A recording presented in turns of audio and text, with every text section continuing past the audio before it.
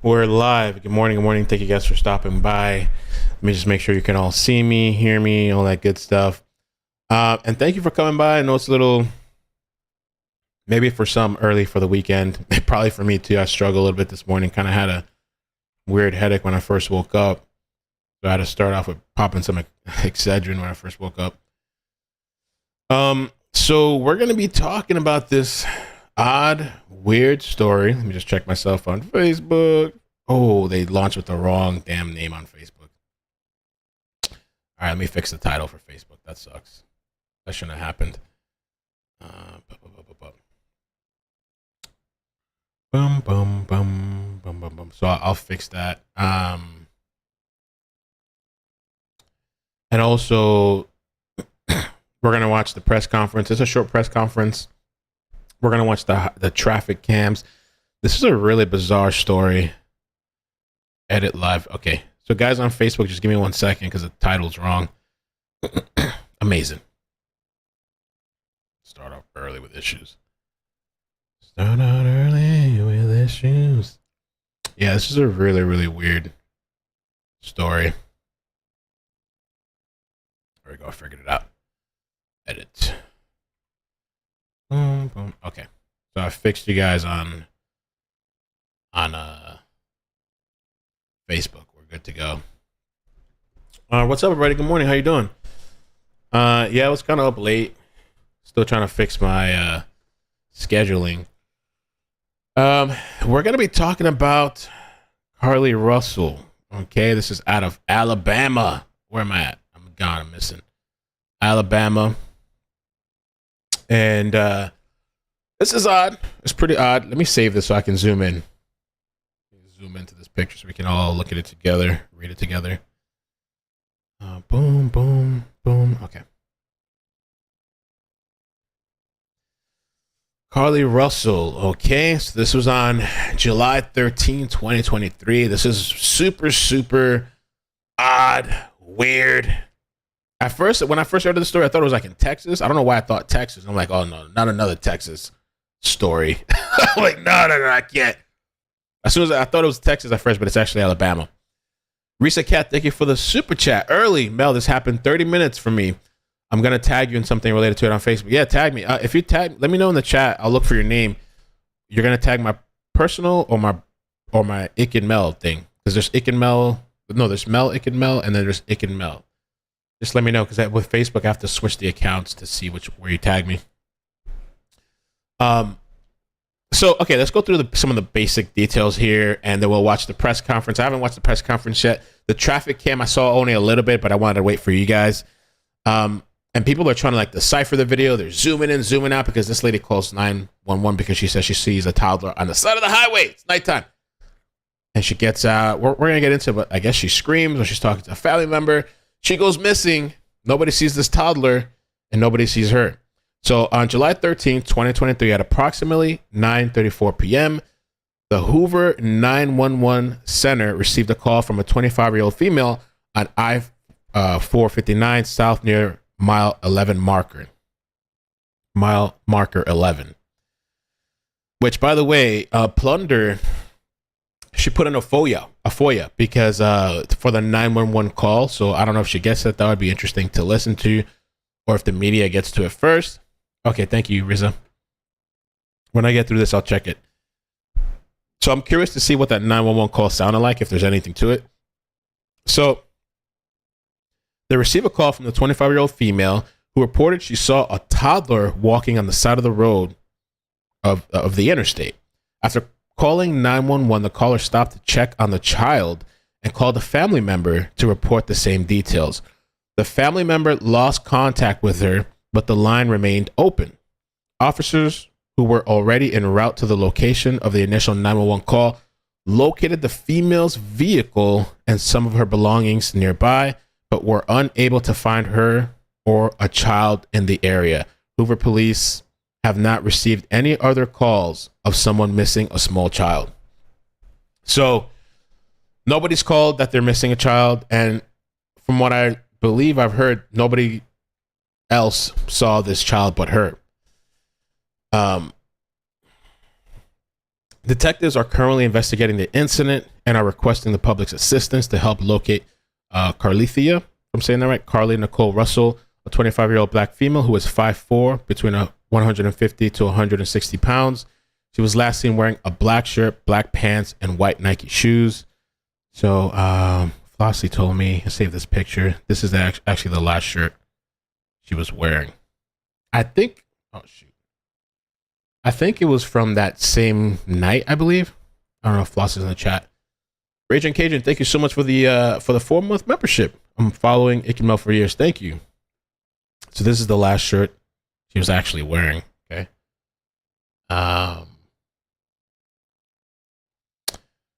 So the black shirt, black pants, white Nike shoes. Carlee got off of work last night at around 8:20 p.m. from a business at the Summit in Birmingham. So the name of that business, because some other articles actually have that information. Name of that business is the Woodhouse Spa in Birmingham. Let me show you a little bit of map. Let me see if I can show you guys this. Stop opening. Okay. So her job was over here. Woodhouse Spa, Birmingham. Now, I had a little bit of a hard time trying to locate the location of where she went missing because it just doesn't pull up on the map directly. Let me see. They said 459 off of 459 and John Hawkins Parkway, like close to it, right before the exit. I think this is exit 10. And I've seen some of the pictures that people have sent me. It's like right around this area. There's like a little shopping thing right here. I think like right in this vicinity. Right before the exit. Okay, right before exit 10. And right before this intersection, the exit to get on this John, whatever they call it. So like right around here in this area, which, I mean, this area here, and we're going to look at the traffic cam. The traffic cam, there's a lot of cars. It's not like it's like a desolate highway where there's like one car every couple of, I don't know, or whatever, one car every hour or some shit. No, there is cars, bunch of cars going up and down this thing. It's not like, you know, cops would have probably been able to find a witness. If somebody really, like, I don't know, if there was another car pulled up and then grabbed her and there was a tussle or something, because I heard that police had arrived there within 3 minutes. We'll get to that too. But it's a really busy road. And I guess between this area here, these houses and the highway, there's some brush, trees, some woods. So that's just to get a little bit of a visual. It's like right around this area here, I believe. The maps that I've seen. All right, so let's keep going. Detectives are currently investigating this incident and are requesting the public's assistance. 25 years old, 5'4", 150 to 160 pounds, black shirt, black pants, white Nike shoes. She got off of work from the job that we just showed at around 8:20 p.m. from a business at the Summit in Birmingham, and is believed to have stopped to pick up food from a business at the Colonnade before traveling toward Hoover and I-459. I didn't GPS this. I wonder if this is in the same shopping plaza where she worked. I don't know. Excuse me, I'll have to check it out. The Colonnade before traveling to Hoover on I-459, where she stopped near the near mile marker 11 between Galleria Flyover and exit 10 for Highway 150. Okay, Galleria Flyover and exit 10. A single witness reported possibly seeing a gray vehicle with a light complected male standing outside of Carlee's vehicle. We have no further information about the individual or vehicle at this time. So that's another interesting bit of information. How accurate is it? I don't know. A single witness reported possibly seeing a gray vehicle with a light complected male standing outside of Carlee's vehicle. We have no further information about the individual or vehicle at this time. Odd. So if you have any information, these are the numbers you can call: Detective Brad Fountain or Sergeant Drew Mims or Crime Stoppers. The last I checked and what I'm hearing, the reward is at 25,000. It might have gotten higher. We'll check and see further. So you guys are saying in the chat. Yeah, I agree. Wife Lith says they need to release a 911 call immediately. Yeah, I don't see why they would hold on to it unless they're concerned about something. I think they should release it.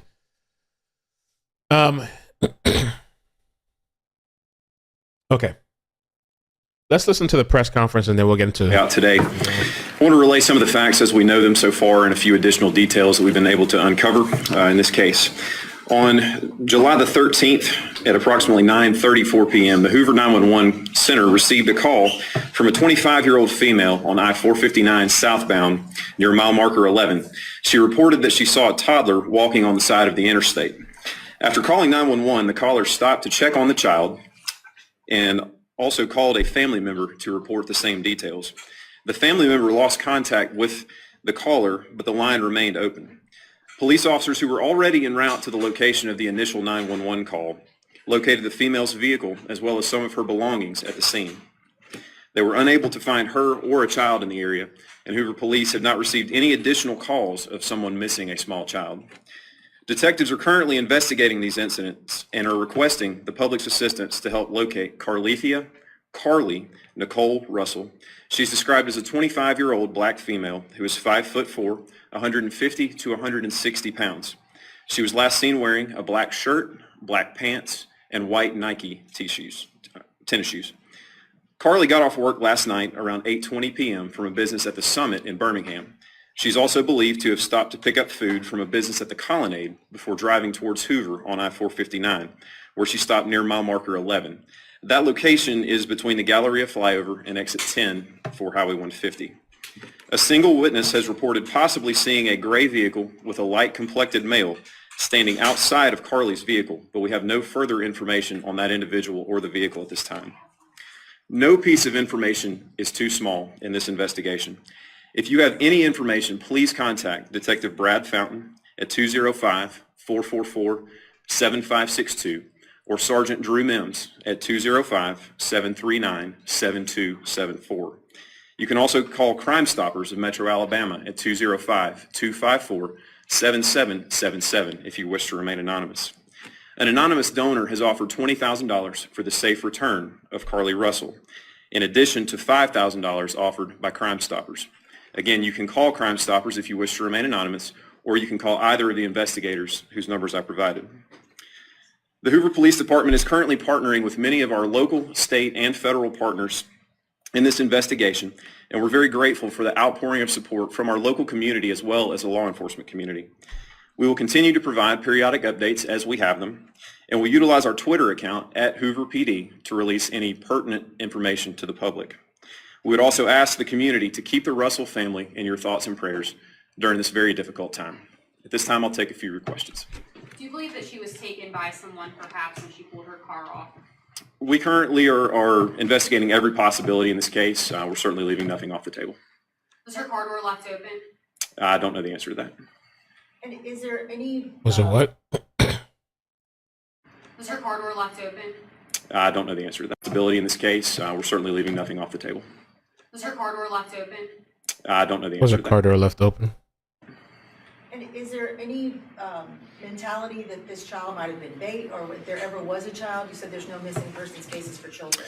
Again, with all of those details, we're leaving nothing off the table and no stone unturned. That bait theory is something that I've heard of in the past. Like you hear about like people having setups like in the road, like a child, or like blocking the road with something with like a tire or something, and then when you get out, they rush you or whatever.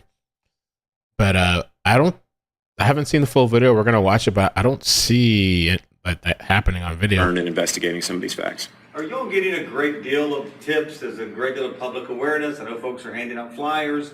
Are you hearing from the public on this? Yes, we are. We've received a lot of tips, and as each of them comes in, we're assigning investigators to investigate those and see where that information leads. You may have said this already, but what are any other agencies assisting you, and if so, what are they? Yes, we partnered with numerous local agencies, too many to name, as well as federal and state partners. Pretty much everybody that we have a great relationship with in law enforcement is involved in this investigation. Have you had any sightings of Carlee Russell?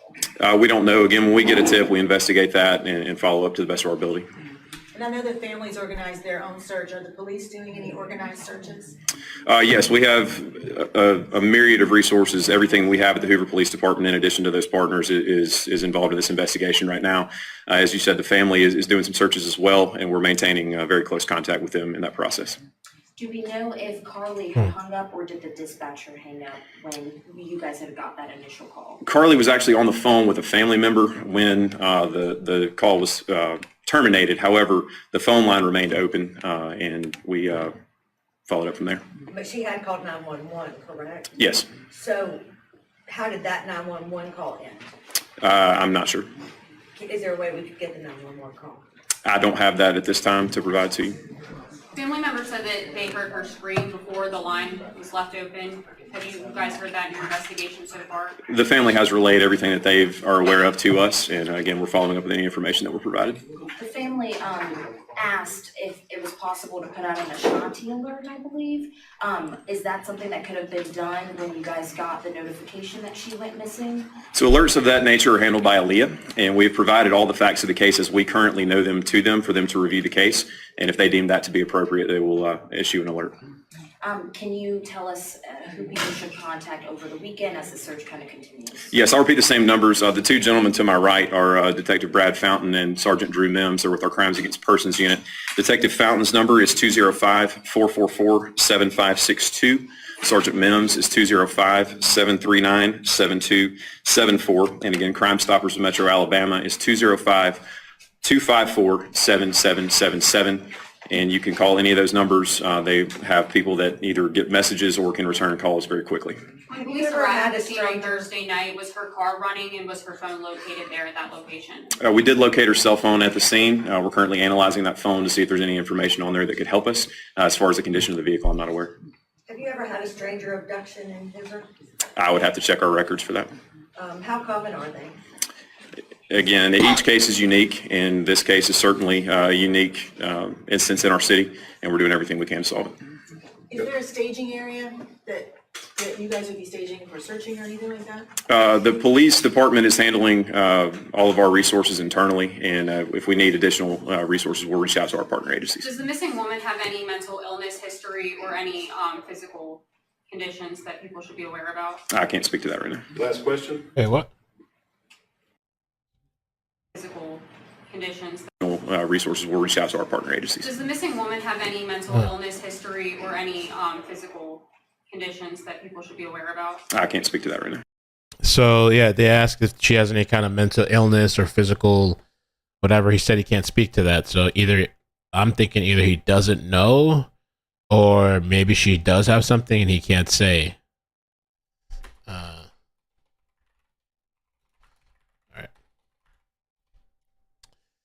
All right. Odd. All right, that's the shirt she was wearing. This picture was taken yesterday around 5 p.m. This is what she was last wearing when she was abducted. Her hat.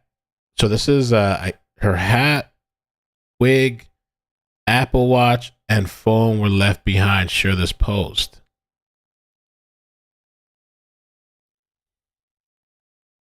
Now, that's pretty odd. I guess the wig would have been a fight, I guess. I mean, the Apple Watch, I guess she would have had to take it off, or the person would have had to force her to take it off. That's pretty interesting because in the moment, you don't have much time. Let's say she was kidnapped or taken against her will.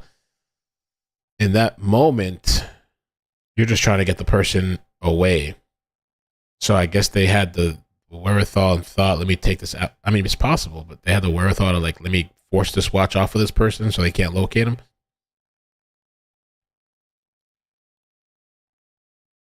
Share this post.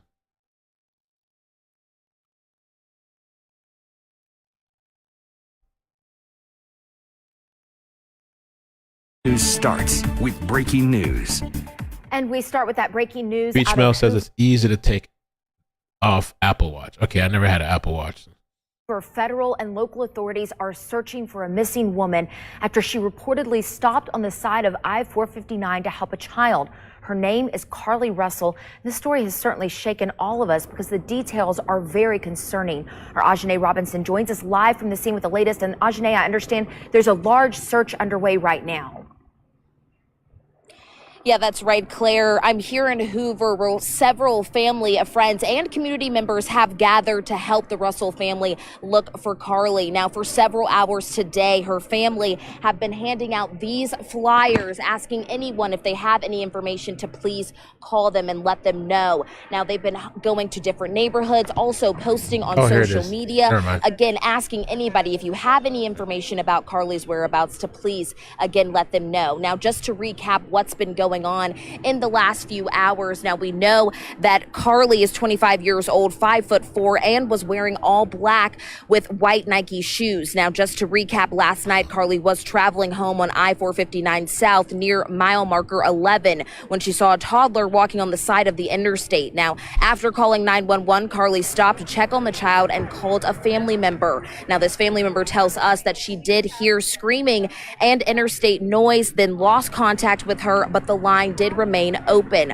Officers who were already en route to the location located Carlee's vehicle along with her phone and a few other of her belongings. The family is asking again if anyone and everyone to help find their daughter. She does know not to stop for anyone, even a child on the side of the road, but she did call 911, and I think she kind of let her guard down thinking that they were so close. And when she got out the car, she did tell my daughter-in-law, I can't just leave. Did one and everyone to help find their daughter. She does know not to stop for anyone, even a child on the side of the road, but she did call 911, and I think she kind of let her guard down thinking that they were so close. And when she got out the car, she did tell my daughter-in-law, I can't just leave. I can't just leave this little child on the side of the road. We want the word of the day to be Carlee. And I wonder, so that they're trying to organize searches and stuff like that. I wonder how well, I mean, I'm sure they're searching, but how do they still need help? How many people have they organized? Because I would be searching all those wooded areas in that near that area. I wonder if they can get help. Like, have they gotten canines? Have people offered services to come out there with some sort of you know, the dogs that, I don't want to say cadaver dogs, you know, but I'm talking about like the ones, are they the same thing, to smell, you know, give them some articles of clothing or whatever, and just really search that wooded area to have a, you know, I don't know, to see. We just want to have her back home safe. A couple hundred today? 100 people? Now, as you guys can see behind me, there's a large group of folks gathered here. Right now, they are regrouping and figuring out their next plan of action. And coming up at 11, I'll be speaking with Carlee's family, and I'll have more information to provide you then. Reporting live from Hoover, Ajane Robinson, WBRC, Fox 6 News. All right. I want to jump past all this other stuff to get to it, because I feel like let's watch the video, right, that we're all been talking about. We're going to watch it regular first, and then I'm going to zoom in. And I think towards the end of the stream, I'm going to redirect everybody to Rabbit, too, to send her some love. So if she's still alive, hopefully she will be. We'll redirect over there. So there's no audio to this, okay? So there's nothing to listen to. It's only visuals. People are zooming in, zooming out. People are looking at the shadows, the lighting, and everything. But this video is not a great quality video. I mean, obviously, we'll take whatever we can get. So when you have things that aren't high quality, plus you got nighttime and shadows and the degraded thing, people are going to see all kinds of things. So just focus, like right here. This is her, right? She has her blinkers on. She's on the side of the road. Let's see here. She's taking a bit to, and what I mean, and you see here what I talk about too, that a lot of things can be very deceiving. If you notice how her lights are blinking right here, you also see this here blinking, right? Some people might be like, oh, that's a ghost. Ah! The quality's not good. So you're going to see whatever you want to see. You're going to see all kinds of ish. This is that light. For some reason, there's some sort of whatever that, I don't know why that's doing that. You see what I mean? But anyway, so yeah, so focus. So this is the car. It looks like she takes a pretty long time to stop. Now, I get when you pull to the side, you want to take your time, but she's going at the same rate for a while until she finally stops up here.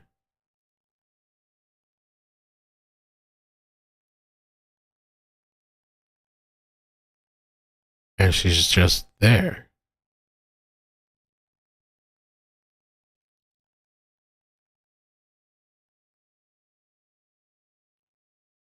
I'm going to do the zoom in after. Let's just watch it regular first, you know?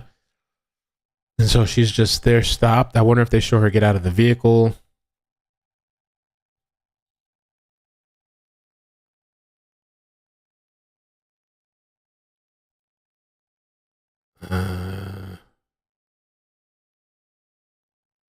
What do you guys say? Any thoughts? Door open? What do you guys think in the chat?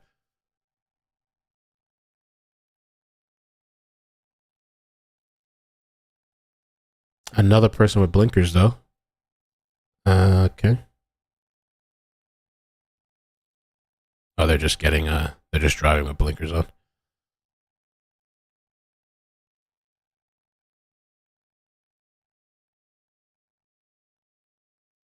See the different, like, you see what I'm saying? Like these little visual distortions or illusions.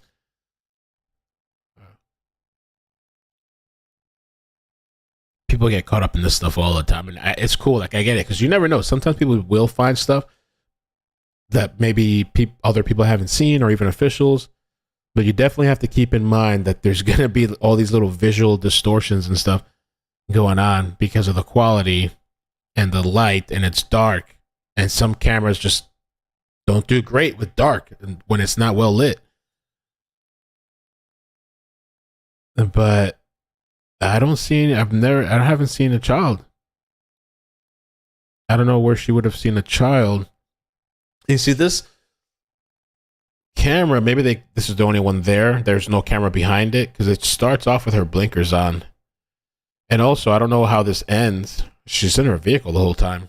This is a 4-minute video. But what happens after? They have to be able to see what happens, right? If this is a camera that's fixed in this area, do they show her get out of the vehicle? I haven't watched this whole thing yet.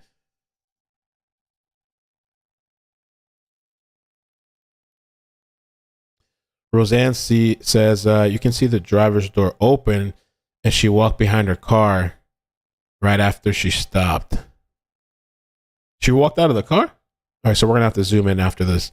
She walked behind her car right after she stopped.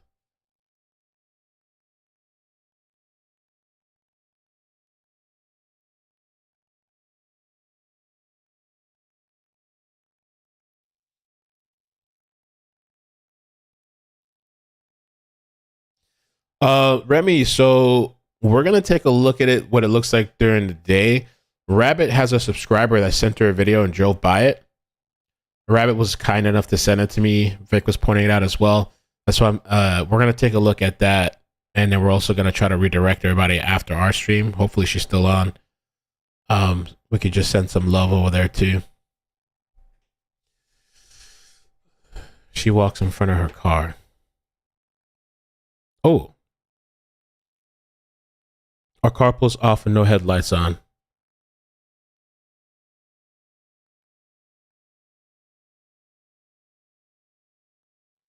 Someone hopefully caught something on dash cam. Well, it's important to get the story out, because who knows, any one of these cars could have had a dash cam. Maybe they don't know about the story, and if they hear about the story, maybe they can share it, with police or the public to have like a HD visual, And I saw Mo say something earlier. Whoa, that's the cops getting there. So the cops got there quick, right? Is that the cops? Oh yeah, see what I mean? Like the quality, how bad it is, So that's why things like they're just gonna be like whoosh in the screen. Yeah, it's a cop car, I guess. Yeah. All right, so let's watch it zoomed in. Let me open it up here. Open with. Let me see media player.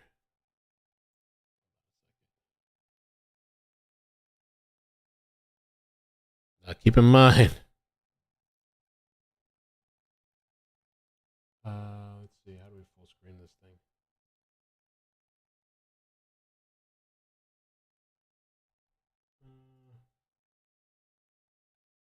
Oh,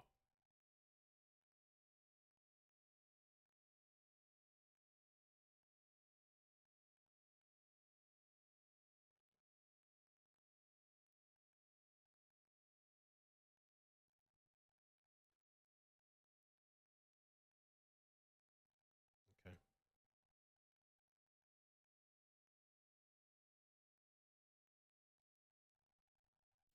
Let me see. Can I zoom in a little more? I don't know if that's too much.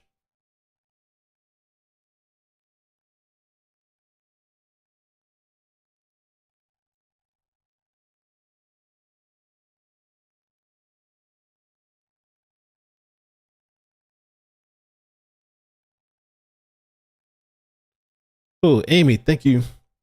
Thank you so much. Really, really kind of you. Thank you, thank you, thank you. Yo, new members, make sure you check out the on my front page, the members area, where I have other videos on there. I guess I'll zoom in a little more.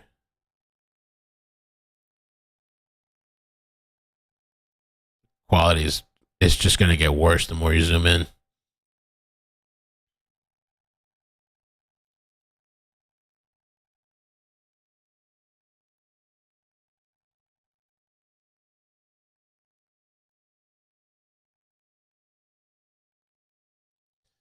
And enhance zoom. Oh, let's see. You can do that. Tools. Specs. Okay. Video effects. Oh, we can sharpen it a little bit. I don't know how much that's gonna help. You sharpen a little bit.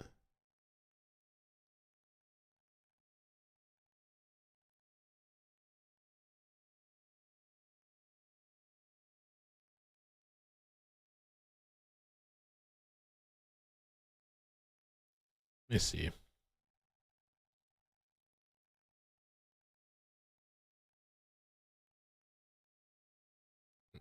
Take that off. You can't brighten though. No, I feel like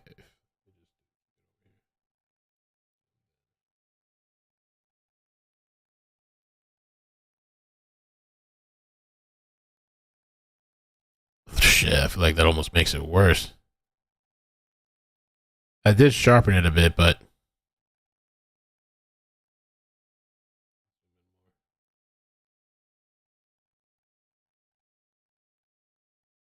I wonder if it was this only posted to Facebook. This video did they post it on their YouTube page?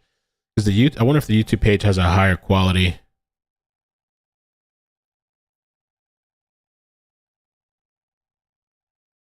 They turn off the sharpen.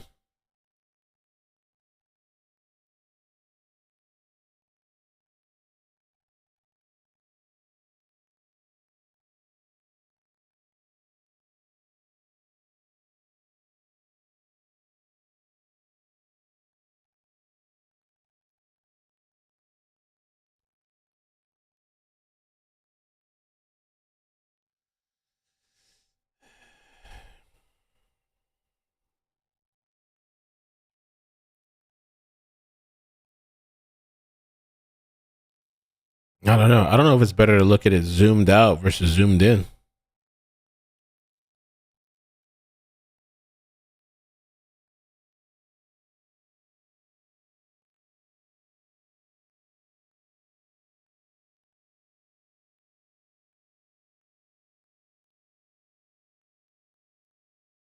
Immediately after stopping? Okay, hold on.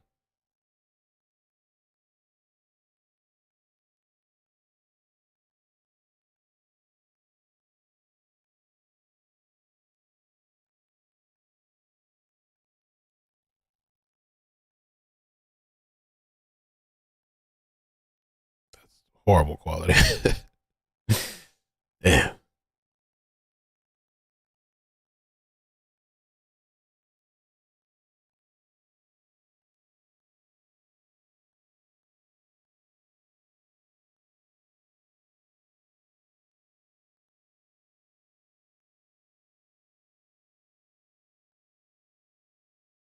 I don't see it. You guys see it? Oh, wait, no, I don't know. I thought I did, but maybe I didn't. Let me try the other one. Let's try this one. Hold on. Try this one again. So immediately after she stops, let's see.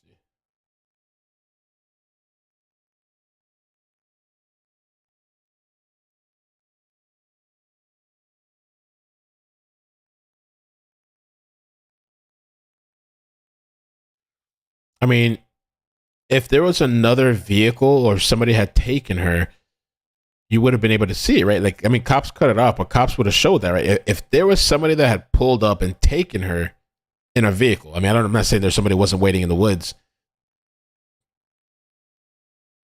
Oh, I see it. I see it. I barely see it. I'm going to take it back again. Maybe I'll try to zoom in again. So around 57, 55. Hold on, let's see. There's something moving there. I see her. Yeah, I see some sort of type of movement, but then I can't see anything else.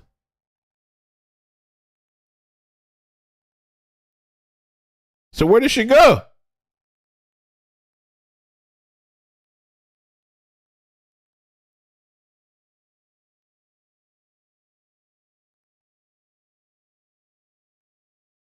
Did you guys see that?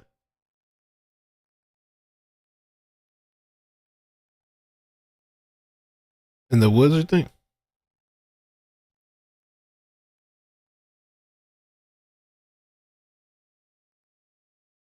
Hold on.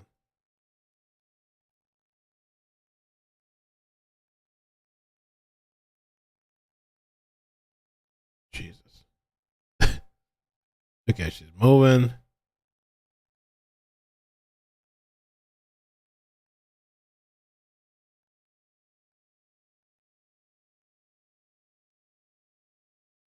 Oh yeah, I think so.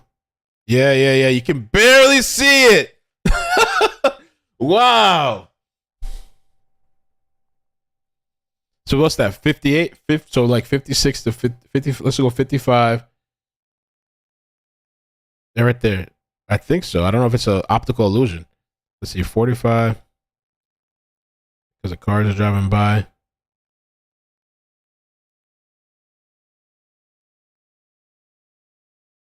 Yeah, there's something right there moving right there. And so you can barely see that shit though. And I'm trying to be like, it's not the cars driving by, right? It's like right there. You see like a little, very, very subtle kind of, but it looks to me like moving along the back of the car, not the front, right?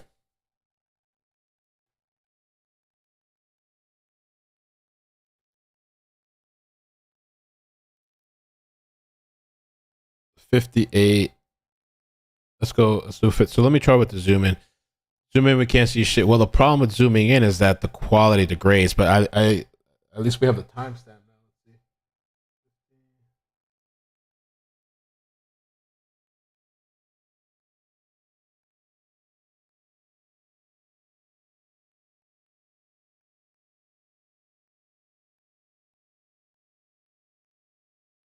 There. It's happening right there. I think, right? Do it again. You barely see it. It's like a little thing that goes along like this. Like what? I think I already passed it. There, right there.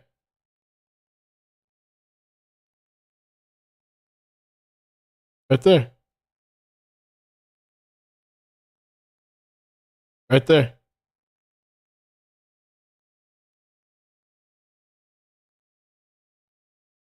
I don't know. That's all I can see. That's very, very slight. Very, very slight. You want to try sharp? Well, now that we've zoned in on it, we can sharpen it. We can play around with it, so we don't waste time playing the whole thing, right? So let's tools. I never really messed with these tools before. The video effects. We can do. Where we at? 54. Sharpening. It's gonna pull me out every time though. Okay.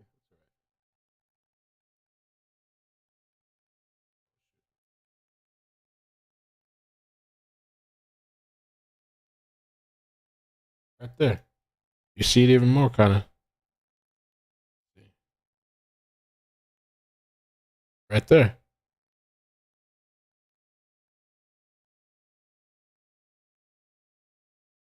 Right there. Yep. So let me see. We'll do a little more sharpening. What happens? Let's do more sharpening.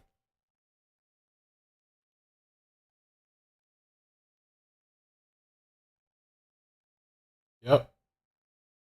Right there. Yep. Let me add even more sharpening. Let's just see what happens. Let's just go crazy with it. Let's play around. Let's see what happens.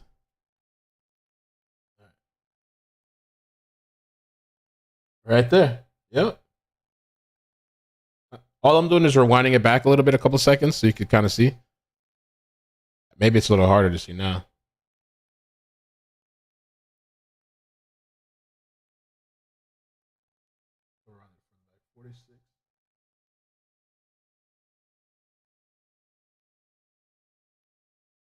Yeah, that's what I see.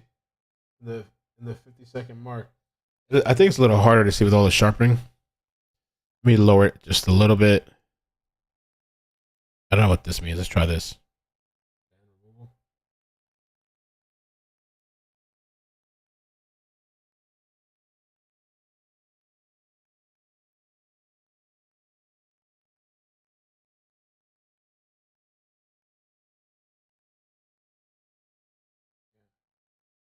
You can see it, yeah. Yep. Let me see if I add more of this. I don't even know what this option is or does. Yeah. Now, let me see. Film grain. What does this do? Let's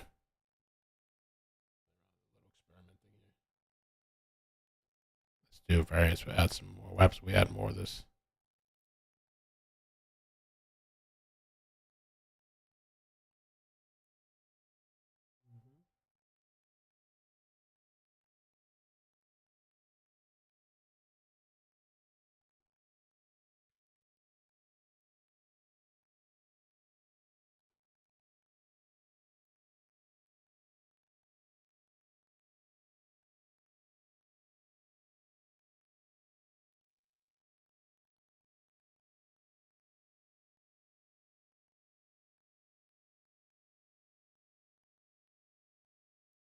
How about that?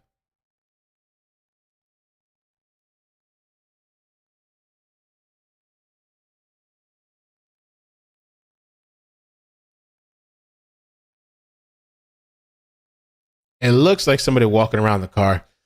We could try to establish a base and go to different timestamps in the video and see if we see that same thing to see if it's an illusion or not.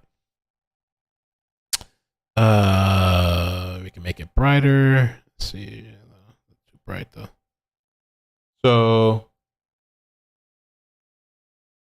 all right, let's watch it from here. I don't think this is the best setting that we've had though.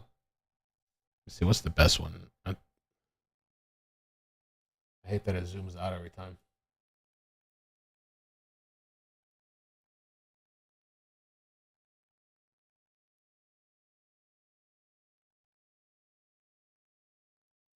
Actually, like that.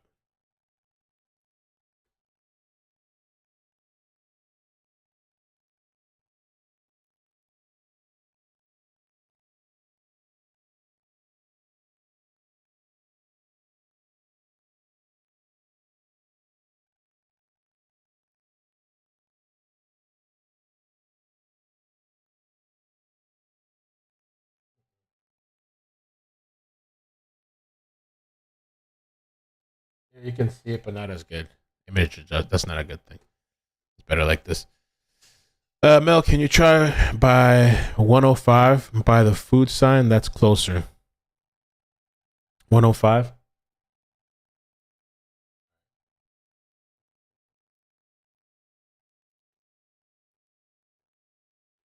So this is 52. Where she starts walking by. I'm gonna let it get to 105. Look, it looks like it. I don't. Yeah, I mean,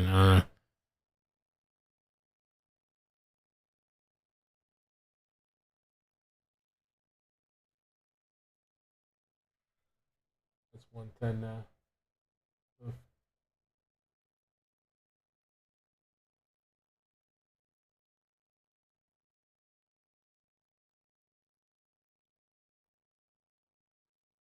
Which when you say food sign, which is the food sign? The one right next to her, or like down the way?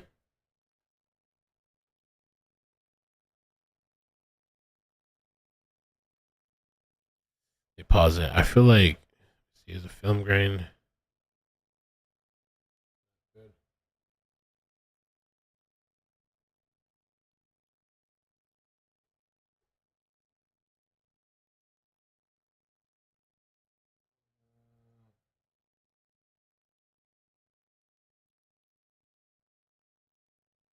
And you can see it moving there. All right, let me see what you guys are saying. Put it in black and white.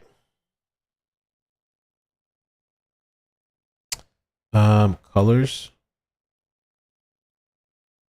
Oh, you can do negative colors too. Gradient, color threshold. Yeah. You can do color. You can do all kinds of shit with this thing.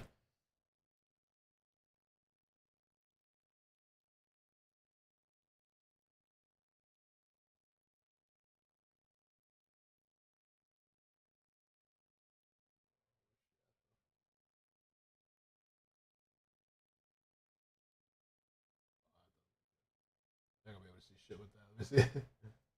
Let's see.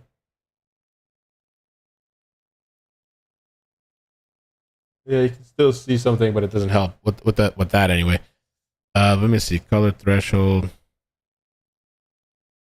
Black and white. I think that's black and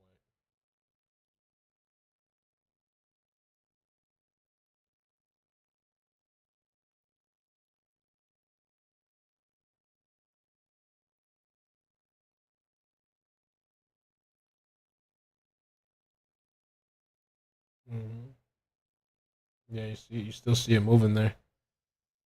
It's like it's a little like like slowly just moved by. That's weird, man. I don't know. That is her dressed in black. Let the video play longer. She walks towards the woods. Okay, should I take off the black and white though? Let me just take off the black and white. I hate that it zooms out every time. I wish there was a way to fix that so we could just stay zoomed in and I can make adjustments. I like the sharpen. I don't know if I like the film grain or not.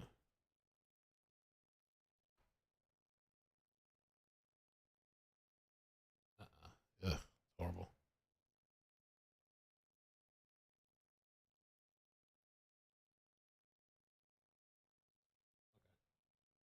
All right, we're just gonna let it play, but I'm gonna zoom in.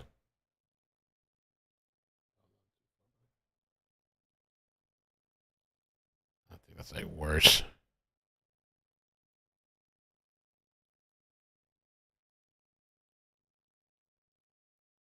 We'll leave it a little sharpened.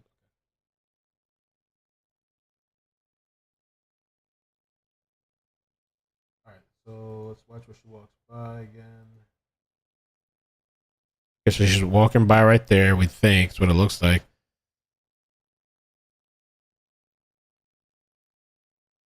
It's gonna be really hard to see what else happens because of all the dark spots. I mean, we barely the only reason we could see, I believe that's her that walked by. The only reason we could even see that is because it looks like she walked by the rear of the car. She like it looked like I mean, maybe the front. It looked like she walked by the rear of the car. So because of that is the only reason I think we saw the little silhouette. But if she's to walk, let's say she walks off into the woods, we're not gonna see nothing.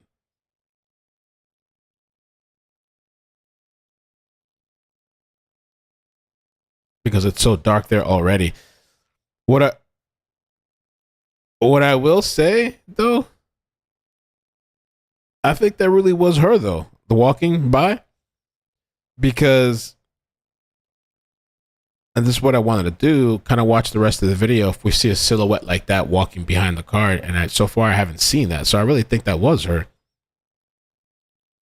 Where she went after that, and the cops got there like a couple minutes later, like 3 minutes later.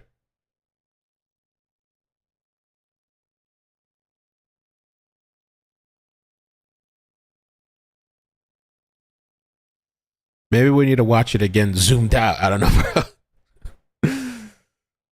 Because the only way I was able to see what you guys were talking about is when we were watching it normal, zoomed out, and then zooming in. I was able to focus in on that and see it more.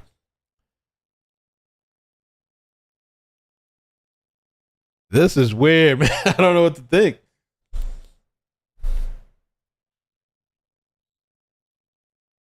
That's if she was the one driving the car at this point. True.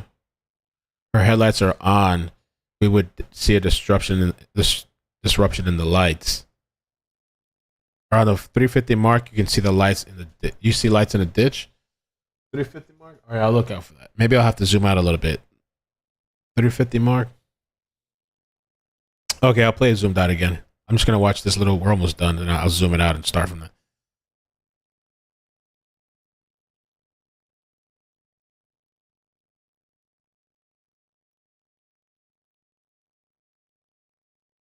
Yeah, I definitely that had to be her that we saw around the 40-something second mark. Because I don't see any other thing doing that. 3 minutes and 40 seconds.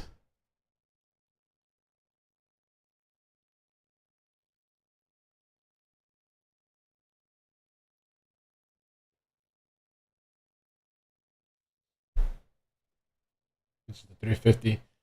Let's zoom out. Let's watch the regular. What I want to check too, we'll watch the regular one. What is this? WBCR news? WBRC news. Let me just see if they posted it to YouTube, because sometimes Facebook, when you upload videos, the quality is not the best. And then if you don't select the right options, and some of these news channels don't know, it comes out pretty crappy. Let me see if they posted it to YouTube. Oh, they did. All right, let's take a look at YouTube's version. See if it's any better. Well, no, they posted it in 720. Let's watch the YouTube one. It doesn't look much different. It basically looks the same. But I will, let me download this too. I'll download it in the meantime and we'll play it again. Okay. Again, there's no sound to be heard, so download. Okay. Again, there's gonna be all kinds of like optical things, I guess. You see like this right here. Whatever that is. This is bizarre, man. I would definitely, I'm sure they're doing it. I would search that whole area with dogs, people, inch by inch. Drones. Maybe those neighborhoods. Maybe the neighborhoods on the other side of it, like the housings. Maybe knock on the doors. If anybody got any knocks on the door or like I saw anybody. So I think it's around here where she walks in front of it.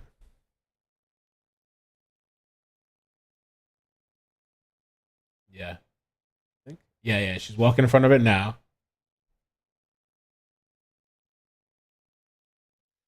And maybe we'll just play it again with a little zoom. Not fully zoomed in, but a little bit more zoom. Just like in this area here. But that is weird, man. And the fact that the cops got there so quick. So they said somebody claimed her wig was there off, the Apple iWatch, and what, like her personal belongings. I don't see a child out of that. Well, that's the other thing. Yeah, I don't see a child at all along this path. And that the child would be I would think that would stand out. A child walk. That would be shocking. If I'm on the highway, a lot of people probably aren't paying attention to the side of the road. But if I'm driving on the highway and I see a baby, I'd be like, what? I would like just be like shocked. Like, what? I'd pull over too and call 911. Now, and the question I was going to ask you guys too, let's say you really saw a baby on the highway, do you get out? And I feel like it's easy to say no, but then you're worried about this baby running into the highway, the road and shit, right? That's so sad, man. I wonder if that's what I'm wondering, the mental health aspect. But if she was on foot, how far could she have gotten? Now, you remember that story we covered yesterday too with this the serial killer? There was the one story about the lady that went missing after she went to this guy's house, and we were listening to the 911 calls, right? And there's debate whether it's even related to the serial killer or not. That person that we heard the 911 calls that was screaming, but she's going from door to door knocking, screaming, "Leave me alone!" Like all this kind of stuff, and it was so odd. And then they find her dead, like I don't know how many months later. And people were debating, like, was it drugs? Was it mental health? Like, what was going on there? Or was she killed?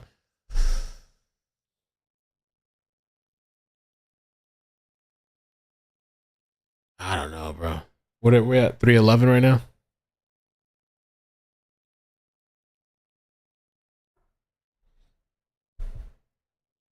She crouched beside the car on the passenger side. Let the video play longer. She walks towards the woods. Okay. She crouched beside the car on the passenger side at 3:30.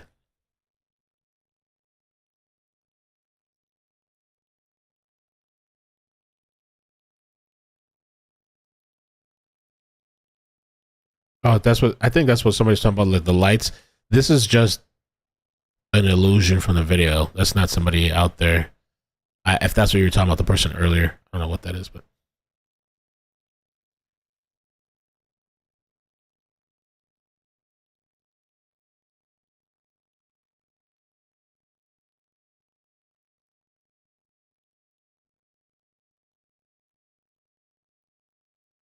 that is so weird. And cops are there like in record time. That is wild.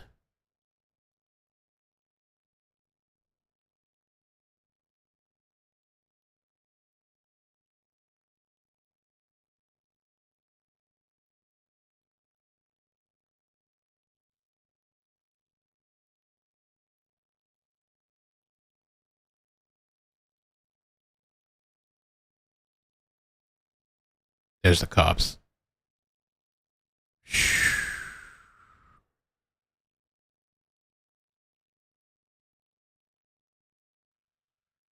I don't know what to think. I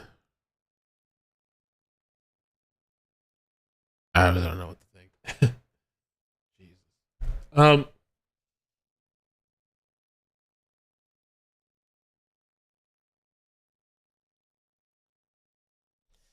So let me get to some of the article. We'll take it out again.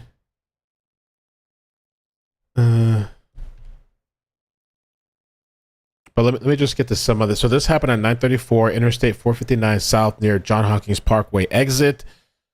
Carlee Russell, 25 years old, on her way home at the Wood House Day Spa in the Summit. And it was about 10 minutes from her house, according to her parents, Talitha. Oh, we got to watch the video to where her parents talk. Carlos Russell. The 911 center received a call from Carlee stating a toddler was walking on the side of the road. When police arrived, they found her car empty. Okay. Carlee Russell then stopped to check on the child and called a family member, according to police. The family told investigators that they lost contact with her, but the phone line remained open, meaning I guess her phone was still on the call, I guess. When police arrived, they found Carlee Russell's car and belongings, but there were no sign of her or a toddler. Okay, we know about the black shirt. She's a godsend. Bubbly personality, loving heart, giving, just joyful in nature. She's a fighter too. She's joyful and she's laid back, but if it's a chance for her to put up a fight to try to save her life, she's gonna do everything she can to put up a fight. And I was telling my husband and I were talking today, she was just so happy, or yesterday, she was just so happy all the way up until I talked to her at 9:19. She was just so happy. And anybody that knows our daughter knows she loves food. And the fact that she was willing to give me her meal because they left her meal off meant a lot to me. And when she got home, I was gonna give her a big hug and tell her thank you, because I know you love your food.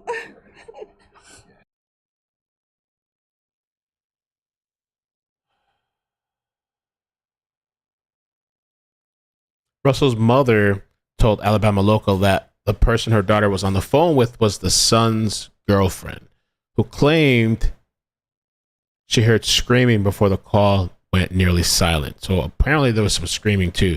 My son's girlfriend heard her asking the child, "Are you okay?"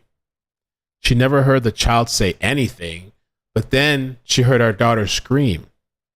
Talithia Russell said, per the outlet. From here, all you hear on the phone is background noise from the interstate. So the phone was just left connected. When police arrived at the scene, they found Russell's abandoned car with some of her belongings nearby, but were unable to find her or a child in the area. Hoover police added that the department has not received any other calls of someone missing a child. The woman's mother told Alabama Local there was a report from a trucker who claimed he saw the car door open and a gray car pulled over close to it around the time she reportedly vanished. Let me say that again. The woman's mother told Alabama Local there was a report from a trucker who claimed he saw her car with the door open and a gray car pulled over close to it around the time she reportedly vanished. Which we don't see that on video unless she had stopped prior, unless there's more stuff that happened prior to where we see this video. I don't know. Russell's family is now turning to the public. That's the mother there. Here, let's see this story here. Joining me live now from Atlanta via Zoom are Carlee's parents, Carlos and Talitha Russell. Mr. and Mrs. Russell, thanks so much for making the effort to speak with us here tonight. You say that you're in Atlanta. Has there been a tip or information that has come in that your daughter could possibly be in the Atlanta area? Yes, we received a tip, but we had already planned to search the Georgia area.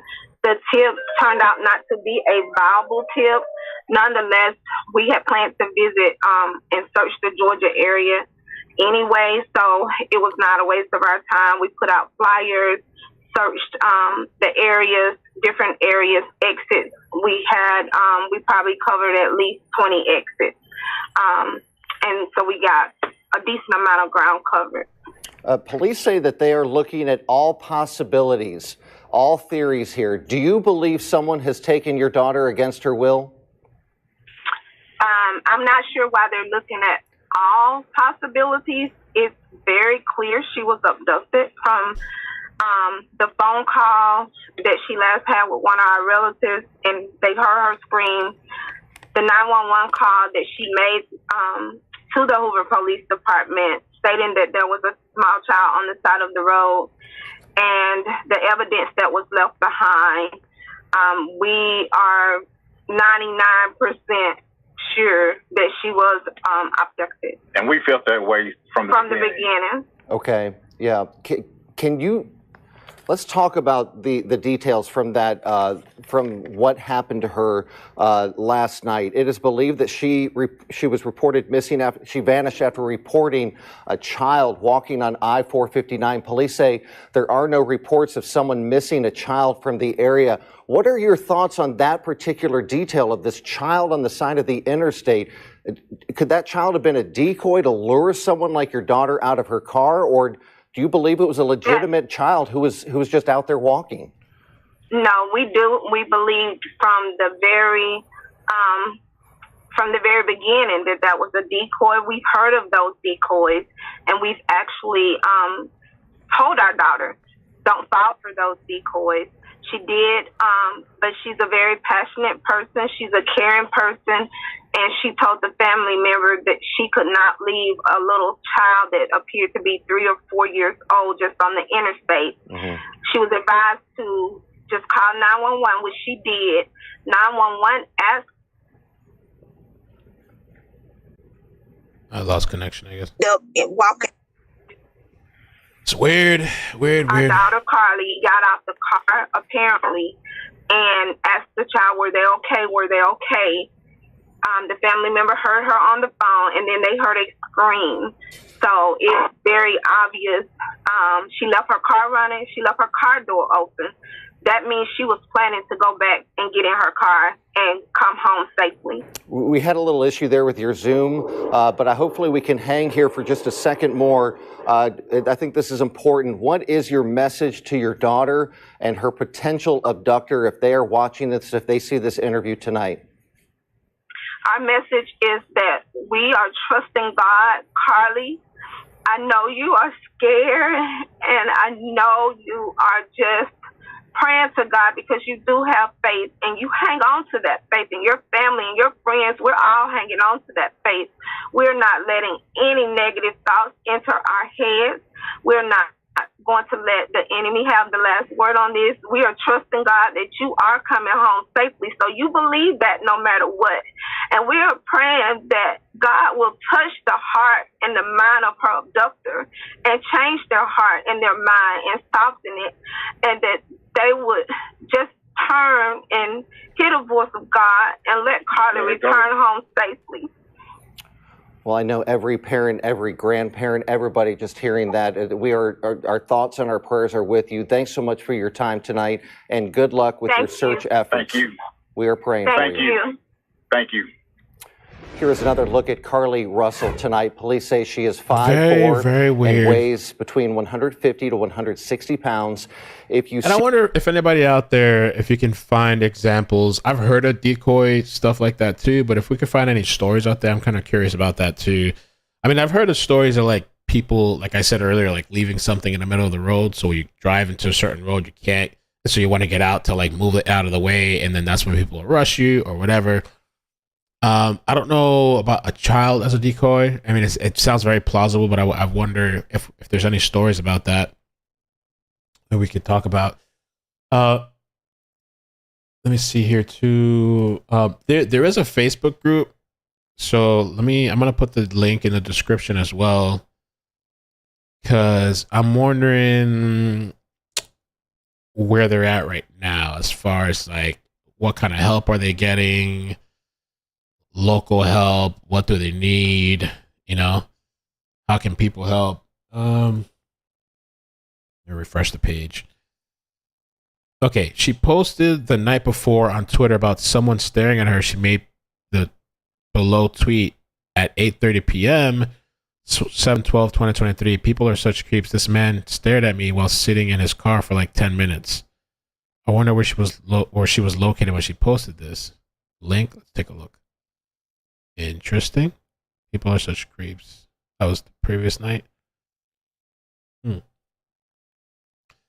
This is her Twitter for sure. I went to high school with her and knew her personally.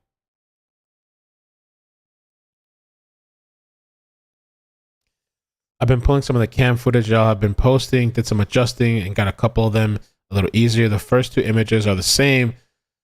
The blue arrows on the second image, this one where several have said a man carrying a baby actually looks like two adults standing. Whoa.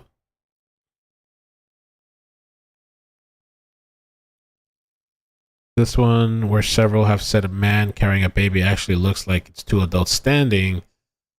He, white jacket / arm, has one arm around her back and the other one grabbing somewhat like a bear hug type of hold. Is this her?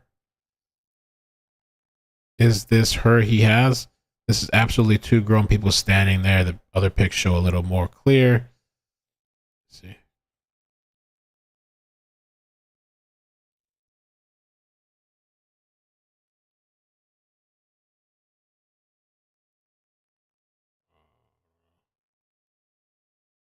Okay, so she's done some modifying to the what we were doing earlier. I don't know, man. It's really, really hard with this type of stuff. If anybody wants the file for the video file and you want to go through it yourself, just email me. It's a pretty small file. I'll send it to you if anybody wants to mess around with the stuff.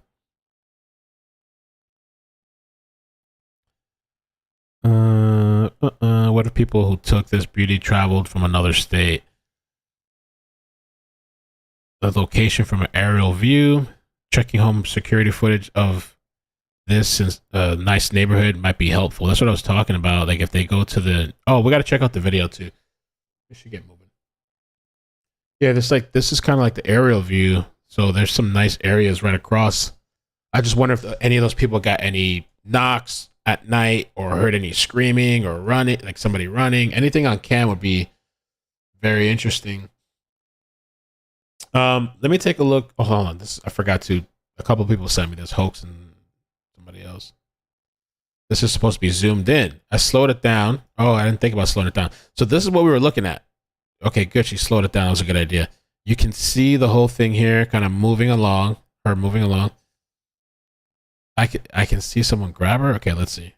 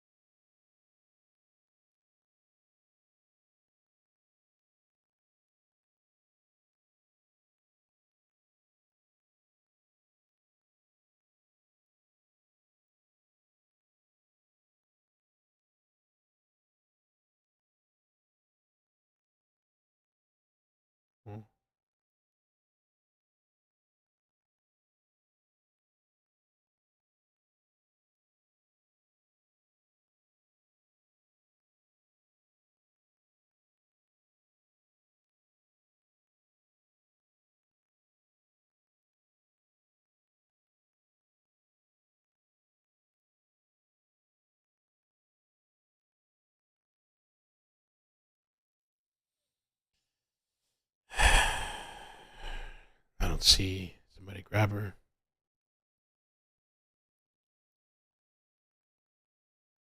Oh, thank you.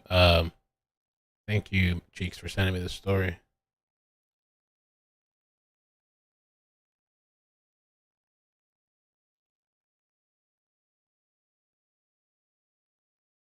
I don't see anybody grab anybody. Let me see what the comments says here. I clearly need new reading glasses because I don't see what y'all seeing. Yeah,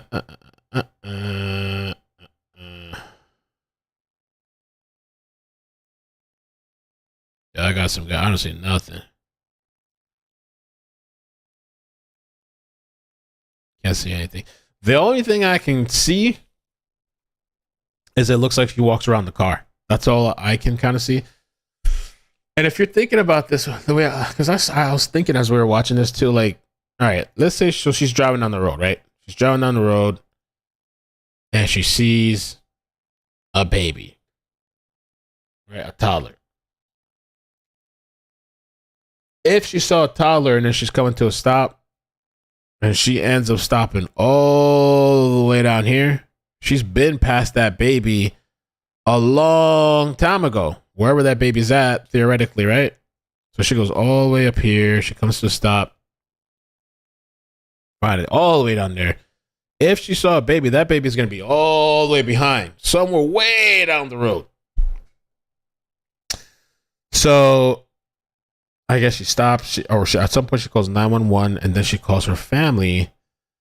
How is she talking? Because the family said that she stops, right? And she's talking to the toddler or the girlfriend, the brother's girlfriend, I think it was. She's talking to the girlfriend, and she's like talking to the baby. Now, how is she talking to the baby if she's seen the baby down the road and she stops way before the baby would be behind her? Because she wouldn't be able to immediately brake because it's ongoing traffic. You have to pull to the side and stop. So you're way ahead if you saw a baby. Unless she saw the baby way far ahead in the dark and then stopped exactly where the baby's at. No. If you see something, you're going to have to pass it and then come to a stop. At no point do we ever see her walking along the road, walking back. So if this was a setup, let's go with the theory that this was a setup. The person had enough forethought to predict, we're going to set the baby at this one location. She's going to approximately stop, I don't know, a mile down. We're going to predict and hide. Or what? Do they have a bunch of men hitting along the forest and waiting to see where she stops? The time frame is so small. Let's say there is kidnappers, right? How are they going to predict exactly where she stops in an open road? Do they have men lined up all along the forest and woods? But did they scientifically calculate, which is not even calculable? How would you calculate when somebody's going to stop? Who's going to stop? What they're going to do? Would these kidnappers be like, all right, we're going to have this toddler, one of our own kids or a friend's kid, and be like, hey, baby, walk along the road of this traffic. It's not adding up. So there's something really, really odd about this. The kidnappers, they just planned with the toddler, like, hey, we just want you to walk around. It's 9 something at night. Just keep walking down this road. Don't step onto the fast coming car, but just, no, it's okay. Don't be scared. Trust me. So the toddler's cocky and confident enough to be like, okay, I'm just going to walk along the side of this grass at 9 something at night. Just walk all the way down.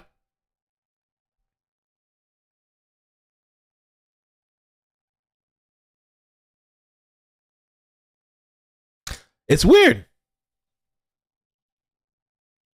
It's very, very weird.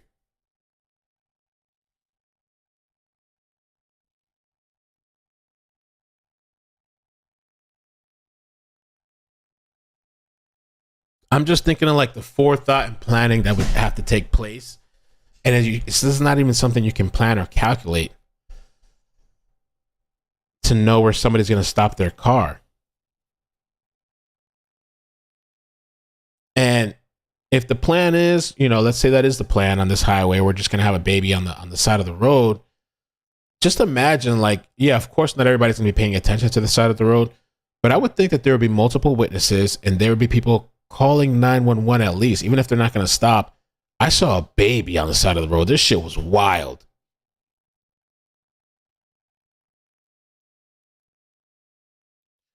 So I don't know. This is super, super, super odd. The parents left and went to Atlanta, right? Or did they stay in Georgia? But either way, I don't know. I don't know where the parents are at.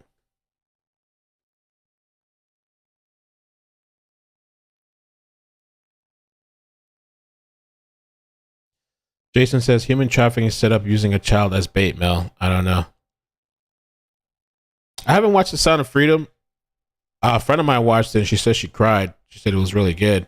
I saw somebody on YouTube crying as well. I might check it out sometime. I heard I don't know what, there seems to be controversy too or something. I might check it out.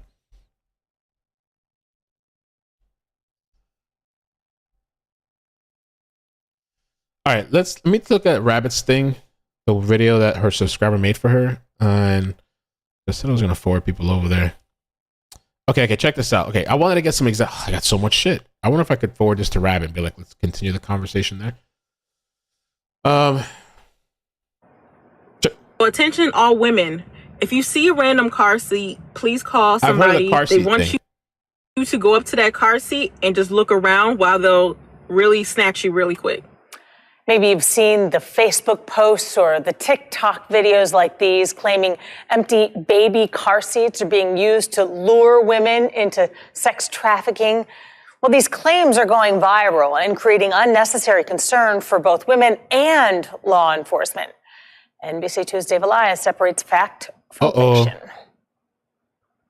Yeah, TikTok videos and Facebook posts of people spotting empty baby car seats in parking lots, warning you not to approach to look inside because sex traffickers are watching nearby and waiting to abduct you. Although it isn't true, that isn't stopping people from believing it. What is it? Why is it there? Numerous people. You don't find that suspicious? claiming on TikTok. Please do not go near that car That seat. sounded like Cornell. Was that Cornell? And that's suspicious. Claiming on TikTok. Please do not go near that car seat. These car seats are a trap. They want you to go up to that car seat and just look around while they'll really snatch you really quick. Claudia Hernandez saw it and believed it. Such serious information, it's kind of hard to think it's not true. Is it real or is it a clout move? She's not alone. It's actually a sex trafficking car seat. To be honest, I did believe it. Is it a sex trafficking car seat or just people just throwing the car seats out? First watched it. The group that runs the National Human Trafficking Hotline has debunked the claims, calling them myths. We see something and we just automatically want to believe it and just believe what we see on the internet. FGCU professor Lynn Milner researches cult science. If you're a bad actor looking for social media followers, there's some really fast ways to do it. She says tapping into fears is one way. I think there's a tendency when something taps into a fear like this for people to say, well, I'm going to spread it because just in case. Many of ever the see me empty snapping one time on baby YouTube? seats are spotted in Walmart parking lots. Police say surveillance video shows people buy new ones and discard the old ones. Yeah, but you got to do your own research to figure out if it's actually true. Not one Florida law enforcement agency had a report of an empty child seat in a parking lot. Fort Myers police said that if you spot one, it's likely a prank. They say that you can phone it in to the non-emergency number. Dave Elias, NBC2. There's this really funny video, but I can't find it, that I did a long time ago about these people they said they found this. Oh, man. Fuck. It was so funny. You guys would love it if I could find it.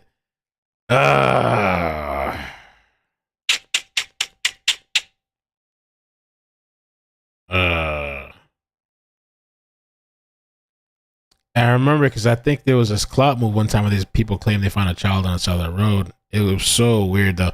I can't find it now. I don't want to keep you guys waiting. Okay. So, let me see. Anything else? There was something else. There was something that was a little weird. Maybe it's not weird. Maybe it's nothing, but here's something else. Check this out. Okay. Smart, courteous Carlee Russell left imprint on Alabama Police Department before going missing. Before she disappeared Thursday night in Hoover, Carlee Russell was in Harpersville, where she left police officers with an impression of a smart, courteous woman despite a brief interaction, the town's police department said Friday. We were honored to spend time with this smart, courteous, and honoring young woman yesterday, the department said on social media. She was handling some business in the town of Harpsville yesterday, and we were impressed by her respect, poise, good attitude, and her drive to become a nursing student to help others. So I don't know. Was she just passing through the town? What was the brief interaction with cops the day before she went missing? We were able to tell how much we thought of her and that she would do well in life. The post continued. When this news broke, so did our hearts. The world needs many, many more young women and young men like her. The department said it is anxiously awaiting hopeful news while our prayers are with her, friends, her family, friends, and community. Please join us. Let me show the video, and then if Rabbit wants, if she's still on, I'll come join her if she wants and talk with her a little bit. This is the brief video. A subscriber her made it for her. Okay, we got lucky. We're almost up on mile marker 11. You can see those are dense trees there on both sides. It would just be really easy for someone. There's 12. So we're quickly approaching 11. And you can see there's just dense trees all around. I was concerned about someone grabbing her and just taking off in the woods, maybe to a car parked on the other side, because there's a lot of businesses over there where that would be possible. And I'm not saying it's impossible what happened to her. I'm not. But it's just very odd. It's super bizarre, and to be able to predict exactly where the car would stop. And not only that, let's say all that shit took place. Let's say the person just had a baby roaming down the highway at night, hoping somebody's going to stop and hoping this child doesn't run into the freeway Um, let's take all that into account. Even the time frame, the cops got there like literally 3 minutes later. So, and also, I don't know, like a struggle. I didn't see another person. I didn't see a toddler, and I didn't see another vehicle. I didn't see a fight. I didn't see like this. No, you're not gonna take. I mean, unless they had a gun to her, maybe you could say they had a gun to her, and she just willingly said, "Okay, let me go off into the woods with you." Very busy highway this time of day, but not at the time that Carlee went missing. Unfortunately.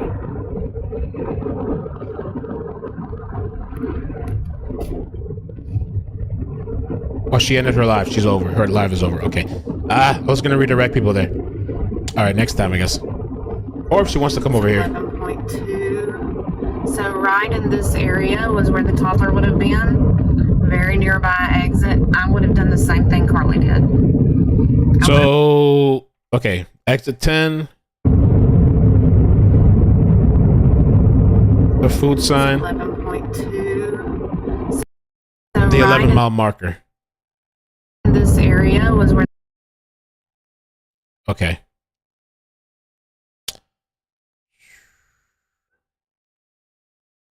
The 11-mile marker. Exit 10.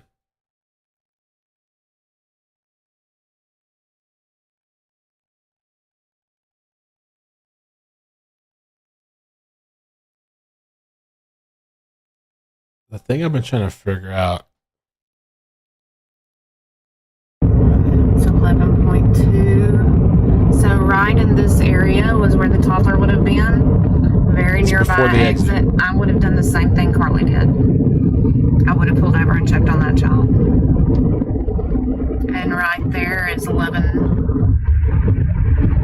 That's the 11-mile marker. See how near. It's a little bit before the exit.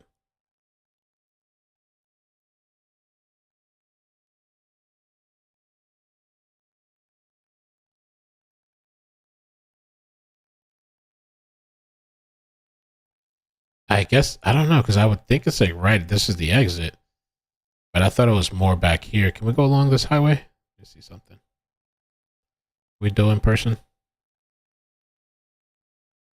Which way is the right way now? Exit 10, half a mile. Okay.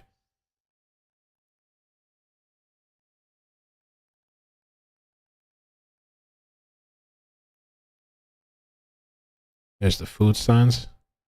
This is from, okay, this is up to date too. 2023 April. Okay.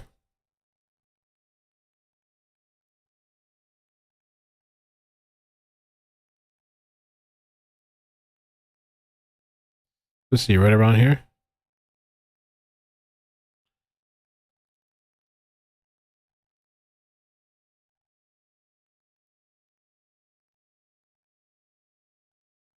Right by the 3 signs, right? The food, I guess that's the food sign.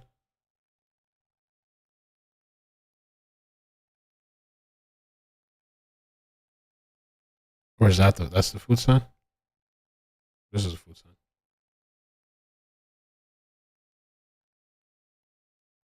Okay.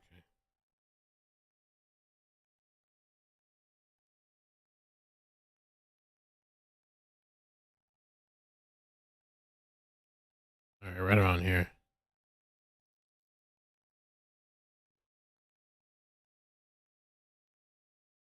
Might be a little bit different. But.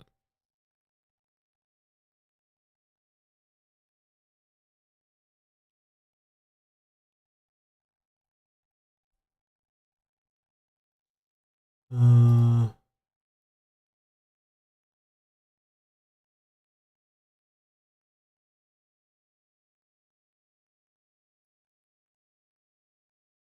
mean, there's houses and.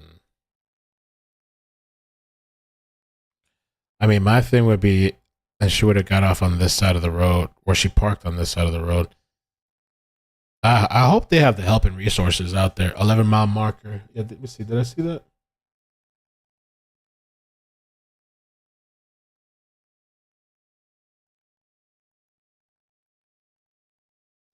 11-mile marker. That's right there, yeah. The 11-mile marker. Okay. Yeah. So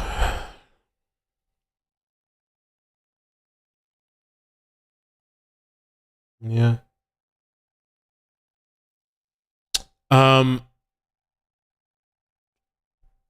You guys, we could do calls. I don't know. You guys want to call and get some thoughts, or I can scan the Facebook, or we could just end it. I mean, we've been here for an hour and a half, but Frankie Tower. I think the person is grabbing her from the passenger side. Is that small black spot that stays in front of the car, the child? And she went to drive side, but pulled on the passenger side.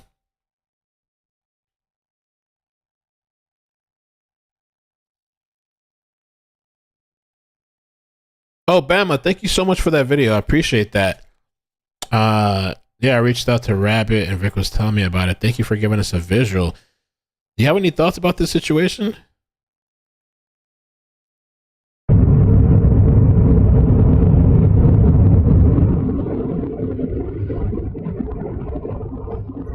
It's 11.2. So right in this area. Well, especially if there's local people that want to call in, that would be interesting. Or maybe to give us an idea of the area. The toddler would have been very nearby exit. I would have done the same thing Carlee did. I would have pulled over and checked on that child. And right there is 11. Oh, it's further down, huh? That's the 11 mile. Maybe it's further down on the map.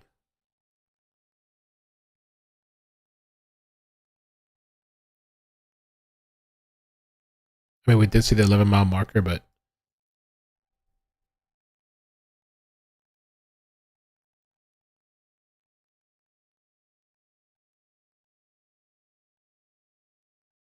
oh no, yeah, I think we had the right spot. I don't know, this is from April though, so it might be a little outdated, the images. She saw the child pulled on the shoulder but started to run, so she followed it along the shoulder till it ran in the woods. That's why when she stopped. So Lori, the only thing with that, right? So my thing is that you got to think about it though. So okay, so you said she saw the child pulled. We'll do calls too. She saw the child pulled on the shoulder, but it started to run, so she followed it along the shoulder till it ran in the woods. So you gotta. What I'm saying here is that look how far when we see this video, she's already on the shoulder. So if that's the theory, you're saying that from back here and even further back because she's already pulled into the shoulder. So from way far back in the dark, you're telling me she saw a child over here, from like I don't want to say miles, but like a mile, like way back in the dark, and so she already pulled into the shoulder. And like started slowing down to catch up to where the child was.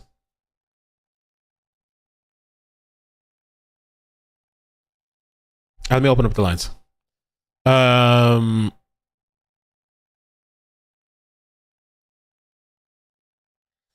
me do the lines. And yeah, I mean, it's super weird. I hope the family, I hope they find her, find out what happened. This is super bizarre. And I mean, regardless of what anybody thinks, whether you think she was actually taken or not, or she's off in the woods somewhere. A young lady, hopefully they find her. And, time is of the essence too, of course, right? Time is really important. So this happened, when again? This happened on, was it the 13th? What? Forgot the date. We've been talking about so many things. This happened on the 13th. Today's the 15th. So this should be like, I mean, I know it is for this family and people, but they need all the resources ASAP out there, because the more time passes by, the worse things are. Let me tap into here.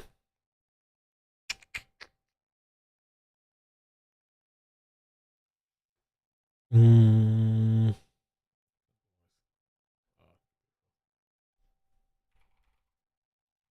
me 1 second. I'm just dialing. You can call in now, but I'm connecting as well.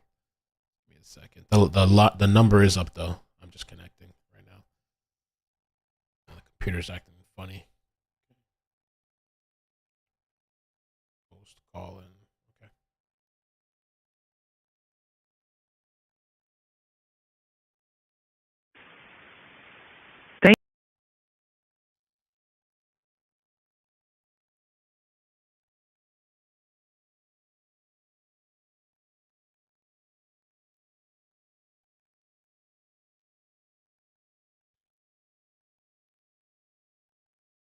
Okay. Web interface. Right. That's some calls. 205. 205, how you doing? Where are you calling from? Hi, yes, I'm calling from Birmingham. Hi. Right by Hoover. Oh, wow. Thank you for calling. Hey. Yeah, no problem. I've been kind of following this story a little bit, and I don't know a whole lot about it. You're giving me more information than I actually know. But my thing is that neighborhood is my problem. Do you know anything about it? What? That neighborhood is notorious for police being abusive to people of color. We've had to picket that mall that's right off that exit on that video you playing. When it's that exit right there, my school sits right there. As soon as you get off that exit, the mall sits to the left. They have killed an Army veteran, a young black boy. The police in that mall shot him down like a dog. Just the police out there are corrupt, and especially when it comes to black people. And we really don't fool around out there. So, wow. So there's a mall over there, and there's like a residential area. When you knock on to the left is a mall, and it's like 4 accesses to different freeways. So when you get off right there, you can go anywhere. You can get on the freeway right across the street. You can make a right. You can make a left. You can go anywhere right there. But the police is what got my antennas up. Like, they do stuff to us out there. Wow. And you live close to this area. I wonder too, like how much help they got. Like, do they have dogs out there? Do they have search people out there? Or is it very small, limited? Lots of resources. Yes, lots of resources. Lots of resources. If that girl was out there, she would have been found by now. All right, thank you. I appreciate the call. Oh, you're welcome. Thank you. Have a great day. And I love your show. Thank you. Appreciate it. Bye. Okay, 205 is local. Okay, 225. 225, how you doing? Where you calling from?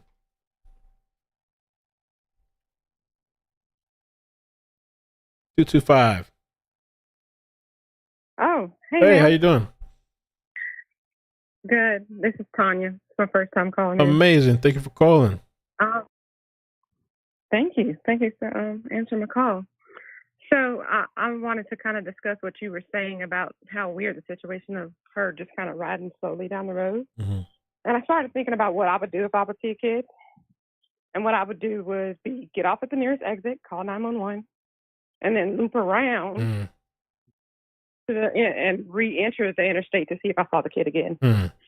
So I'm thinking maybe that's what she did, and she kind of slowed down at the area that she thought maybe the kid was.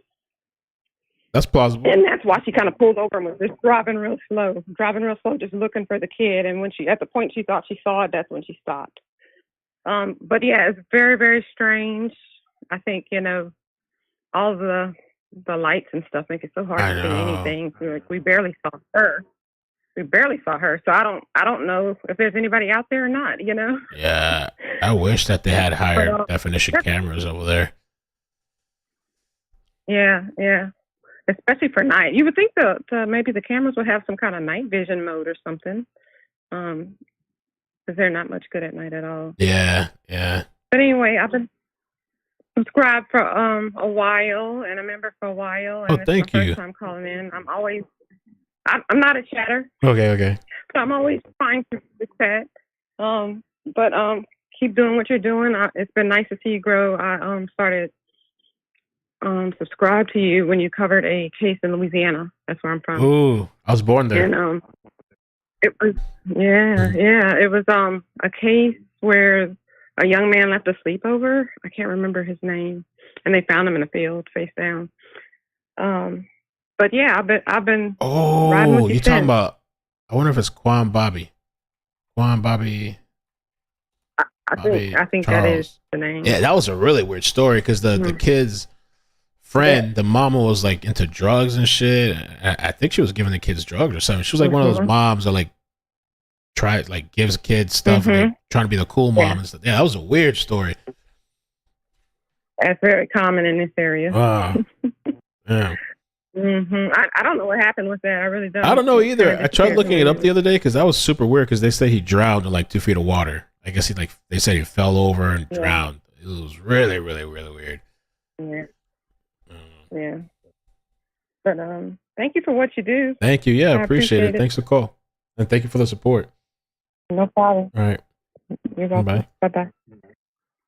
I didn't know so many people were going to be interested in this story. I was shocked because somebody hit me up yesterday and was like calling me on Facebook, and she was like, "You need to cover this." And then a couple other people had told me about it. And I was like, "Yeah, we'll check it out." 205. How you doing? Where you calling from?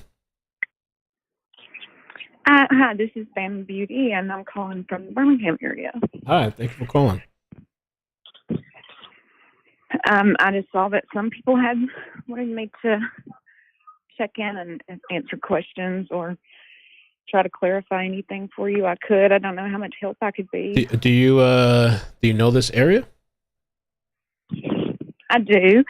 I've worked in that area quite a bit when I was still working, and I frequent the area often. And unfortunately, that, like I said in the video, that 459 connects to 2059, and that is a big trafficking hub. Is it really? And they're Okay, yeah. so 459. Quite a few stories. 459 is the interstate that she was on, but the other one, what's the name of it? At 2059. And is that It connects to I-20, which okay? that's a 2-hour drive to Atlanta. Oh, okay. And you said it's a trafficking hub. Yeah. Okay. Yes, it's very well known for that, unfortunately. Have you ever heard of so with this what people are saying, the baby thing? Have you heard of things like that before? Like I don't know, baby being used to lure people? I have heard of one other instance in northern Alabama where it was 2 women in the Talladega National Forest, and they did that. And I believe that was when it was either an 8 or a 10-year-old came out of the woods with a gun as well on the cops. So it has been done before. Somebody sent me an enhanced video. Take a look at that as well. With Carlee, I'm just concerned about that neighborhood that was behind there. Yeah. There could have been a car. I think that and going that way, they could have just disappeared anywhere. But it's just really easy to disappear right there. That's what I really wonder what that neighborhood is like. What's going on there? And I don't know the people that are searching. I'm just kind of curious how much they've searched that area and what kind of help they have. Because I hope that Hoover is one of the biggest municipalities in our area. They have the resources they need. There is a maximum security prison actually in my neighborhood, and they have the dogs. So I'm pretty sure that's where the dogs had come from. Although Hoover probably has their own dogs. Like I said, they're a huge municipality. And I know that other resources, other municipalities have offered help. I really wonder what the police are thinking. She can't. I don't know. And I wonder if they've gone door to door, just knocking in that neighborhood that's on the other side. Like, just, hey, have you seen anything? I know this morning they had groups meeting at the Hoover Met to go out and search this morning.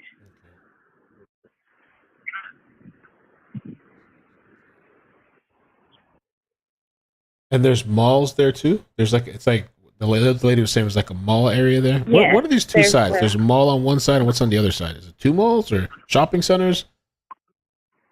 If you were to get off at exit 10, it goes up a hill. On one side, there's a Target promenade with many stores. There's a Target and a Kohl's. Okay. And then a large community that wraps around behind it. Big subdivisions. If you look on the other side of the road, there's another similar type promenade with a 24-hour freestanding emergency room and a Sprouts and more restaurants and stuff on that side. Okay. But that I don't think that would even be important the other side because it's a dead end. It's on the other side where the promenade and those subdivisions are. Yeah. That's where you can go and it links up to other roads that could get you out of there quickly. Or what if this guy knew somebody in that neighborhood? That's what I'm wondering. And he parked his car and had a safe place to go to. I mean, if they could go, I mean, they're not gonna be able to search without it, but if they could like knock door to door, I don't know, just this would have been like the backyards of these houses. Yes, the backyards of the houses. You can actually see them from the highway when the trees are back and not having leaves. You can see them. And now it's a higher class neighborhood back in that area as well. Oh, is it? Okay. I know that means nothing. That means nothing these days. Yeah. Okay. But it's not. It's not something that you're used to hearing this kind of thing from, though. Yeah. All right. Well, thank you so much. Appreciate the call. Oh, thank you for having me. If I can help with anything else, I'll be glad to. Shoot me. Anything to help on Carlee. When you have a chance, if you could just shoot me an email, iCkEdMeL@gmail.com, and I'll just keep your email saved. And so if I need to reach out to you, it might be useful to have some contact. Yeah. All right. Thank you. Sure. All right. Thanks. Thanks. All right, a lot of people are actually calling in. 561. How you doing? Where are you calling from? Hey, I'm calling from Florida, but I'm originally from Alabama. And I'm pretty familiar with the Hoover area. My little brother has special needs, and when he was born, we would go back and forth to Children's Hospital up there for years and years, and so I kind of know Birmingham pretty well.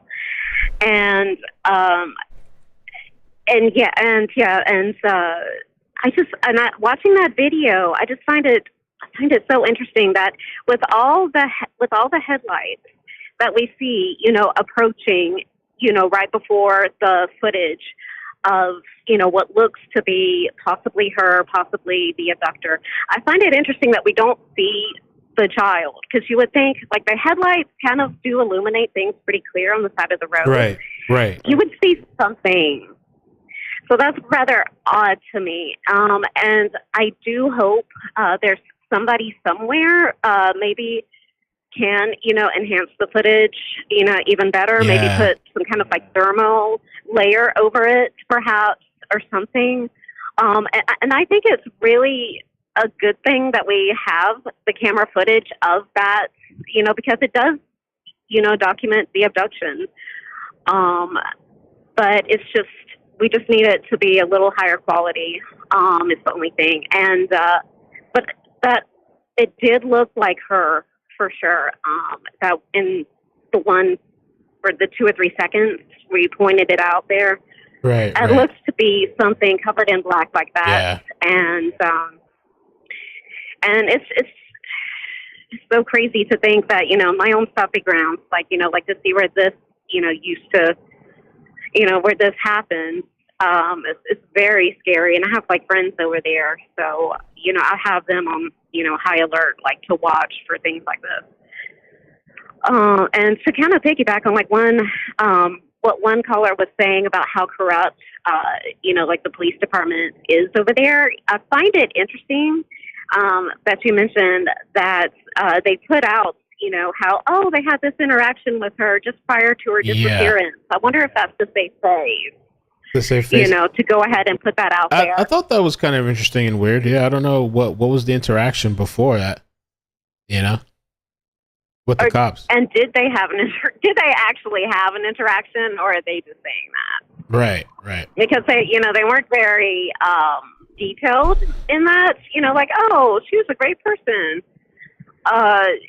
It could be anything. If it's true, I would hope they would give more detail into that. But yeah, I hope that they're, searching every square inch of that neighborhood. I'm hoping that neighbors, are offering up like any security footage that they have on like, any like door cameras, perhaps, or if any of them are hearing this, if you could please, that would be an amazing help, Right.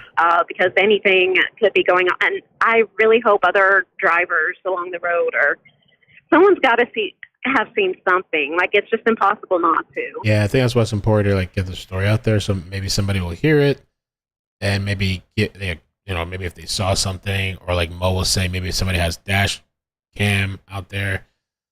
And by the way, 10 to Life texted me, and she's telling me that she said that she heard. Let me see something. I guess Hoover PD just announced they're about to do a media brief. So I'm trying to find out about that. Wonderful. Yeah, I'm trying to confirm that. We'll see if we can find a link. Awesome. I hope so. That'd be interesting. I'm very curious what they have to say, what kind of update they'd be giving. So I'm looking into it. You work so hard, and I just love what you do, and thank you for everything that you do, and thank you for covering that. Yeah, sure. Thank you. As a former Alabamian, amazing. Thank you. And have a good one. Thanks. Bye. So yeah, I'm gonna see if we can find out. So the last time there's other people on the line, I'm gonna get you guys too. So I'm following them on Twitter. It looks like they post on Twitter when they're gonna do something. So we'll see the press conference here. They have a website. Okay, well, press release. So I guess it'll come out on the website too. I don't know when they're gonna drop it, if they do. Let me take the next caller. 209. How you doing? Where you calling from? I'm calling from California. Hey, how you doing? Thanks for calling. All right. I wanted to talk about the video. I watched this with my wife. Her name's Jeanette Garcia on your chat. Yes. Oh, cool. The problem that I'm having when you're watching the video, like if I was to see a kid on the side of the road, I'm just going to dip off the side of the road and see what's going on. Well, the car pulls up with its hazards on. So I'm wondering if maybe, because she called 911, if maybe a mile or so up the road, this all occurred. And what we're actually watching, she had her hazards on when she pulled over. I don't think that she would put her hazards on and slowly pull up. I think that is possibly the abductor ditching the car. And the figure looks quite tall. That would be pretty wild if that was the case. The figure looks quite tall, and she's only 5'4". So I just wanted to throw that out there so that we could have a different light of what's going on, because I have 2 daughters, and this is terrifying. Yeah, that's an interesting perspective. I didn't even think about that. Maybe somebody else. Yeah, we hadn't seen anybody moving the car away from the location. But we hadn't seen anybody put it in the chat. Yeah. Yeah, because it's very possible. Because I think if you've seen a kid on the side of the road, that you're just going to swoop up on the kid and be like, "Hey, what's going on?" Right. You know what I mean?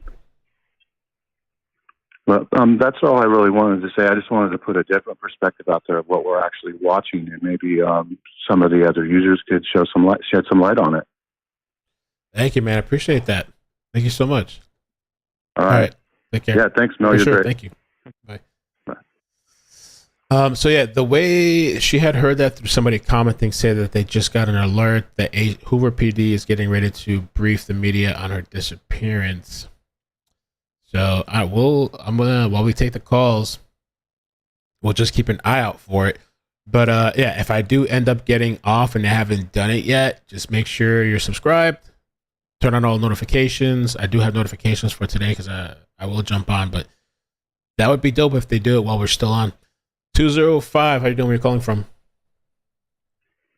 I'm from Birmingham, and I grew up in Hoover. I live about 15 minutes away from where this has happened, and I just wanted to offer perspective that this happened on Thursday evening, and then I woke up, and early Friday morning, it was already being put out on social media locally that they were meeting at the Hoover Met for volunteers to meet at the Hoover Met. So they've had volunteers, law enforcement, family members looking since yesterday. Also, I could understand what the last caller was saying about it could have been the person who actually abducted her pulling up because it kind of looks like she may have circled back around and come back up to see if she could locate the child again, like gotten off at the exit and then came back around. But I could also see where it could be the person dumping the car. The stretch of woods that runs between the interstate and the neighborhoods, it's not very deep, but it's really wide. It's a wide stretch of woods, but it's not very deep. And then on the other side, there's a parkway that runs along the outside entrances of those neighborhoods. So easily someone could have been waiting on the parkway for somebody to dump the car and go. But I do think that I'm very proud of our community for being so active and sharing this and getting the word out and being involved. And and like the other caller said, I-20/459 is well known to be a trafficking stretch. I have heard also that there's people that are reaching out to like truckers for traffickers to try to get the word out, so that because a lot of truckers have dash cams and stuff like that. So hopefully that'll, and I do know that yesterday they were going to those homes in the neighborhoods and going door to door and getting the word out. So yeah, I hope so. Hope they're doing it. That's really all the perspective I have. Amazing. Well, thank you so much for calling. There's it's First Steps Early Child Care. Yeah. Thank you for the call. Appreciate that. And just stay tuned. Yeah. Thank you for all you do. Appreciate that. Take care. All right. Bye-bye. I wonder if this thing is coming. I'm really, really curious about this press conference. 954 local, Broward. How you doing? Mel, it's Anthony. Anthony, how you what's doing? up, man? Tell me, what are you thinking? How you doing? Good. No, I'm just saying, great observation you're doing there. If you notice those semi trucks, how they move to the left, like a couple police cars parked on the side, you got massive amount of cameras. All these trucks have cameras on them, so they need to get their license plates and numbers off these companies, and say, look, we need your help, and they can get an idea. Because your caller from Alabama makes sense. If this is a high trafficking pickup area, man, this is huge. And I told you, this is all gematria. I know people are going to say I'm nuts, but that's okay. Is that the numbers? 13. 13 the day she's hit, and 11 I'm saying, why that location? Numbers are key in gematria. Why they set this up at that time. I'm going to jump around here. Mel Gibson said, when this movie goes out, you're going to see more of this happening across the country. He had a separate video I found. He said, warning to America, I don't know how much longer I have. Get a few minutes. When he made that sound of freedom, and he said, pray for the white hats. I mean, this is a huge business, bigger than drug cartels. Okay, like a 62 billion plus is what is the money that's being spent on this type of thing. Damn. So I'm looking at the location, and I'm just asking those truck drivers if they're listening. Right. All those truck drivers that are going, somebody had to pick up something, or we have somebody paid off. Truckers could be paid off. It could be a combination of a group of people. Here's some cash, look the other way, get lost. You know what I mean? I mean, there's a lot of that going on. I definitely think they should get those. Yeah, this is bizarre. Cameras and stuff. Maybe somebody on that road. Yeah, the truck. If you looked at when you went when you did a great job, you could see the doors open and they walked back behind the tail light. And you could see her standing by the sign, but I found that person much larger, standing there. So, and then I thought I saw some movement by the sign to the right of where she's flashing there. I thought I saw some movement behind that sign. It just, of course, your eyes can play on you because of the shadows. Right. I think it's interesting. But anyway, I like the calls from Alabama are key. Yeah. They know that area. Yeah, for sure. And I think it's like the other guy was the theory of maybe dropping off the vehicle is kind of interesting. Maybe this is the aftermath of what we're seeing right now. So, if you look at it right now, you got a semi going by right now on your video. And the way I'm watching, you got, a lot of cameras. A lot of cameras are taking the shot. Could get just that one little piece that they need. But again, is that whole area involved in this? Right. You know what I mean? That's the scary thing too. And here comes the police coming up. And he's got his cameras on. Right. You know, right. Let's get that one. My son's a police officer. Let's get that camera too. My son's a police officer up in Clearwater. He's Pinellas County, and he said, "Dad, it's horrible what's going on out there." Okay, and sometimes the police have their hands tied because they're taking orders to back off. You know what I mean? You just don't know anymore. So, I'm just saying, you got police officers here in Broward that were getting involved, and one guy just committed suicide up here in Pompano Beach, along the beach. He was, he molested a young girl. Oh. So he was coming up on charges, and he ended up taking himself out. So you got a lot of issues that are out there around us.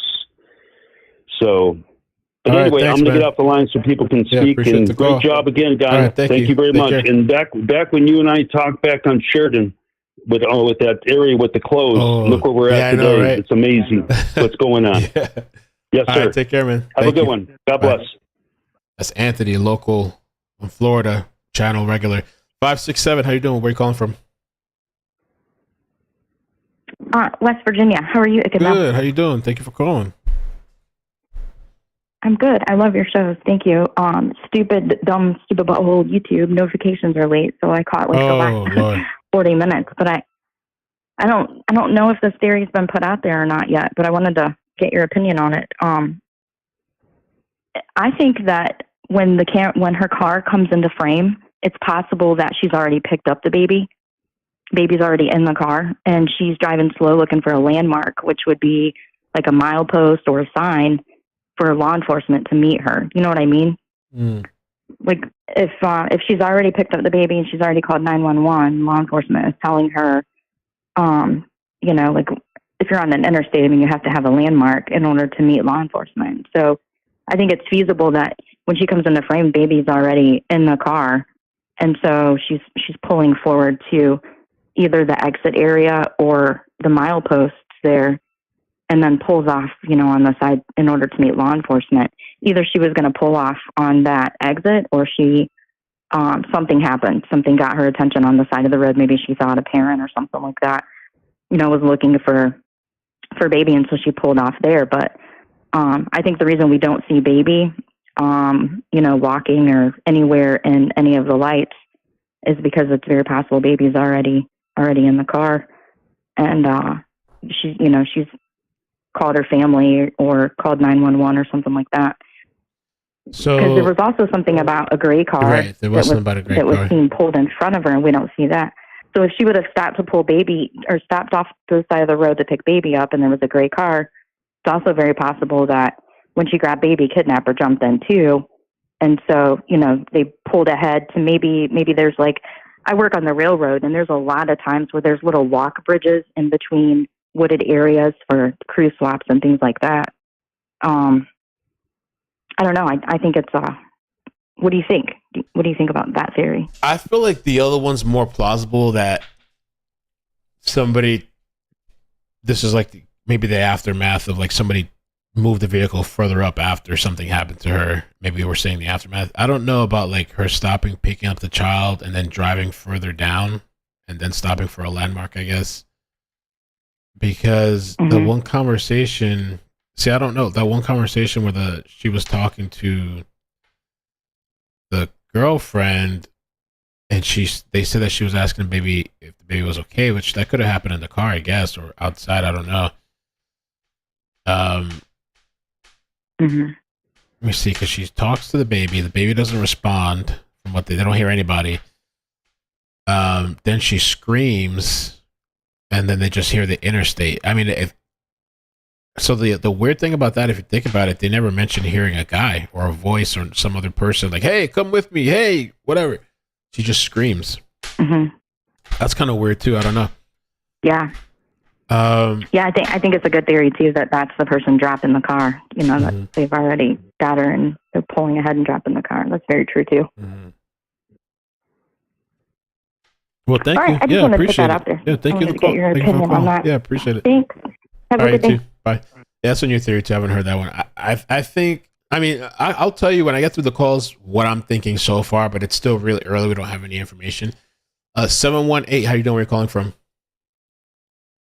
iCkEdMeL, I'm calling from Brooklyn. How are you? Brooklyn. Amazing. How you doing? I'm good.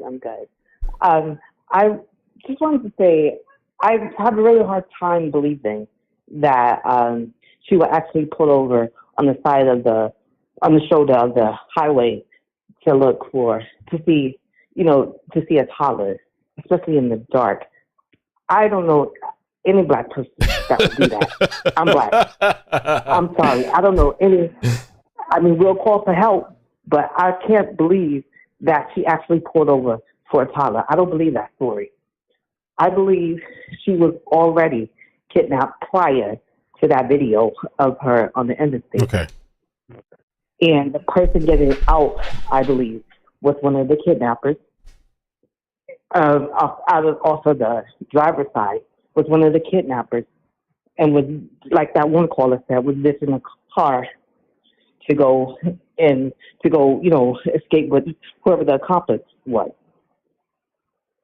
with them. Like, I think that's plausible. I'm sorry? I think if we're gonna go the kidnap theory, maybe this is the aftermath, because I would have thought maybe we'd see something more, even though it's hard to see some sort of struggle or something.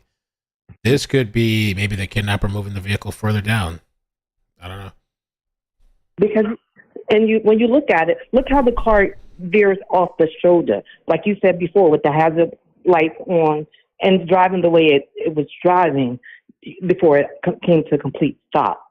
Like it was pinpointing, I guess, where to dump the car and meet whoever they were meeting there, or if it had happened before the car pulled over on the interstate. You know what I mean? Mm-hmm.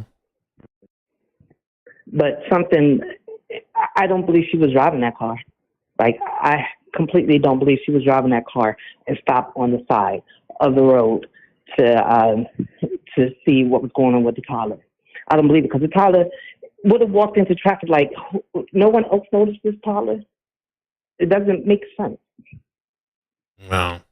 You know what I mean? Yeah. Like, the whole entire story does not make sense. Like I said, I don't know.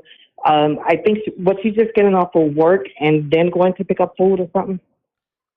So she got off of work, and then they said that she went and stopped and got something to eat, which was at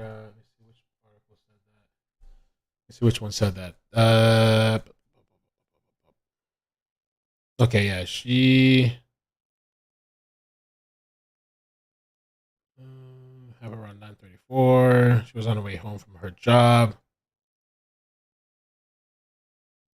I forgot. There was one article that said it. She had gotten Yeah, because I'm thinking they should check the cameras before, like wherever she was, the job, the wherever she wanted to get food from. Yeah. They should check the cameras there, because I believe something happened prior to that, because it just doesn't make sense. And to believe the toddler story, I don't believe that at all. Like, that's all I wanted to say. Thank you. It just doesn't make sense, and I'm not buying that story. And I hope she's found safe. I hope so too. And I love your show. Thank you so much. Yeah, thank you for calling. Appreciate it. All right, thank you. Have a good day. Too. Bye. Thank you. All right. Bye. Let me get these other people who've been holding for a while. 303, how you doing? Where you calling from? Denver, Colorado. Amazing. I was watching that video, and I highlighted it bigger, and I did some little figuration on there. If you look real close at that, you see two people getting out of that car on that driver's side. One in the front, one in the back. One walks around the front of the car, one walks around the back of the car. Really? And they're both tall figures. And for the life of me, why did that woman hang up from 911 when she seen that child? She should have stayed on that phone until the police got to her. Sorry, but I'm just a mother, and I know how it is, and I'm a single mom, and don't stop for nobody. Don't lock your doors and keep going. That 911 thing is interesting. As for I had a friend tell me that, like, well, she thought it was kind of normal. Like, if you're reporting something 911, you call 911. I probably would have tried to stay on too, but I guess she called 911, reported it, and hung up, I guess. And then she was talking with family. So she was on the phone with family when they claimed that she had spoken to this baby. So my son's girlfriend heard her asking the child, "Are you okay?" She never heard the child say anything, but then she heard our daughter scream. And from there, all you hear is the phone background noise from the interstate.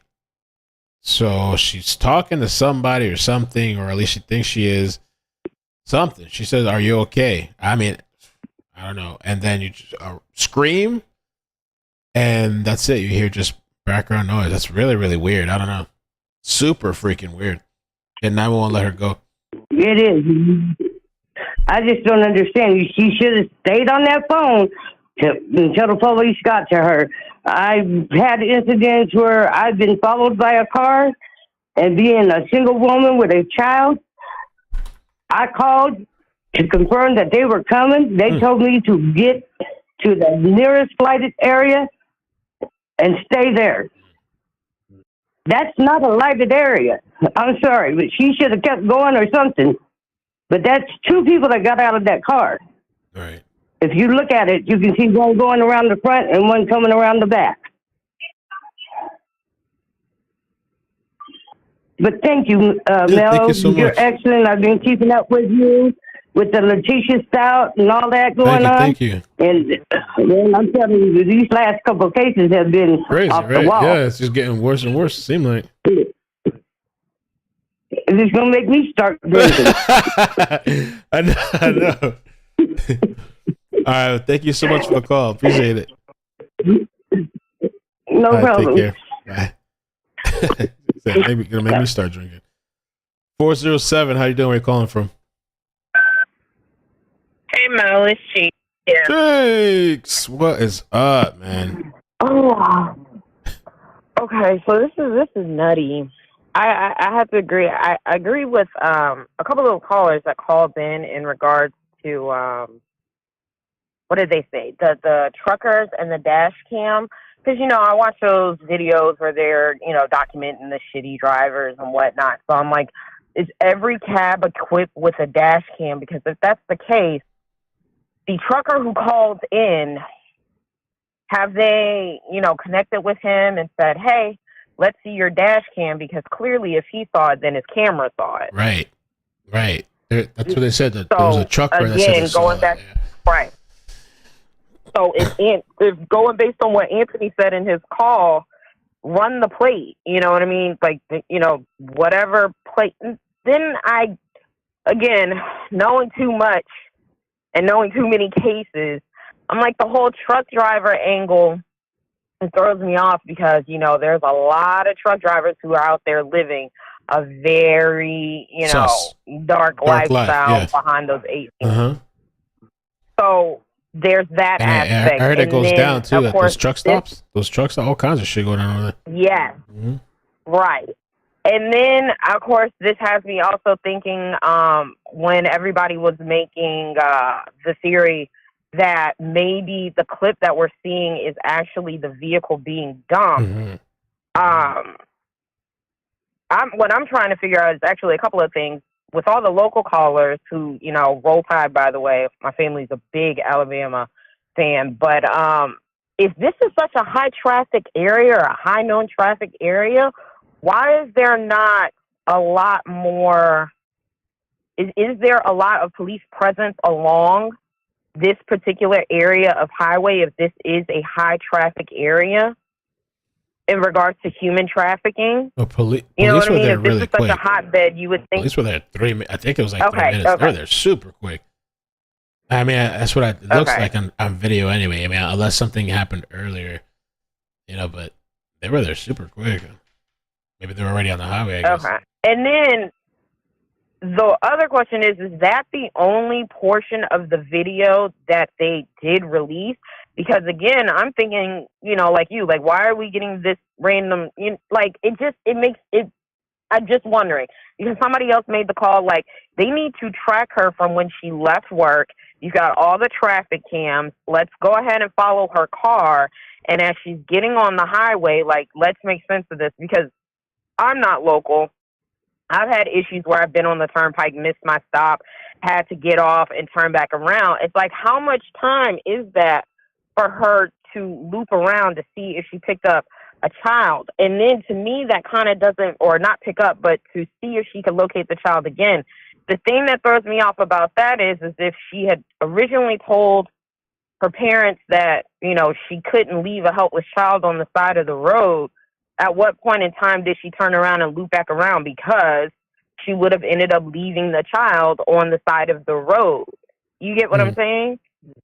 So, I don't know. I'm trying to make sense of it. Crazy as hell. This story is very, very nutty. But I definitely feel like the truck driver, we need to truly establish, like, what he's claiming that he saw. Because it takes nothing for anybody to call and make a bogus tip to throw the whole entire investigation in another direction, to give whoever did whatever time to start covering their tracks. You know what I mean? Just like Anthony was saying, people get paid off to look another way, to turn a blind eye, and this, that, and the third. So it takes nothing, because, hell, for all we know, that could have been the perpetrator calling, saying, hey, I'm a truck driver. I was on the highway. This is what I saw. Good luck to you. Hang up the phone and then go on about his business. So I don't know. It's a really interesting case, but I did send you that case about that officer. The one thing that I did want to let you know about that is how they realized that it was a ruse was because apparently the type of tree that he was trying to, the limb that he was trying to remove, it wasn't even local in that area. So they felt like somebody planted it there and ambushed him. Yeah, so whenever you get a chance, take a look at that, because that was pretty interesting. As soon as I heard you say that, I was like, oh yeah, no, definitely heard about cases where people get ambushed. This is why I don't stop for people. You know, you want to help the homeless, you know, but I've heard crazy stories of, you know, somebody's trying to give them something and the shit just goes left because then the person kind of, you know, oversteps personal boundaries and now they're all in your face. I've done stuff like that before. I've maybe, I don't know, 2 or 3 people locally that needed a ride that I didn't know. I haven't done it since Maddie was born. Like, I feel like after Maddie was born, like I have too much to lose now and stuff. But I had done stuff like that in my younger years, trying to be nice and help out. Like nothing ever bad happened, but there was some pretty sketch people. You know, you're just trying to be nice and stuff. But, oh yeah, no. Yeah. It's crazy because I talk to my daughter all the time, and I tell her, I'm like, bro, like the type of shit that I did before you even graced this earth, I would freaking wring your neck. Like there's no doubt about it. I really sit down and think about it and be like, damn, was I really that reckless? Because I look at it and I'm like, dude, I could have been a true crime story at any given point between XYZ age and XYZ because I was just out here, you know, living life. But of course, it's different times. Social media, it was, you know, it was kind of big when I was in college, but it wasn't huge. But the way they just, you know, be picking people up off the street, clearly, as we see, it's nutty. But I don't know. I believe what everybody's saying. You know, the locals know that this is a hot spot. What's the deal with the traffic cam on the truckers? I don't understand how nobody else called in a call about possibly seeing a wounded animal or, you know, a small child abandoned on the side of the highway. There's more to this, but I'm really feeling like everybody else. I think that little clip that we caught, that was just somebody dumping that damn car. I don't know where they ended up running off to, whether it be in the woods, at a waiting car, I guess on the parkway. The young lady was saying that there's a parkway on that other side.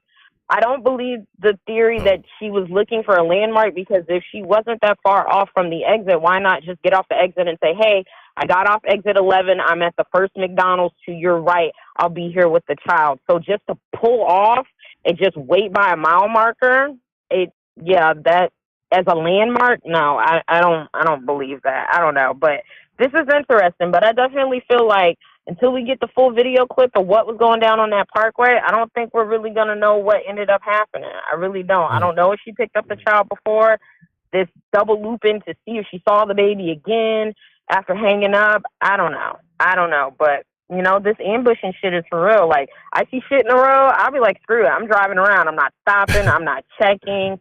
I'm not doing none of that. If you're, on the side of the road and you got a broken leg, I'll roll down my window just a little bit enough to yell at you. I'll call 911 and I'll go ahead and keep it moving. But I'm not getting out my car. I'm not putting myself it's not worth it.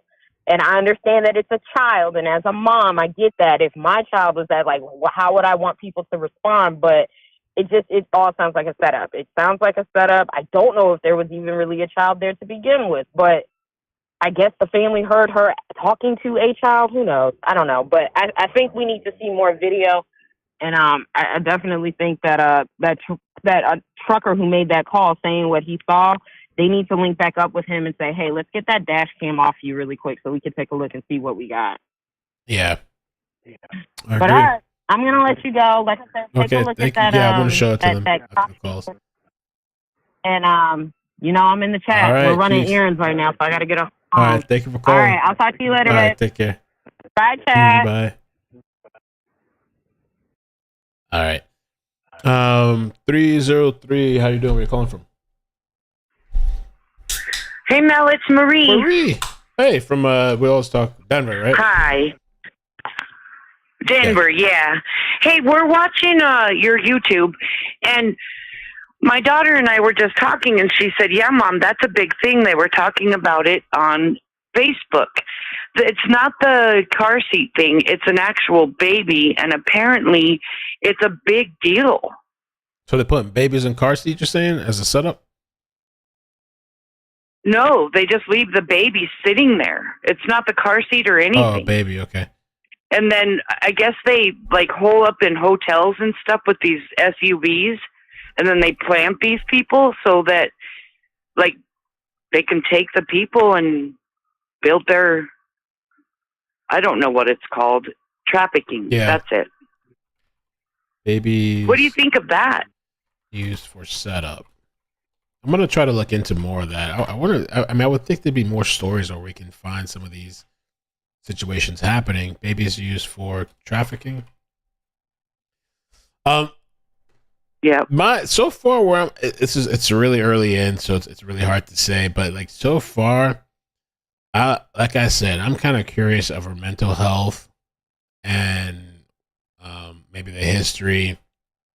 And I'm really. This is a weird story too. I'm really my main big focus. So of course they gotta have other focuses. I would be like looking all up in these areas because I would just be wondering.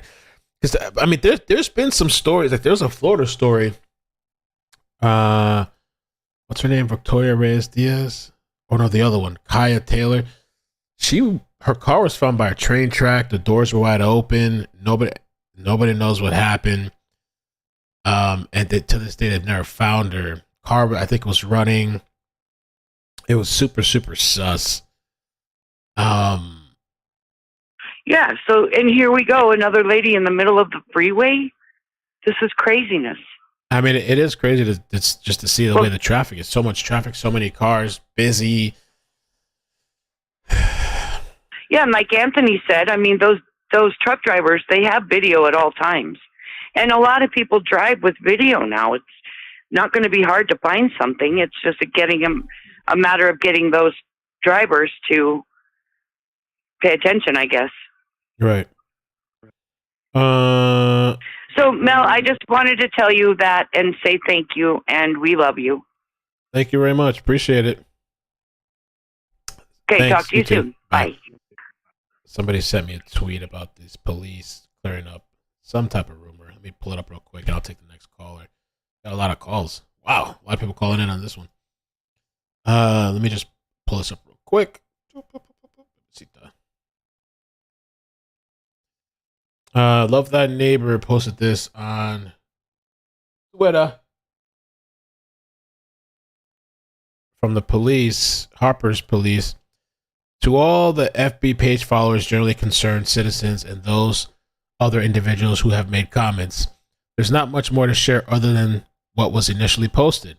But for clarification, Miss Russell was not at the Harpersville Police Department. Contrary to the stigma, we constantly encounter citizens while engaging the community, and those occasions are primarily positive. We have had the pleasure of interacting with a bright young woman, which prompted the sharing of the encounter. Our interests are for the safe return of Miss Russell for her family. The media is doing a fantastic job by keeping this situation regarding Miss Russell's disappearance up front, and the story is not her interaction with our agency or visit to the town of Harpersville. Let's not allow individuals to shift focus of the goal, change the narrative of the story or conversation, which is getting positive and actionable information regarding the cause of locating Miss Russell. So I'm glad that they're clearing this up and posting this, because that was a big question, and they're saying it has nothing to do with anything. I guess they saw her out in public, or I don't know what it was, the interaction, but I guess it's not like she was arrested or some sort of like, I don't know, whatever. I guess they remember seeing her, and that's it, I guess. All right, let me take the next caller. Let's see. 309, how you know where you're calling from? Hey, it's Gypsy, Peoria, Illinois. What How up? you doing? So I'm good. So I want to run with the theory that that's not her, and that car, that what we're seeing isn't her. But the problem I have with that is she was on the phone with, they originally said sister-in-law, but it's her brother's girlfriend, right? Her cell phone stayed on. And so don't you think her cell phone was on, and it, like, the sister-in-law is listening this whole time after she screams and everything. And all she hears is noises from the interstate. If somebody else was driving her car, don't you think that they would hear like somebody else getting in her car and shutting the door and driving it? And do you know what I'm saying? That's what doesn't make sense, but yeah, I agree.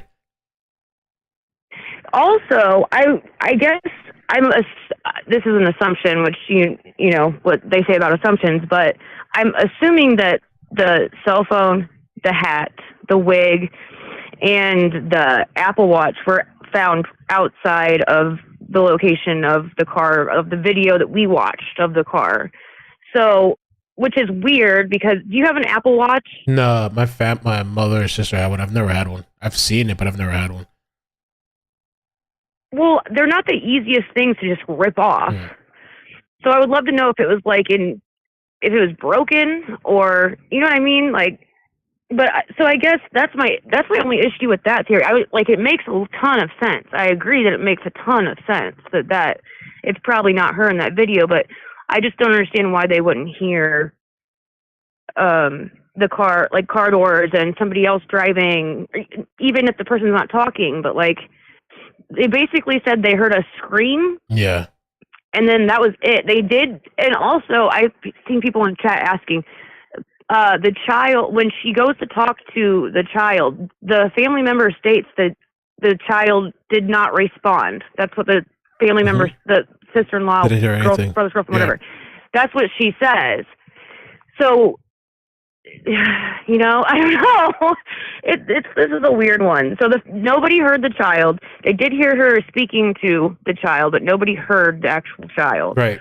And the telling thing too, I think one of the big things too is the fact that, okay, yeah, she screamed. That's what they're saying, but the phone was just left connected to the call, so at no point they didn't hear anybody else. You know, it's not like it clicked. It was like, oh my, what happened? Like somebody forced her to hang up, or she hung up. No, the phone was just there. You could hear the background noises of the interstate. They had no point ever heard anybody. Right. Yeah, I don't. That's the only part to that, because I've been sitting here thinking about it ever since he said that, because I was always under the assumption since the video came out, I've been like, well, she had to have been circling back. Like that's what I was thinking, because she pulled so far ahead. I was like, she's circling back, she's putting on her hazard lights or whatever because she's looking for the kid again, but she's already passed them once, and she's like, oh my God, a kid, and then she came back around. But yeah, I don't know. They make it sound like the sister-in-law that was on the phone with her makes it sound like she immediately pulled over, though. That's what she made it sound like.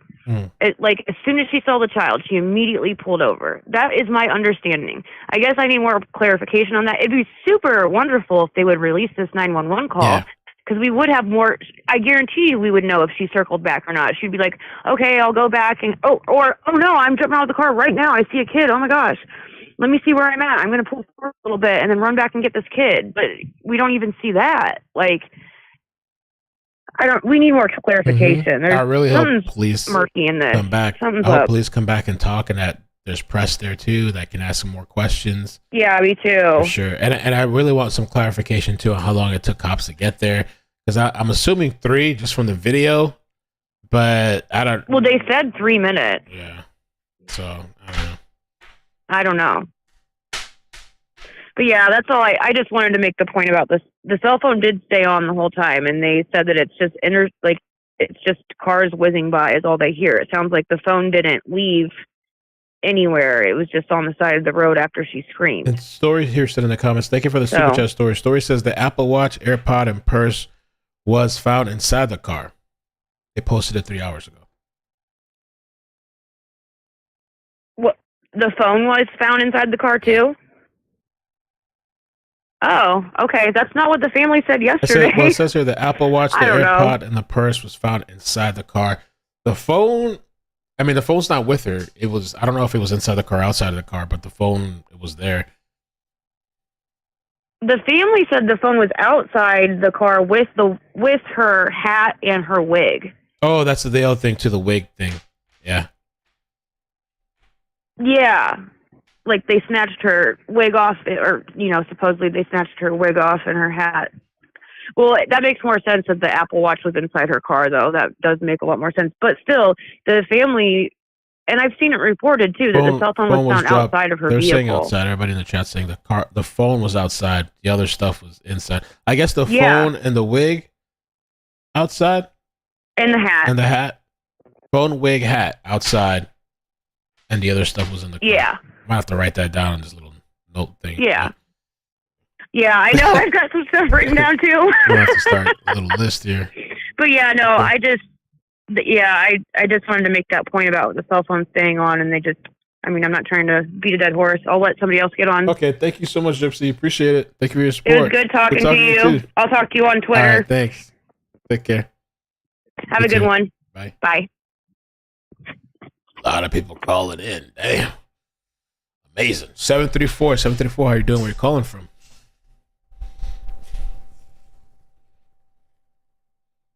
You're on the line. Hello. Hi. Sorry, I didn't know. You're good. No worries. Is he saying my area code? Okay, I have a few different things that I want to point out because this is so bizarre. So for one, I live in Detroit, just to point that out. We live next to the Canadian border. So human sex trafficking is really common around here. And we've seen the ploy where they put a car seat like in a parking lot before to lure people in to like the car seat or whatever. So I have seen this before. It has I've seen it around happen. I have never really seen anybody be abducted by it, but I've seen it be a common occurrence. Like car seats around? If you zoom in on the yes. Usually they put baby dolls or stuff in the car seat to make it look like something's in the car seat. But it's happened a few times around here. If you zoom in on the video, behind that big sign that she pulls next to, it's behind the sign. So you have to zoom in behind the sign. It's almost in front of her car. You can see the big convertible car seats, if you know the difference, not the infant ones, the bigger ones. Yeah. There is a car seat sitting there, and it looks like there's something inside the car seat. My theory is, so I really think once the timestamps come out from the 911 call and then the camera footage, that it'll be more clear if she turned around and like came back or what the case was. But being that she made 2 phone calls, it makes me think that she did pass it once and then turn around and come back. So like, yeah, the that timestamps would be really a lot important. of Yeah, sense why she pulled over early. yeah, we do need some timestamps. Yeah, so I'm like, right, if the timestamps came out, we could tell, like, if she called 911 first, and then she's like, okay, and then she called her sister-in-law and was like, yeah, I'm coming back or whatever to see, I see a baby on the side of the road. So I don't know, I just think it's interesting. I do think that it is her, and I think the reason we don't hear, like, someone yelling or a baby talking, either the baby's probably a ploy, so not a real baby, and it's in the dark, so she can't really tell. So that's why the baby's not talking back. Oh, or the traffic is so heavy that you could probably only hear her because she's up close to the phone. So anything in the background you probably aren't able to hear. So that's my theory on it. I'm interested to see like the 911 call, to see like the timestamps and stuff like that if they release that. Well, thank you. Yeah, I'm gonna try to. So you said you think you see a car seat by the sign where she's parked at? Yes. So yes, I follow another like crime page on TikTok where they like break down the video footage and enhance it, is what they call it. And he posted like a really zoomed in picture, and you can see like the outline of a car seat. If I see it, I'll send it to you. I'll try and find it again. Okay. And send it over to you so you can play it. But yeah, it's pretty clear that there's a car seat there, and it looks like almost like she comes around to the back passenger seat, like passenger door. So I don't know what she's doing or if that is her, but it does look like there's a figure on the back passenger door. Okay. So I have no idea, but this is interesting for sure. All right. Well, yeah. Thank you so much for calling. I appreciate the support. And yeah, I'm really I'm like on edge now, waiting for the police to release some sort of update. Nothing so far. I know. It's so weird. All right, but I'll send you that over on your iCkEdMeL Facebook page. All right. Thanks. Appreciate that. All right. Of course. Thank you. Thanks.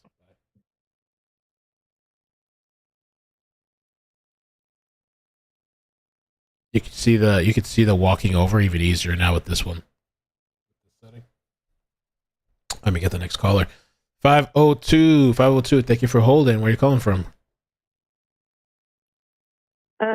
Hey, Hi. this is Bria. I don't know if Bria. you remember me from a while ago. Your voice sounds familiar, but I also saw you in the chat earlier today. You've been in the chat. Yes. Yeah, I used to, so just to give you some background, like I found your channel when you were covering Malia? Sophie Reader. Oh, Sophie Reader! Yeah. I became a big fan of yours after that because I was like, man, I love this guy. You cover like, you do a great job. That takes me And back. Oh my believe God. it or not, yes, I found you. Yes, you covered Sophie Reader, and I was upset about her case because I felt like she just wasn't getting a lot of coverage. But you put together a whole video series on it, and it was great coverage. Thank you. So I definitely support your content. Appreciate that. You're welcome. No problem. So first, I just want to say that I didn't really care for Miss Beautiful's comment saying that this young lady was abducted by aliens. Oh, I saw. Oh, somebody did say that. Inappropriate. Yeah, it's completely inappropriate. But I have a couple of thoughts. I don't know. You might want to look into this. I think you would probably find it interesting. But years ago, I'm not sure the state, there was a serial R guy. You know what I'm talking about, a serial R-er. I don't want to say it on your channel because I don't want to get you in trouble or anything like that. But what he would do is he would stalk women, find single women that live by themselves. He would play a recording of a baby crying, and it would lure these women out of their homes at night because, I think it's fair to say that a woman, it's kind of like our natural instinct to do something like that. If I seen a baby on an expressway, I'm gonna pull over. Like I would have done it without a second thought. I would even do the same for a dog. I've done that for a dog before. As stupid as it sounds, I've done that. So I could see where she pulled over. I just wish she would have stayed. I do agree with the other caller. I wish she would have stayed on the phone with the 911 person. I really do. I do. And then second, I want to say that I think they should check the cameras all day, because if this is a case where she's been abducted, by some men, I would think that someone doing this, they took the time to prepare for this, putting a child in a situation at this time of night, and think about it. If you see it's not like, I think you won't get a lot of reports of a child missing because immediately someone would pull over, more than likely a woman, if if you see that on the expressway. So I think she happened to see it. She hurry up, pulled over, and they lured her with the child, and that's it. And I think that the car that you see pulling up, I think if you notice, there's another car coming up that also has its hazards on, its hazard lights on. So I don't know. I think it's probably one child and two adults involved in something like this. Just because it's just calculating. Like, if they really did this, I mean, I would pull over. Like I told my mom, I said, I'm going to have to rethink how I do things now. Like, I'm going to have to rethink that. Like, if I ever see a child or a car seat somewhere, I'm going to have to Yeah. That's just the kind of crazy. The world that we're living in now. Yeah, it's kind of. It is. It is. So I think that I do agree with that other caller that said that that's probably somebody that moved her car up. If it's somebody that studied the area, mapped out the area, really prepared for this, they know where the cameras are on the interstate. They could have very well, initiated this whole abduction in an area that's maybe that doesn't have a lot of traffic cameras just yet, and then maybe they pulled her car up to an area where it would kind of make it, the footage wouldn't be as great just due to the distance that the camera is from the car. So I think that they should go back and look at cameras all day, like look at footage all day. See if you see a truck or a SUV. That's true. Or the same car. Yeah, I think like you say, I think that's a good idea. Maybe, I don't know. Maybe if they release a little bit longer footage, maybe they feel there's nothing else to release. But if they release, and the public can go look through it and look for stuff, clues to help out, maybe. Yeah, I mean, definitely go. That's what the highway footage is for. That's how you get a lot of speeding tickets nowadays. Speeding on the expressway. They got these traffic cameras everywhere. So I think that they should look to see if there's, the same car, same truck, or the same people that's in this area. Like, at least maybe it's the last 2 days. Just like I said, I think if somebody did this, they prepared for this. We'll see evidence, and they're preparing by them going back to this stretch of highway for quite a few times. All right.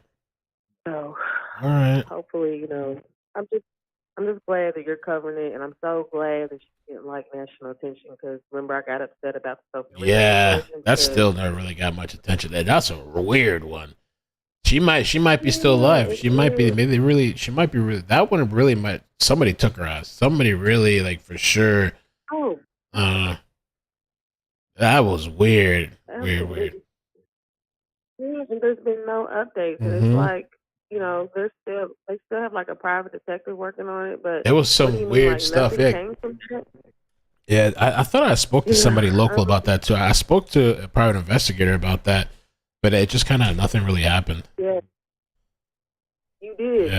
Yeah. You spoke with the investigator about it. You done it. You told us about that, and there's just been nothing from that. And I honestly think that maybe she was trafficked out of state somewhere. A lot of times they string them out on drugs really bad so that, they're codependent.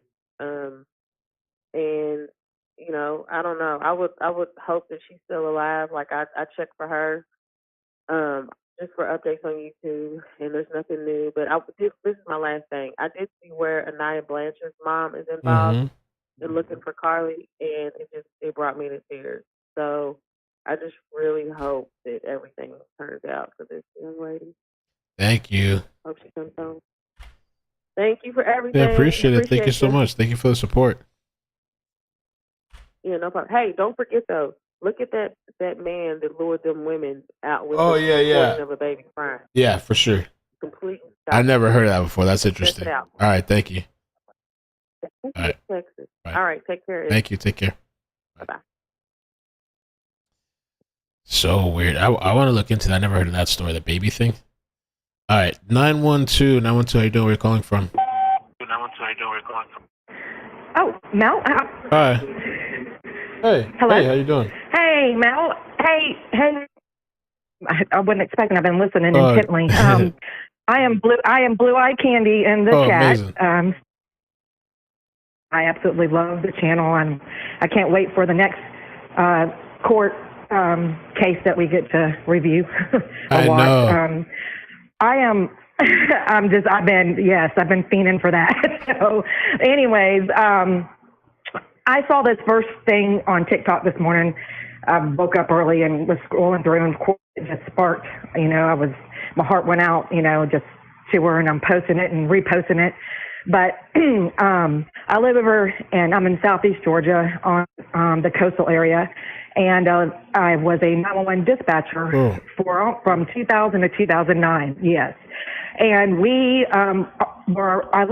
county I live in, we're located outside of a large military base, Fort Stewart, and then we are also right outside of 95. So there's a portion of 95 that we would cover. And as a dispatcher, and every place is going to be different, with what their capabilities are. But the bigger cities that you have, more populated, you're going to have better systems, callers. They're going to be properly staffed and everything. So you'll have just call takers, and then you'll have dispatchers that will just work directly with dispatching and with the police officers. After going through footage and everything, it went right back to, as the other callers were talking about, the 911 call. I think is going to be very important. I think that we need to wait for this next press conference. For me, whenever the question came out about the 911 call, and the PR guy said that he didn't have that for them, and I think that's going to be key for timestamps. But the first thing is, when you're on when you take a call as a dispatcher, you take a call coming from the interstate, you have to think of what's going on at that time when these drivers are calling in. On the interstate, minimum, most drivers are going to minimum, depending on what the speed limit is. On 95, I know it's 70. So you got to think about how fast these people are going, right. The conditions, it was at nighttime.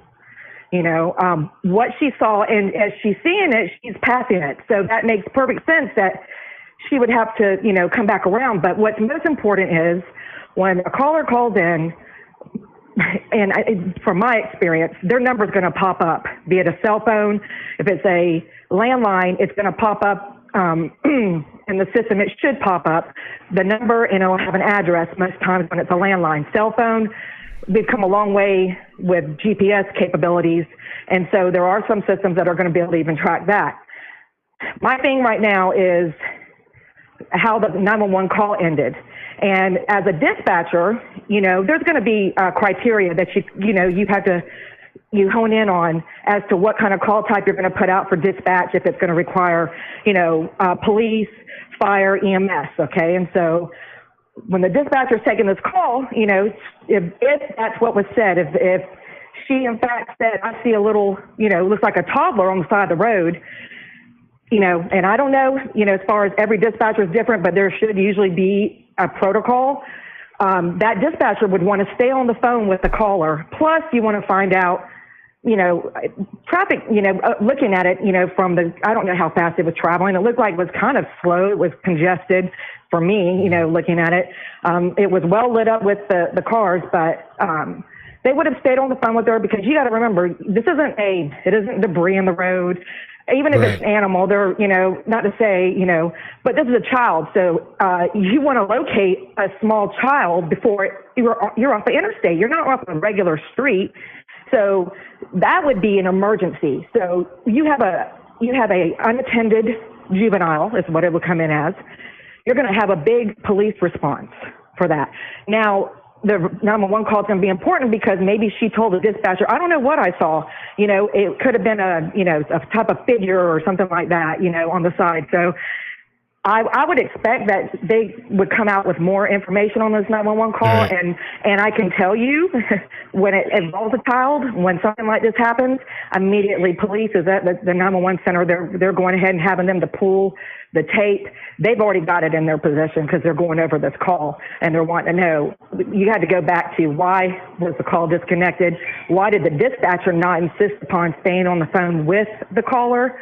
And because she's going to be, she's got to circle back, obviously, take an exit, go back around, up the other side, come back down on another exit, unless there's like a cut through on the median or something. And do that safely at nighttime, moving with the traffic flow of an interstate. So, I mean, I don't know. I think we're all, I'm speculating too, but I had to come down, right to the basics. They would have been on the phone with her when she stopped. So she's not on the phone with 911 anymore, and she's called, her brother's girlfriend, however that came about. That call's not recorded, so we really don't know what was, being said or, other than going by the word of, the girlfriend. I just think that's going to be key. I think that, and if they had disconnected, say the call dropped, there would have been a callback number. Right. Or that dispatcher, you're trained to get that callback number. So I think, we need to wait for this press conference, and it's going to, I also, the parents, they're in Atlanta, and I'm not the judge, it's already 2. I thought this was like something that happened yesterday, and then finding out that it's 2 days later. I mean, time is of its essence, and, it doesn't get any better, the longer it goes. So just was statistics. I think we just need to wait for this.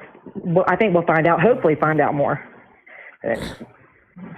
All right, well, let me ask you real quick too. So you don't think that they would have got off on the phone? They should. If they did, they shouldn't have. So maybe she got off herself. She called and got off. Right. Well, even if she did, the priority that call would have taken or should have taken. I mean, you're going to leave an unattended small child at nighttime on the interstate. It's not like, oh, I'm just passing by. By the way, I just saw this little kid. They didn't say anything about adults. That hasn't been put out. Had she passed by and saw a family, that would be a call in. But when you see an unattended child, that is going to be an emergency response. That's from my almost 10 years of experience, knowing, it's infuriating sometimes and frustrating to hear, dispatchers when they have these calls recorded, when we look back at these cases, because, we're all, I'm like, should have done this, or, they could have done that. That's not the way you do it. It's all, that part comes with, okay. Just the experience of actually doing it. Okay. But yeah, I just thought that might be something to consider before we're all getting, everything's interesting and things that I wouldn't have even thought of. I think about the fact that we're talking about video footage. We actually clearly see a figure, which I'm going to presume that it's her walking around, and then the police dispatch coming up. It's just a single police car from what we see, and it gets there, and she's not there. So like the help, the questions about the mental health, and if this, people might, suspect that is staged or whatever. We just got to look at you got to look at the common sense points of it. We see this happening, and it's happening in real time right in front of us, and you see the response of the police officer. They're there, and clearly she's not there anymore. But all right. I try to stay away from conspiracy. Well, thank you so but much. Anyways, yes, thanks for taking my call. Yes, sir. All right, take care. Bye. Thanks. All right, we have more calls. This Allison, thank you for the super chat. Says Coyote fan on Twitter has zoomed in video of Carlee getting out of the car. A man standing next to the road sign. Please play the video. So that's the video I'm playing now. I still don't see it. I mean, I'm gonna keep playing it over and over. I guess they're trying to say this. I really don't see it. I'm trying. The only thing that I can see, and I've done even this video here. I've changed the coloring a bit. I've made a little bit of adjustments. You can, and this, I think we all at least agree on this. This movement looks like she got out of the vehicle, possibly the back of the vehicle. I would have to say, right here, movement. Somebody got out of the vehicle, moving over, right there, and boom. From there, I can't tell. I think this is some of the clearest that I can get without it being too blurry. Oh, hold on, let me get one a little bit further back. Right there. Let me see. Okay, gets out, starts walking by. Right there. That's the clearest I can. I mean, I can go a little closer. I can go closer. It'll distort a little bit more, but.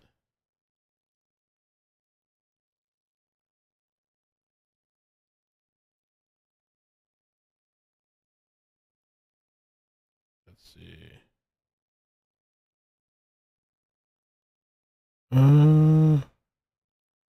There, I think. There she is, whoever it is, walking behind the vehicle. Boom, boom, boom, walking around to the side. Looks like they go to the passenger side, but I can't really tell. Gets out, walking by. That's crazy. There's somebody go missing like that, right on camera and everything. 201, how you doing? Where are you calling from? Oh, sorry. I thought I picked it up. 201. Hi. Hey, Mel. How you doing? Hola. Good. How you doing? Lisa, Lily Blue. How's it going? Good. Good. Something that I saw earlier in the stream, and I don't know who said it, or what part exactly of the stream, because I jumped in after it started. But someone that was speaking either on the news or something, they were like, "Don't worry about the car seats being left. That's fake news," or something like that. People buy new car seats and they just leave them. That was the news kind of That was really bad. Really bad. Yeah, no. Really bad thing to say. I live in North New Jersey, in Bergen County, and tell him, Marina. And there's a lot of weird things that people do. Like, for example, putting something like "sent" on a piece of paper or on a dollar, like in your windshield or on your door handle. That's happened to me twice, and because I've seen that stuff on Instagram, YouTube, all these little things, I've had so many times weird things like that happening. And then besides that, just strange encounters with weird people. You know that very well. But like a guy that walked up to me while I was walking my dog at night, that just stopped in the middle of the road just stopped in the middle of the road looking at me, and his arms were like out to the side, wiggling his fingers, and goes, "Hi." And I'm like, "Are you okay?" And he said, "Yeah." And I jetted into my house, wrote down the description, called the cops. What? Like, what is But that? what if he was just saying hi? He could have been just fine, but his behavior there was something up. He was either on drugs. Oh, okay. Or Was he looked kind of weird? Maybe, Yeah. it's 11 o'clock at night, and you're walking diagonally across the street, stopping in the middle of the road. Oh, okay. Not even on the sidewalk, nothing. Just stop, hands wiggling, with pupils dilated. Oh, okay. And just standing there, bruh. No. So I called the cops. I let them know, filled out the report and everything. They were really cool. But like, besides that, I could go on and on and on with really weird, creepy stories. I live right by Main Road. I live right by the George Washington Bridge. There's a bus stop right up the street. It's very, very busy in that area. And you never know. And you can't underestimate people for their place of authority or power. I've had I'm white, but I've had some very scary moments with cops. And I'm just like, very scared. I was arrested one time for throwing up. For throwing up? At Port Authority years ago, for throwing up on the bus. So I went into Port Authority to try to get it out of my hair was down to my...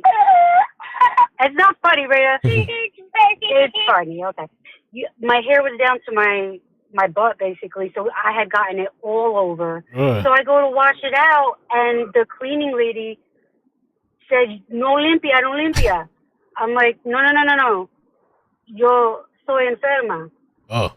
And she's like, I'm called the police. I called the police. Wow.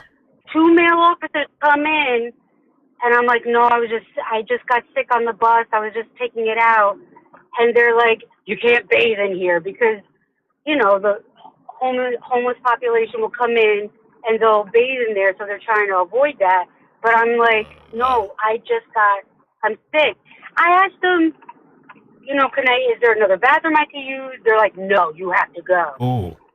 I'm like, okay. So I go to pick up my bag. They toss me to the floor, drag me through Port Authority. I'm like, this is insane. But like, I've had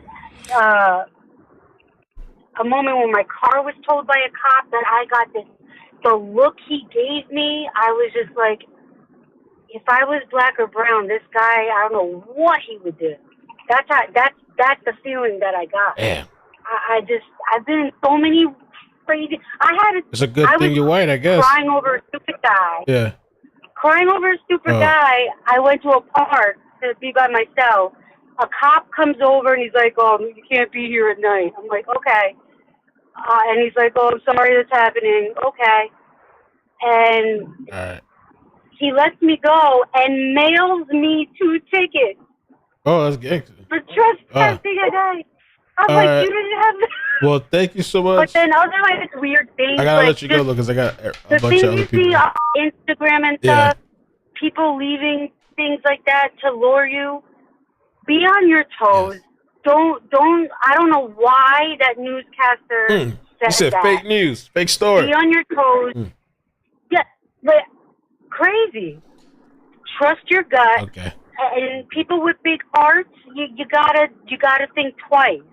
All right. And if you don't have a stun gun with you or one of those whistles that you can, those beeping things from your keychain you could pull, have like a stick in your car just in case. All right. Well, thank you. You gotta protect yourself, no matter where you're Well, going. appreciate it. Thank you for calling. All right, Mel. All right. Thanks a Thank lot. you. Sorry for No, you're rambling good. a little You're bit. good. Thank you. Ready to say bye. Bye. Be good. Be good to mama. All right. Bye. Bye. Bye. All right. We got a bunch of other people holding still. 763. How you doing? Where you calling from? Hi, I'm calling from Minneapolis. Hi. Thank you for calling. Welcome. Hi, thank you. I'm just calling because I think it's just so sad. Just last summer, I have a 3 and a 4-year-old. We were stranded on the side of the interstate for 4 hours, and I could not believe, and it was so hot, it was like 95 degrees. I could not believe how many cars would not even move over for me, but nobody stopped in 4 hours. But what you guys standing on the side for? My phone was Hitchhiking dead. or what? No, my engine. Oh, I had okay. a lot of miles. Oh, okay. Yeah, and I had an old SUV, and the engine just overheated and it just quit. Oh, So wow. I got to the side of the road, but there was no place that I could quickly walk to. Yeah. My phone was dead. Oh, and shit. also 2 cops went by. Damn, even the cops? So- Wow. Yes, 2 different state troopers went by. And so I'm from a small town in Wisconsin, so I picked everybody up hitchhiking. I promised my fiance after I had kids I would stop doing that. But I never had a bad experience. But also, I see all the warnings and all that, so I get why nobody stopped. But it's just so sad. I don't know. Well, the lady in the box, that story we covered the other, well, we didn't cover it. We talked about it the other day. So she was a hitchhiker, and she had denied a couple of people, I think. But then there was like this couple that were like a woman, a man, and like they even had a baby in the car. And so she was like, "Oh, I could trust them." So she gets in, and then they did all kinds of shit, torture her. She was in a little box under the bed for like 23 hours a day. Yeah. Years later, they let her go, or not. She didn't let her go. She escaped, but looks can be deceiving. What do you think about the story? Yeah, and no matter, I think definitely that's her. waiting for that 911 call, of course, like everyone said. But yeah, I think somebody's off on the side. I don't see them, but I think that somebody's off on the side and just used it as an opportunity. I don't think mentally ill. I think her family would have known that. I believe she saw something. I don't know about turning back around. Is that for sure or not for sure that she got off and No, turned it's around just and came back? speculating. We don't know. Yeah, none of us know. Yeah. Mm-hmm. So I just think it's really sad, and I'm glad it's got so much attention so fast. Yeah, it did. It's really kind of taken off. Actually, I'm surprised too. Yeah, so I just wanted to let you know my story where I was so frustrated that nobody stopped, but yeah, I can kind of see why nobody does now. Yeah. I can't, in my heart, I wouldn't be able to pass it. Same, like the lady said, stray dogs, anything, I always check it out, but yeah. I don't know, just be safe, and I'll let you talk to somebody I else. appreciate it. Thank you for holding. Thanks for answering. Yeah, take care. All right, bye. Yeah, I think people would more likely stop for a dog than a person nowadays. Things have definitely changed. Somebody might be left out there for hours, but if it's a dog, like all kinds of people be stopping. 407, how you doing? Where you calling from? Mel is Cheeks again. Cheeks. My bad. I forgot. Welcome back. I'm sitting there looking at the chat, talking to Darla. I totally agree. I'm sorry for that lady's experience. 4 hours on the side of the road with 2 kids. Wow, 4 hours, she said, right? Isn't that crazy? Right. I'm sorry. Too bad she didn't have a dog or something. Like If she had a dog, it would have stopped. Right. All right. Right. The dog might have see the little Fuck the friendly. kids. If she had a dog, it would have stopped. Yeah. Pulled down. I would have still did my window trick, like, ma'am, you all right? Okay, I'll call somebody. That's crazy. Of my vehicle. What But, time we're in? All right. Going back to Gypsy's call about the phone, it made me think of something. I want to give y'all a quick safety tip. If you ever find yourself in a situation where you are on the phone with 911 and you're struggling with somebody because they are trying to kidnap you, start yelling out a description. 5-5, right. tattoo, blue car, anything and everything around you that you can. I mean, clearly your focus is, I want to get out of this alive, but start yelling out shit, because God forbid if they end up overpowering you and throwing you in that car, at least they do have something, especially if it is a 911 recorded call. I don't know why Gypsy's call, when we were all trying to figure out the situation with the phone and how the sister or the brother, girlfriend or whatever was saying that she heard a scream. If you are fighting for your life, yell, description, blackmail, white accomplice, blue car, tattoos. If you get a look at the license plate, yell the state. If there's a vanity plate frame around it, anything and everything, just start yelling out descriptions. They're going to be too worried about trying to get you. They're not even going to be worried about what you're yelling out, not to put 2 and 2 together to be like, this bitch is trying to set me up. I'm about to get caught. Mm-hmm. Do what you got to do. Yell, scream, whatever. If the phone falls, doesn't matter if the phone call is still connected, just start yelling out descriptions. Because somebody's going to see you yelling at somebody, and it's going to catch somebody's attention.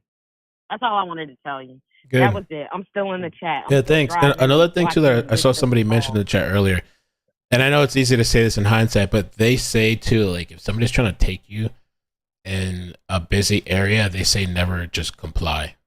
Isn't that a saying? Like, exactly. If you're in a public, where there's actual Never other people comply. around, yeah, because they're probably not going to do shit while there's all these other people around. But they want you to be quiet. They want you to comply. They want you to just quiet. Okay, right. Nope. Mm-hmm. Nope.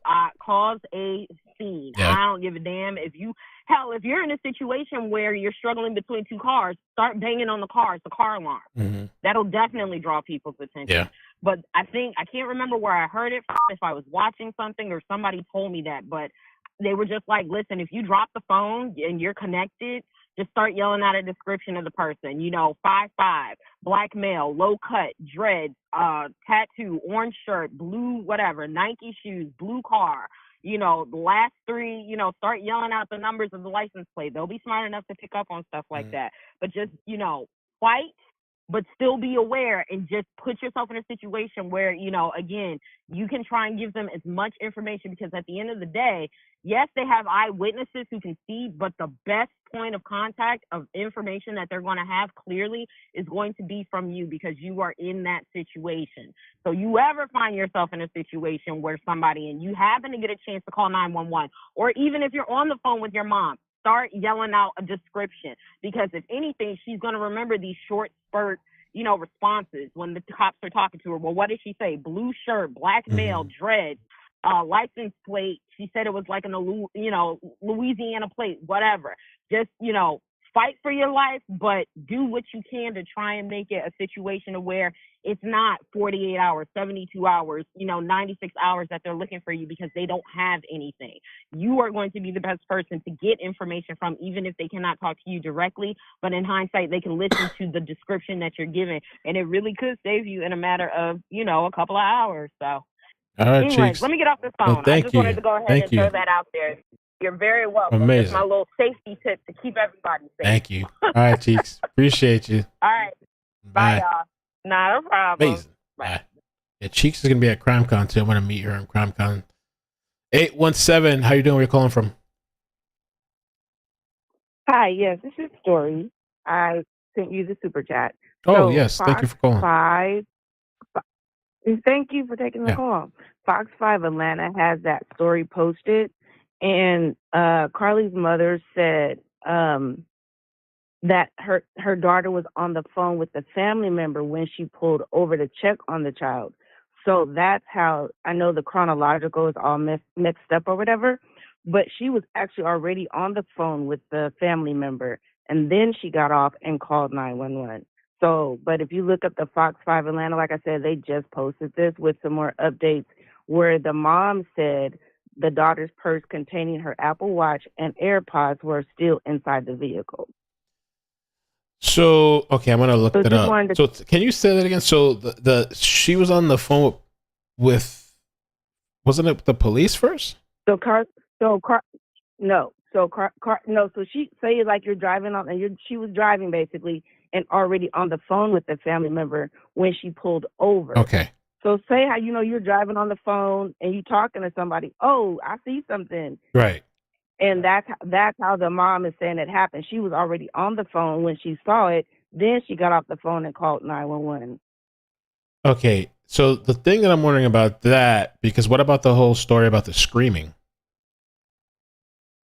Right. So Carlee's mother, Talitha Russell, said her daughter was on the phone with a family member when she pulled over to check on the child. Okay. So that person heard her talk to the child, but they didn't hear any child, and they heard her scream, and so the 911 call took place after that. Correct. Okay. Interesting. That's where the chronological. That went from. This is all from the mother. That's where I said the chronological is messed up because we still don't. We just don't. We don't know. Yeah, I'm confused. Yeah. So it's the chronological. We don't know. Let me see. What does it say? I pulled up the article. Okay. Because her car door was still open. And then they found her wig and her hat and her cell phone, but everything else was in the car. Because they said when the officers arrived at the location, they found Russell's Mercedes still running on the side of the road. There were no signs of the woman or the child was trying. The child was trying to help, but her car door was open. Let me see if that's the one. Yeah, I see it. Yeah. Her car door was open. They found her wig and her hat and her cell phone. Carlee's mother says her daughter's purse containing her Apple Watch and AirPods were still inside the vehicle. The phone is now undergoing forensic examination to see if there are any clues to help them find Carlee. Investigators say no children have been reported missing in the area. Police say a witness reported seeing a man beside Russell's vehicle just before the officers arrived at the scene, which is weird and sus as F. A single witness has reported possibly seeing a gray vehicle with light complexion male standing outside Carlee's vehicle.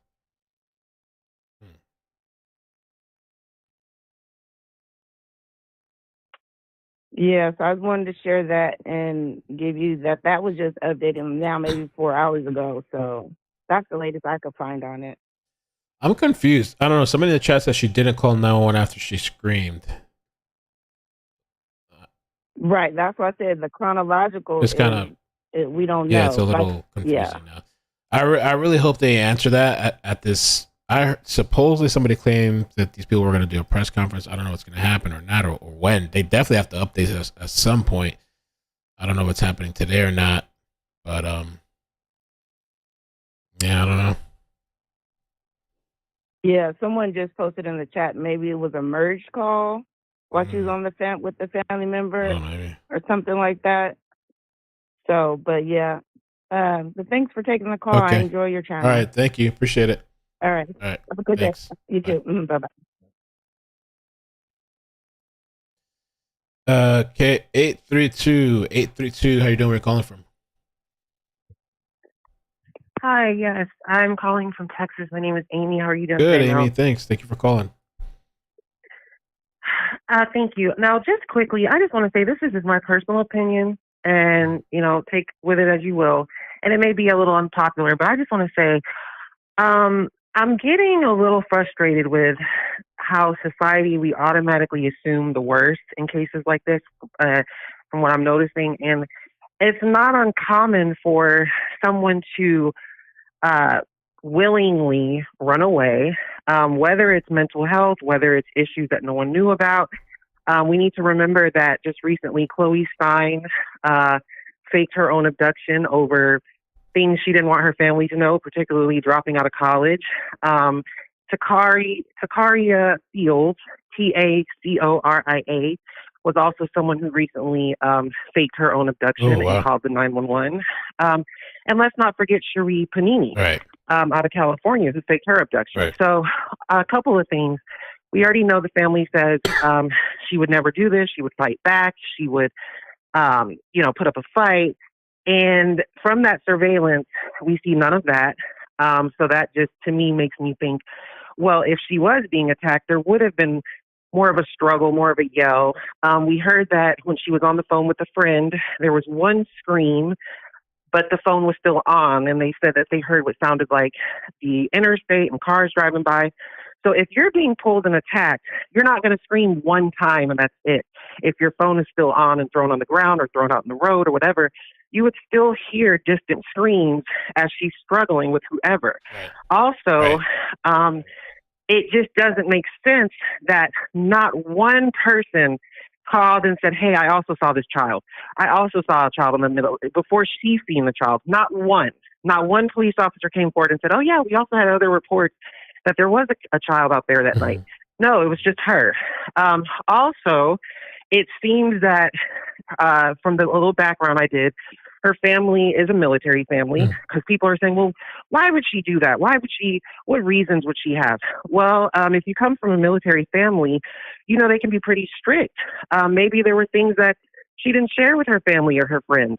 Maybe there were things she didn't want anybody to know. Maybe she wanted to start over. Maybe she wanted to, do something crazy without people catching on to it. Who knows? But the fact of the matter is there's not enough evidence to prove that this girl was actually abducted or something heinous has happened to her, especially from that little bit of surveillance video that we're seeing. Just my assumption, I think that whether it was mental health, maybe somebody she was seeing, maybe somebody she was, something going on with financial issues, her job, school, whatever, maybe she did plan this. We got to take it all into consideration until we get more evidence. And also, she said to the friend, the friend said when she was on the phone, oh, yes, I was on the phone with her as she asked this child, were they okay? But I didn't hear a response from the child. So that's suspicious. Right. You're asking the child, hey, are you okay? But yet you just hear blank silence after in response. It's not adding up. Right. And I'm sorry, the things left behind to me sound like she purposely got out the car, like in that video, went around to the side, took off the wig, took off whatever that she thought would trace her back, the AirPods, the watch, the cell phone, and she threw it or left it or whatever the case. She took her money, her wallet. Why are we not hearing from the police about tracking her credit cards, her phone histories? Who was she talking to in the days leading up to this? Who was she communicating with on social media? Was she on dating apps? None of this has come out yet. So I think we need to stop as a community always rushing to somebody definitely grabbed this woman. Something's not right here. And then the last thing I want to say with the whole, well, does this happen often? No. In America, what happens with situations like this is, yes, we do see traffickers. They've put laced napkins on women's car handles outside of clubs or grocery stores. We've seen, the whole bait and switch of predators online and catfishing to try to get women. We've seen all of these stories, but how many times have you heard of a child being left out on the interstate to lure in somebody for trafficking? It just doesn't happen, okay? That's what I was saying earlier, I'm that just, part. again, the unpopular...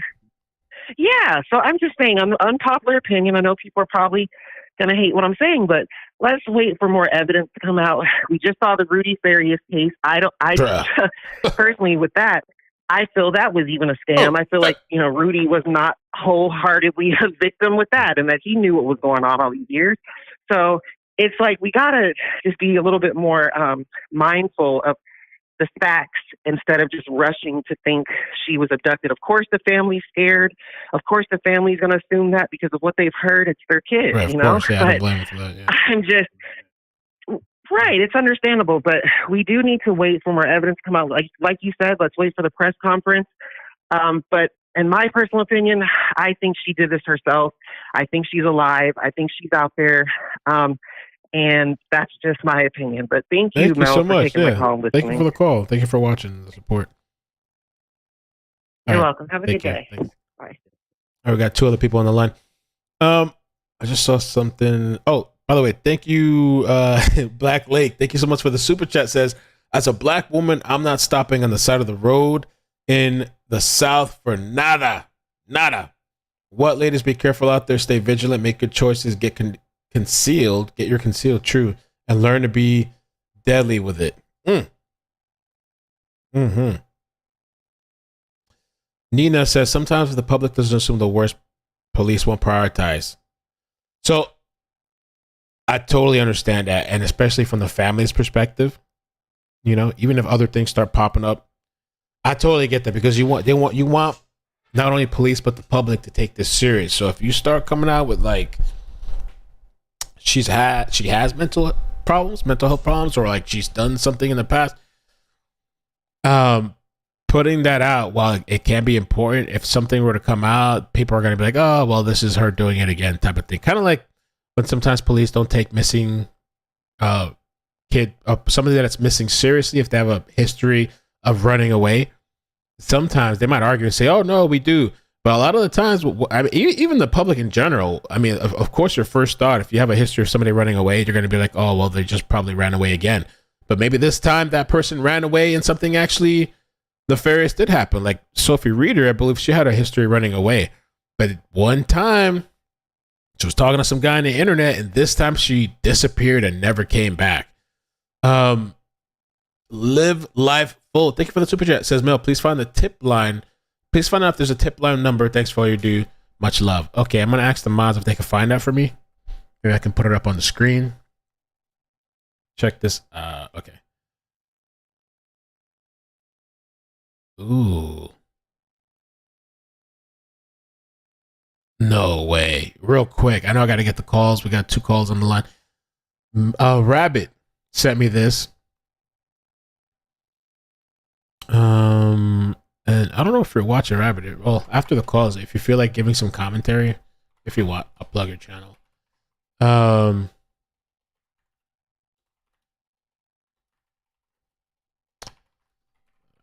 really wanted to forward you. I had no idea we're going to be like this many people and people that interested, and a bunch of calls too. Everybody's kind of interested in this. So this is Alabama. Student shot dead in Alabama forest by a woman posing as stranded motorist, police say. Duo charged with murder over killing Adam Simji, who was forced to walk into the woods with his girlfriend and died after gunfight. What in the F? When Adam Simji and his girlfriend, Mikala, if I'm saying that right, stopped their car in the Talladega National Forest in Alabama last week after being flagged down by what the college students thought was a stranded driver, the couple did not think much of it. Isn't this crazy? Like, you can't even help to stop people. anymore. But the stranded driver, a woman named Yasmin, turned out to be a gun-wielding robber who forced Simji and Paulus, 22 and 20, to walk into the woods.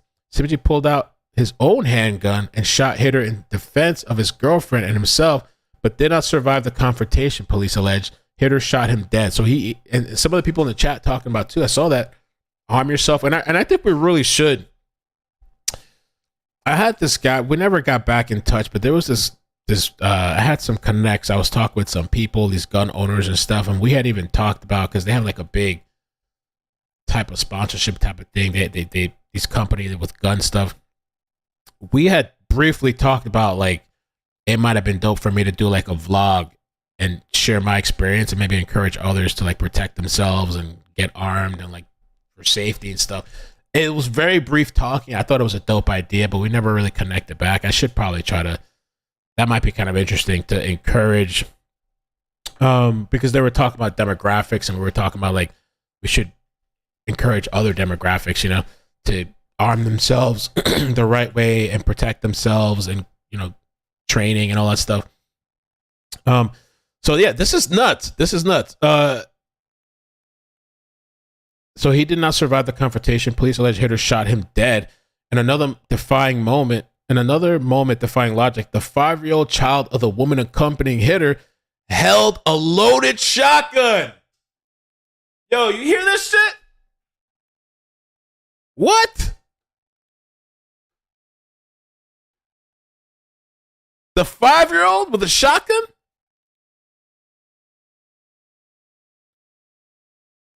As police swarmed the force to investigate, the child did not fire. A newly released press statement from Clay County, Alabama Sheriff's Office released more details surrounding the case that left one University of Central Florida student dead and another in a deep mourning.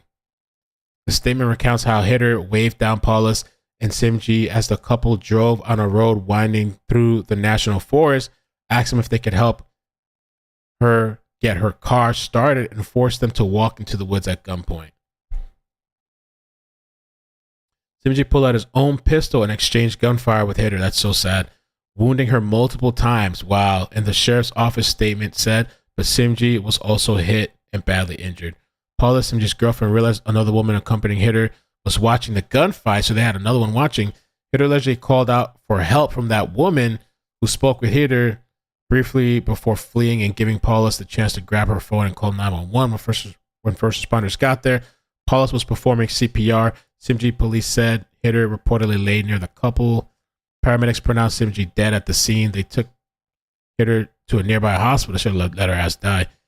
When she underwent emergency surgery, investigators later determined that Hitter was living at a camp in the forest with the other woman about a half a mile from where Simji and Paulus were held up. Deputies soon went to that camp, found that other woman there, and ordered her to the ground before her 5-year-old son emerged from the woods holding a loaded shotgun. And you got to wonder how many other people they did this shit to.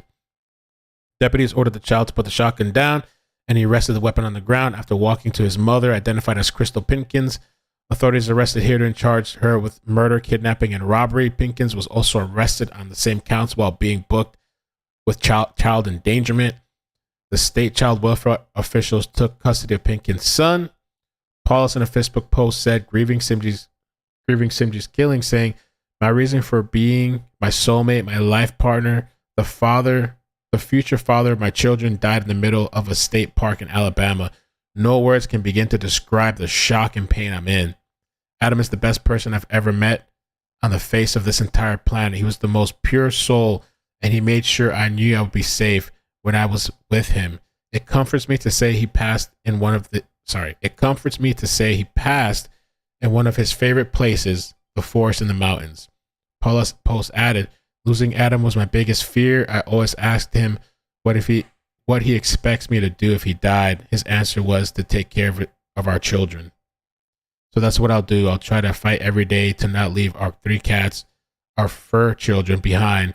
But this is and will be the hardest thing I've ever dealt with. No other scenario could match this pain. I wish I could hold your hand one last time. I love you forever, Adam." Simji, thank you for being my hero every day for 4 years. The best 4 years of my life. Holy shit.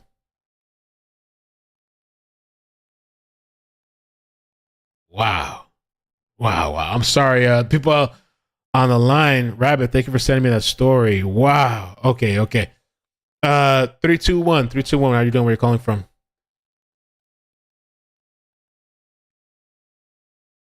Three, two, one. Hello. Hi. Thank you for holding. Hi, Mel. How are you? Good. How you doing? Yes. So when I heard about this story, I immediately came to your page to see if you were going to be talking about it sometime soon, and I'm glad you did because I'm telling you, I am from Jamaica, and if I'm living in a neighborhood and I know they don't like black people and I know they're human trafficking, I would not even be outside. I would be in my house. I work at home. Because right now I live in a neighborhood in Florida, and there's a lot of rednecks, and I have nothing against rednecks or Republicans. You must be. They can be crazy, and You must be up north a little bit. we love to stay. You're up north a little bit. No? I'm in Florida. I'm in Florida too, but you're probably Florida. up north Florida. No, South Florida. My husband is from. No, my husband is from Pompano Beach, okay. and I'm from this area close to Orlando, where I'm from. Okay. Yeah. But that video, I saw that video, and when I watched that video, I saw a lot of movement going on in the grassy areas, like somebody was running, and when the car immediately stopped, the passenger door opened. The person that came out of the passenger door went around the back of the car, went to the other side, the passenger side. They came out the driver's side, went behind the car, went to the passenger side, and they opened the door, and then somebody else came out. I was like, it was too much going on in that video, so I'm not really certain about, what she saw. I don't know what she saw, but based on what the truck driver said, that he saw a man outside or a light-skinned person or a white-skinned guy. Maybe she met somebody she knew on the freeway or, something like that, and it just went wrong. Because I don't see no kid on no road. I don't see that either. Yeah. I don't see that. But the only thing I could say is based off of the evidence that's already there, the truck driver already said that he saw a male outside that looked like an adult. More likely, maybe she did get picked up, or it could be the child may have been maybe the child itself was the one that was being abducted, and she just came to the scene at the wrong time, try to intervene into something she don't know nothing about, and she get hooked up too. She gets kidnapped too. So it could be anything, but it's just very sad because it's happening a lot to women and children, not just minorities, but it's happening so frequently, and you just have to be very vigilant and pay very attention to everywhere you go and what's going on. You got to be very careful out there. It's very sad. Wait, did you hear that story too that I was reading just a bit ago about like this guy with his girlfriend? They stop because these people asking for help, and then they stop and then they pull a gun out on them. They even had a baby with them. Oh, I never heard about that. Yeah, I was just reading. It was crazy. But I can tell you let me tell you from this. You see, last October, I was driving my car, and my engine in my Toyota blew up, and I didn't have my phone, and I had my two little kids in the car with me. So I wasn't able to reach anybody, but the only luck I had, I broke down close to the truck stop. So instead of taking my kids out the car, walking on the highway like at 7:30, 8 o'clock at night, I decided, to stay in my car for a little while and think about what I was going to do. And somebody pulled up behind my car, and I thought they pulled up to help me. When I realized, I came out the car and walked towards their car to flag them down and see if I could use their phone to call for some help. They just looked at me and sped off. Wow. And I was like, I'm just going to go back in my car and just relax my seat back and try to keep my kids quiet and wait until the morning time to walk all the way down to the truck stop and charge up my phone and then call my husband to come pick me up with the kids. And my husband didn't even know I was missing. Damn.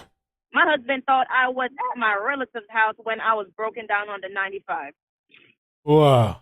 I'm telling you, it's crazy. You can't trust nobody. You just you have to have roadside assistance and always know what you're going to do. Always make sure somebody knows where you're going, even if you're around somebody that you trust. Because I remember when they had that Brian Laundrie story with his girlfriend Gabby, where he killed that girl. Yeah. I think I told you in Jamaica, I had a cousin in Jamaica. She went out to a vacation, like a Margaritaville type of resort with her friends. And half of her friends, they said their car broke down, and she decided to ride with her ex-boyfriend or some other friends that they got. And they kidnapped my cousin and murdered her. What? And in that 24 hours, they kidnapped my cousin in Jamaica and murdered her. And in that 24-hour her being missing, and her mom and her aunties and her family were looking for her. The morning my auntie woke up and opened up her door, my cousin was in front of her door and her dead body was there. And it was her own ex-boyfriend that killed her. Wow. So it could be very scary out there, and you can't trust nobody. I'm telling you. Oh my God, you can't trust anybody. Yeah. Well, thank you. I appreciate the call. Stay safe. Appreciate it.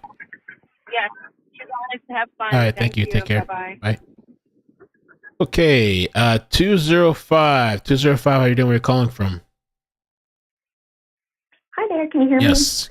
Hi. How you doing? Hi, I'm actually calling from Hoover, Alabama. Oh, nice. A mile away from where she disappeared. How many miles away? So, a mile. I did look up the Google map somewhere. I can't tell if it's a mile or a mile and a half, like if by driving versus like just by radius. But this is my exit. I go every single day. Wow. And I kind of wanted to give like a little local insight into the area. I think the last caller over just a moment ago said that she was from Jamaica and she would never step foot outside on the side of the road. I just want to reiterate, this is such a generally safe area.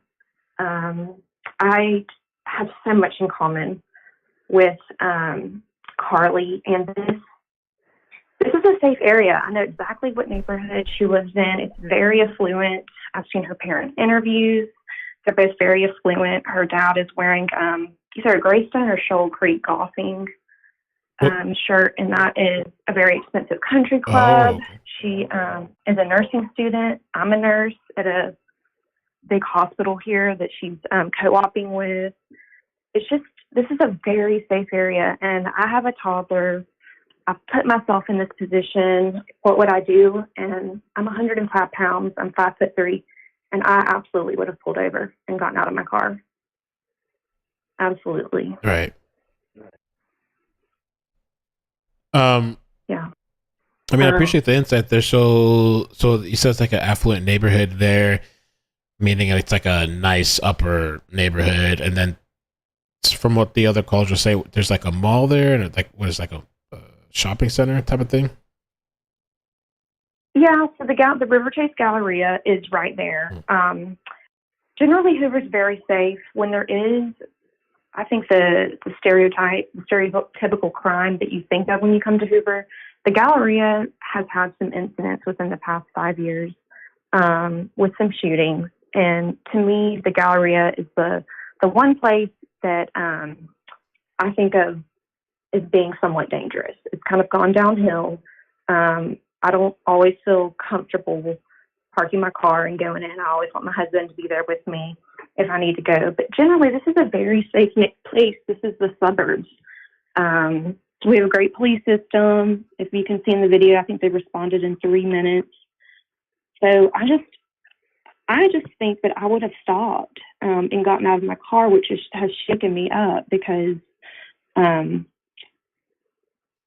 it just hit too close to home for me. It's just crazy. And I think the majority of the locals here feel the same way, that we all would have gotten out of our car for a toddler. Had it been like a dog, definitely would have stayed in my car. But a toddler, I think I just would have gotten out. It's crazy. And it's strange that, well, I mean, I really hope police come forward with more information because we don't see any toddler on the side of the road. I mean, unless this was beforehand, I know. Before the video. And I can't help but think, what if my dad had gotten out? My dad's in his 60s. How did they know they were going to get such a beautiful young woman out. Like, I just don't know how they perfectly targeted her. So there's just so much for us to find out. I do hope they release some further information at a press conference. I know that there's some things that they have to keep private to the public. But generally, I think the majority of us locals would have felt very comfortable getting out in this area. Mm. Right. Mm-hmm. Yeah, I don't. I'm kind of bewildered. I don't even know what to think. Mm-hmm. Yeah, it's crazy. I haven't seen anything this big since the Natalie Holloway case in 2005. That was international news. I don't know that this has quite hit international level, but it's been a big deal for sure. But anyways, that's just my tidbit. All right. Well, thank you. I appreciate the call. Yeah, absolutely. Thank you. Take care. Mm-hmm. Bye. People still calling in. Okay, 609. 609, you know where you're calling from? Hello. Hi. Can you hear me? Yes, I hear you clear. How you doing? Hi. I just wanted to tell you if you could pull up the video and go to the 1 minute mark. Because I see a shadow in front of the sign and I can't unsee it. And within 20 seconds, that's when you see the struggle on the passenger side. So you can stop at like the 58-second mark.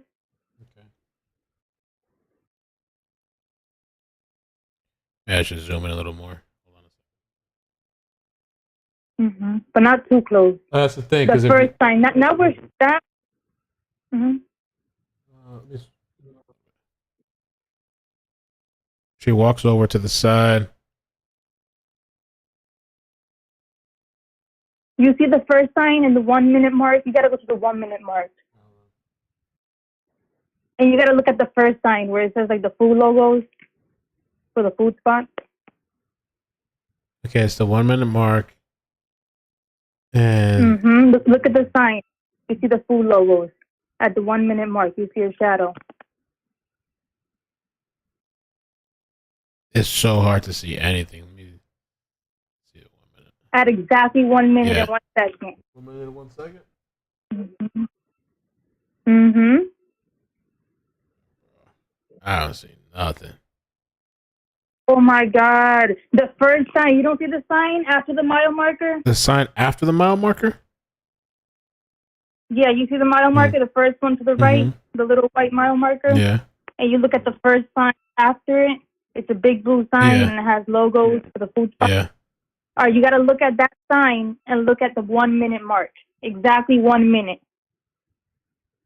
There's like a shadow of a person walking out the woods and passing the sign.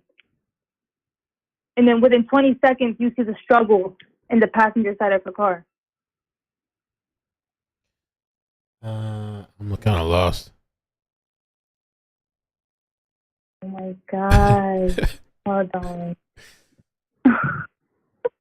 Is a very I don't see what you're pulling Well, out. you're gonna see. There's gonna be like a Yours. 30-second delay, so it's gonna for us to get it in sync. What you see on YouTube is gonna be delayed from what we're talking about on TV. Okay. There's like a shadow of a person. I think you zoomed in way too much. You can't see anything. And then within 20 seconds, you see the struggle in the passenger side of the car. 1 minute mark. The 1 minute mark. No, the other sign. The blue one. You're too close. The one to the right. You got to go back a little bit. There's going to be like a 30-second delay for us to get it. We see on YouTube it's going to be delayed. All right, this is what I want you to do because to do it on stream, it's gonna be really hard. Do me a favor, email me at iCkEdMeL@gmail.com. When I get off the stream, we'll talk. Let's talk off stream, and then we'll try to line it up. Because the problem is there's a 30-second delay from the phone and YouTube. So like I might make an adjustment, but you're not gonna see it till 30 seconds later, and it's gonna be going back and forth for a long time. I just saw it. They're saying they saw it. Y'all see it in the chat? I don't see this shit. Y'all saw it? 1 minute mark. You saw it? Gave me chills. Oh no! Come on, y'all. The 1 minute mark. 1 minute mark. Exactly where you have the camera right now. 1 minute mark. It's freaking crazy.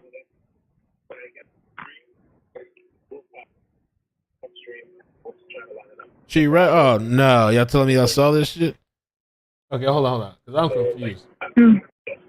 Like 1 minute and 1 second. You gotta look at the first blue sign, not where she's at. Okay, the first blue sign. The sign before where she's at. So you're talking about this sign right here? Maybe I'll highlight it. Maybe get the little color thing. Let me get this color. The big blue sign where the food logos are. Oh, what else? Okay, hold on. Yeah. Okay. Oh my god! The chat's going crazy. What? Yes, 1 minute mark. 1 minute and 1 second exactly. You see him walking, like rushing out the woods, and he's going towards her car really fast. And within 20 seconds, you see the struggle on her passenger side door. I'm gonna take it back. So let me start at 54. Yeah, do that. Look at the blue signs. All right, so let me do this too. When you're saying, let me do this real quick. Let me. How do I do this? I used to have this here. Okay, here. Let's do this.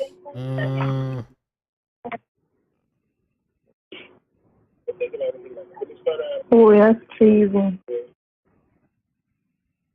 They're like rushing out the woods. They're not running and they're not walking. They're just rushing really fast. They're trying to catch up to her before she gets out the car.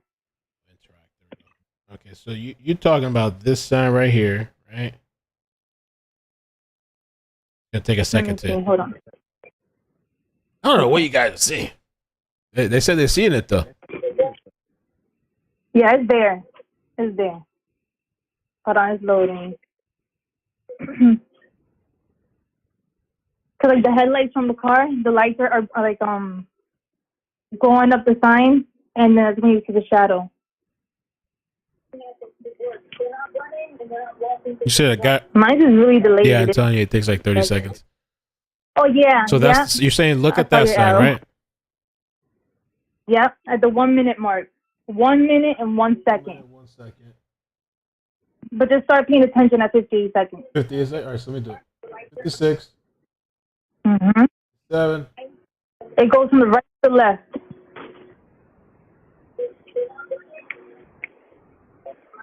I don't see this.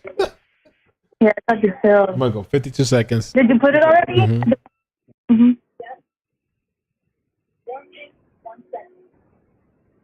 You saying he runs up to the car? He's like rushing towards the car. Yeah. Play it again. Oh my gosh.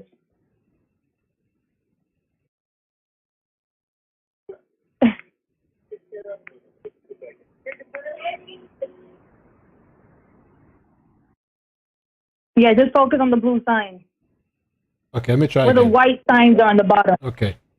Oh, you just see. 1 minute or 1 second before the truck goes by. 48 seconds. Because they used to be.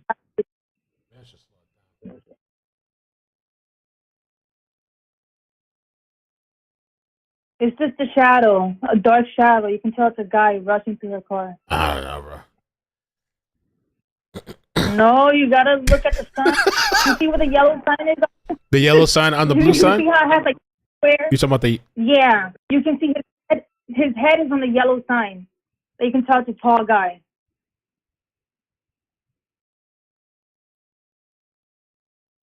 No, you gotta see this. You got this. You can see it. You don't see it passing by, just let it passing by in that time. You keep replaying it. The thing is, I don't see it, and then you also look at these headlights, the cars that are driving by. I don't see anybody rushing. I mean, unless you're literally trying to say like a shadow from the vehicles driving by. If you're talking about the shadow on the sides, I think those are vehicles driving by. If I'm looking at the blue No, sign. no. Then you see the vehicles. You can see the vehicles. You can see the shape of the truck and stuff. But the first one, at the 1 minute and 1 second, you can tell it's a human, a big human. 1 minute and 1 second. Just try to You talking focus about on that? that. That's not. You think that's a person? Of course. Nah. 1 minute and 1 second. The shadow on the It's sign, before guys. the Come truck. on. Yes, before the. I think you're paying attention to the truck. I'm You're looking directly at the truck. sign, and I'm staring out the sign with the shadows going by. I don't think a person walking by is going to create a shadow on the sign. Yeah. I just saw you have it. You have it on the screen. Guys, Before the stupid. truck. I say You it. see, I'm not crazy. We all. Hey, there's people in the chat saying they see it. Oh my Yeah, god. man, it's there. Maybe later. Okay, thank you. I'm gonna take a look at it after You're for probably sure. tired. I'm gonna take a look at it after. All right, but within 20 seconds, within a minute and 20 seconds, you see the struggle behind Okay, the car. all right, let's see. You can tell he's like trying to sneak up to her, and then waiting for her to get out the car, and then you see the struggle on the passenger side. So you can look at it later on. Okay, yeah, I'm gonna take a closer look later. Thank you. You're welcome. Thanks. Bye. Bye. Oh, I did see. Well, is there movement back there? Oh, we're gonna have to check that out again. Lord Almighty. Let me get this caller here. 805. How you doing? Where you calling from? Is that for me? That's for you. Hola, ¿cómo está? Bienvenido.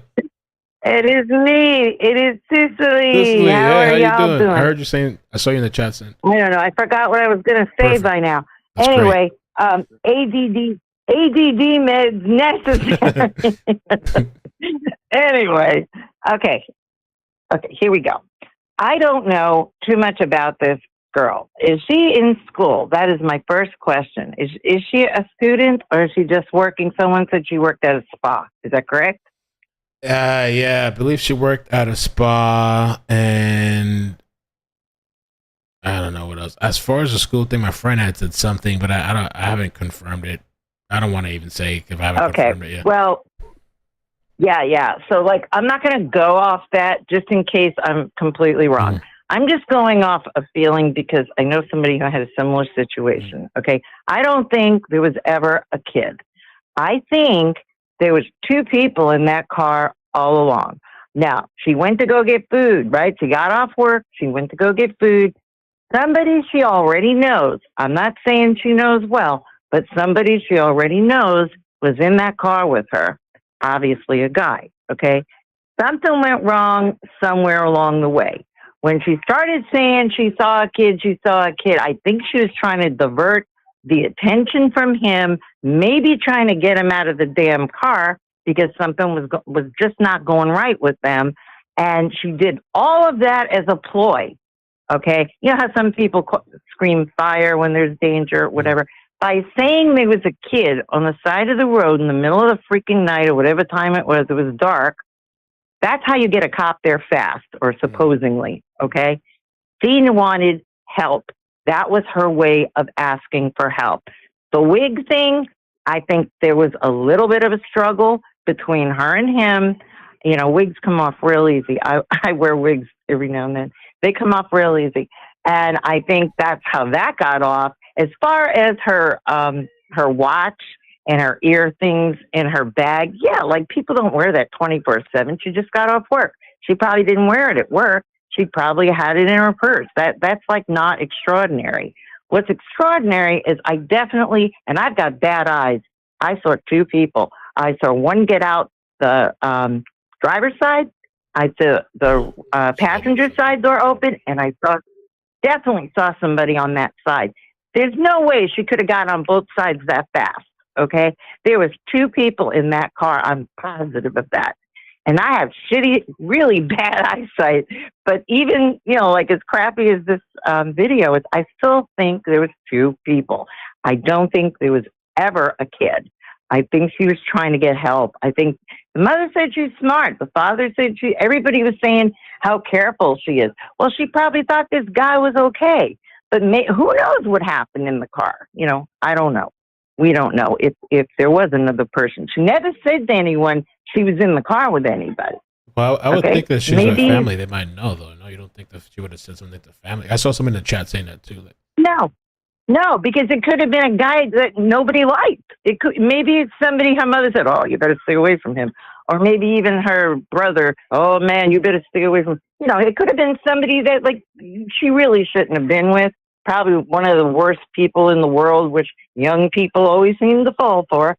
I was there, believe me. But I think that's what happened. And I think she was using the kid thing. I don't think anybody saw a kid, but I think she was saying that while he was in the car so she could stop the car and either get him out. Maybe he was like, oh, where's the kid? You know, try to get him out of the car. Because somebody got out of that passenger side, and it definitely wasn't her because like the other guy said, too tall. I'm 5'3". She's 5'4". There's no way that person was 5'4" that got out of that right side door. So it had to be a taller person. It didn't look well. You know, the video's so bad it's hard to see, but didn't look like a female. And the person bent over like they were like it, you know, like reaching into the car. I think she was trying to get away. I think that's when he grabbed her wig or whatever the hell she had on her head, hat, wig, whatever. And I did not see anybody get dragged out of the car. Nobody went in the woods. I think what probably happened is, you know, maybe he called somebody and said, you know, come here, I need help, you know, or whatever. Who the hell knows? Who the hell knows? But there is more film than what we're seeing. I'm pretty sure of that. Now, somebody had said we're seeing the tail end of it. Possibly. Or maybe we're seeing the very beginning of it and there's like a middle, you know what I mean? There's still missing somewhere here. But I'm starting to really believe this because I have a friend who did exactly that. She didn't say, look at the kid, there's a kid. I don't remember I think she said there was a deer on the road, something ridiculous. Oh my God, there's a deer. He's blocking all the traffic, you know, to get a cop there fast. And meanwhile, the guy that was abducting her was like, what are you talking about? There's no deer here. And she's like, what are you, blind? It's right there. And she got him out of the damn car. So it clicked, you know, that maybe that's what that poor girl was trying to do. Maybe she was just trying to reach out for help without saying, help, I have an asshole in the car with me. You know, obviously. That's what I think. All right, thank you. Somebody sent me an enhanced video. Remy, thank you for this enhanced video. I'm gonna download it so we can zoom in. This person on YouTube. Let's keep looking. Burnt sticky buns. Okay, burnt. Keep looking. Buns. There's two people. Nobody is dragged in the woods. I think she overlaid. I know. All right, bye. Thank you for calling. Talk to you later. Thanks. Bye. All right. Let me see. Hold on a second. All right. Let me see if I can download this thing. I'm gonna put her thing in the description as well.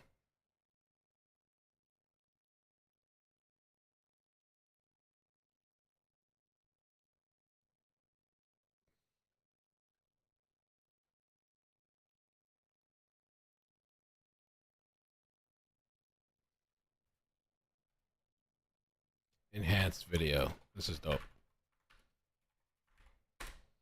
I think she overlaid, like, made it lighter. Let me download this thing so we could kind of check out the timestamps and slow it down and all that good stuff. Mace!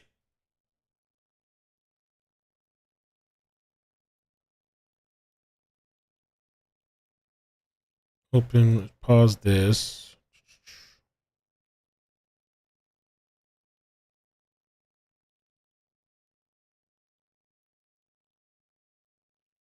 Oh, because it's zoomed in.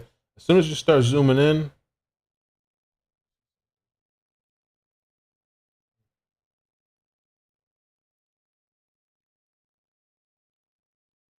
don't zoom in too much. See, compared to her video. See.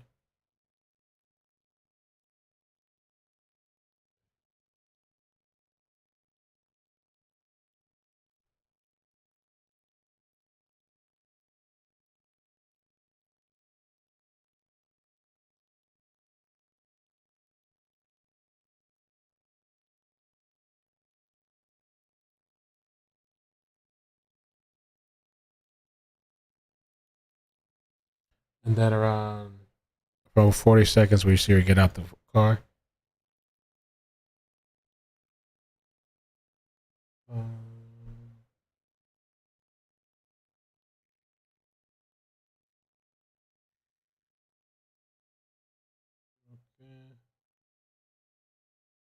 There she is walking by.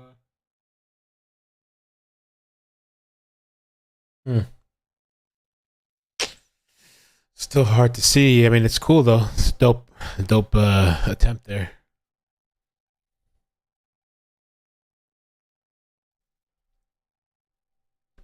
Hello?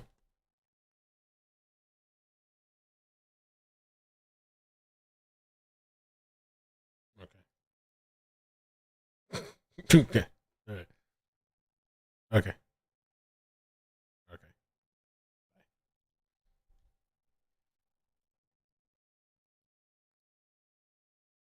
I'm gonna put this video too in the description, and after the live stream ends, I'll put it in the pinned comments. So if you want to go watch the video yourselves, or you want to go zoom in, zoom out, all this stuff, this person put it together. Sticky buns.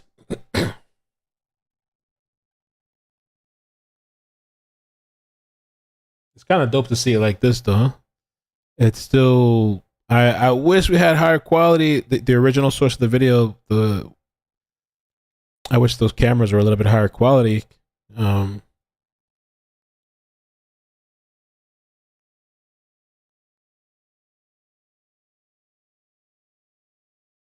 That's so mysterious, ain't it, man? What in the heck?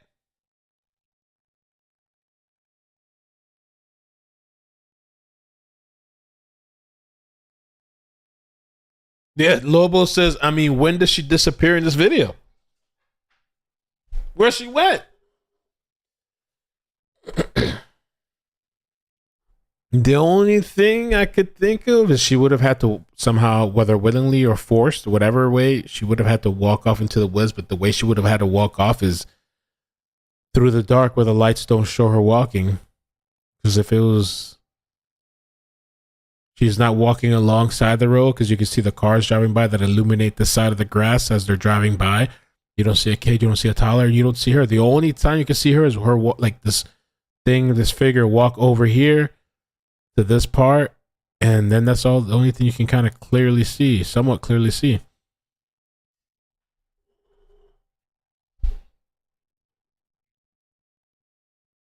Somebody said, Kayla says she just disappeared into air. What the F? I think she would have had to go off towards the shadows into the woods. Unless we're not even seeing the whole picture. Like I said, unless this is something after the fact, because the way the video starts is she's already on the side of the road with her blinkers on, if it's her. Because some of the theories people were saying is that, well, what if this is somebody else driving her vehicle and she made this call and everything, it happened before this video even started and somebody just drove her vehicle up forward. We really need these people on the road here, hopefully that they see the story, come forward and kind of share information. And so far, nothing from police. Oh, let me take this caller. Nothing from police. No, bro. This shit is wild.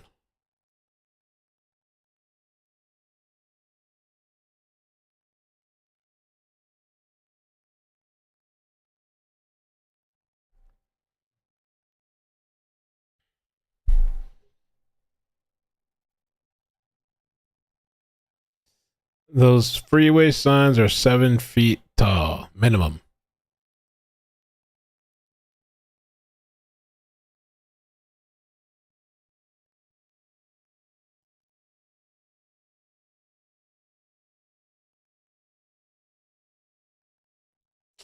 I don't know, bro. All right, let me take this caller. Take this caller. 801. 801.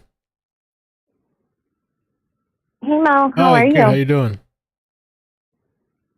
Good. So I just saw something on that last video that you just did. It's kind of weird, but when she starts to pull over, you automatically see her put her hazards on. That makes me think that she obviously saw something. If it was something where she was trying to disappear herself, quote unquote, she wouldn't have done that. Where the video starts, she's already on the side of the road. in hazards. It starts off like we don't know what happened beforehand. Was it like just barely? Because I seen her like maybe it was a video before, but I could have swore I saw her like go over. Maybe I'm wrong, but the other thing is the caller before that was talking about seeing somebody in the shadow on the sign. Mm-hmm. You can see people on the signs if they're walking. I've done it before myself. Been on the side of the road and caught glimpses On those highway things that are like 7 feet tall? Oh, yeah. Okay. Oh, yeah. So when you travel like cross country or do anything like that, I try and take pictures like when we went to Colorado and stuff like that. Yeah. I would take pictures, and sometimes they were at night. So you can definitely get shadows on those billboards. Okay. So that's something to think about. I think that this story, I don't think she tried to deck herself or put herself out there like that. I think that this was something as quickly as it happened. She went to go get food for family, which, that's something that you're going to do. You're going to be within a time frame. It's not something that, you go do something for hours upon hours and nobody's going to worry about you. And then after, 6 hours, then they're wondering where you are. They automatically knew, that something was off. And the fact that she was on the phone with somebody. Now, possibly the kid that she saw doesn't necessarily mean it was a kid. We do have people that are little, including myself. I get mistaken as a kid all the time, but I think it could have been something like that. As far as the no screaming after one, like she had one scream and then it went silent. How quick can somebody knock you out? I mean, realistically, it can happen that quick. That's just kind of my opinion on it. I think that it's.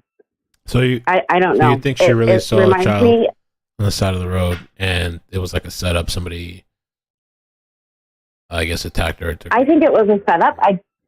I don't necessarily know if it was a small person. I don't know the terminology, but it could have been dwarfism or anything like that too. Dwarfism, You know, yeah. I mean, like a short person. Realistically, yeah, Oh, okay. yeah, absolutely. I know there's another terminology, and I feel bad because I technically am extremely short. Oh, really? How tall are you? For For what? I'm 4'9". Okay, that's cool. So, yeah. So that's where I think it reminds me of, I don't remember if you know the Crystal Bard case. No, I never heard of that. It happened in Kentucky where, yeah, I would look into that. She just disappeared on the highway, and it's insane. But it kind of reminds me of that. The only difference here is that we have some sort of camera, which is good because at least they can kind of start somewhere. But I think it was a setup somehow. I just don't know exactly how. But that's just my opinion. I think people jump to all kinds of different theories in their heads because they're wondering what's happening. Right. Just like they did with the Kylie Ronnie case. Mm-hmm. And look what happened there. I know, You right? know what I mean? It was simple, sad explanation. Well, there was that one But case. I forgot the lady's name. There was some one case that the woman, she went into the woods or something, or was it on a jog? It was a big case, and she went missing, and everybody thought it was like all this crazy stuff, and it just turned out I think she hurt herself and died or something. I forgot the name of that story. They said it wasn't foul play. Yeah. It's sad. It really is. The world that we live in today, you literally can't trust anybody.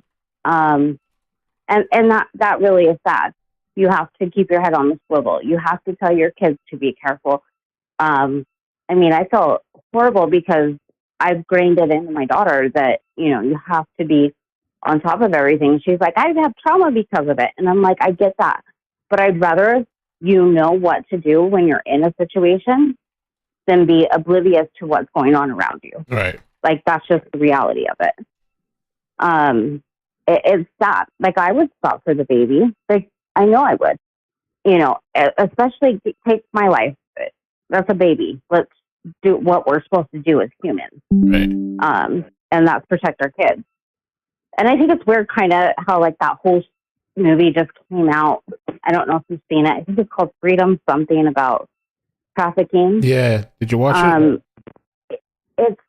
I haven't watched it. I want to. I just haven't had the time to. But what's scary is trafficking is surpassing drug trafficking. Like, it is almost to number one versus drug trafficking being number one. That's the world we live in. You can reuse somebody's body multiple times, unfortunately, Oh, check this out, guys. and make money.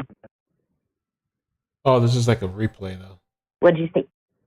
Oh, there's cops out there or something. There's somebody sent me the live cam of the area. It looks like there's police activity out there, but I don't know how. Let's see. Okay. I don't know what's going on, but there might be some sort of activity out there right now. It's scary. Yeah, it keeps loading. This is live cam. I think. Wow.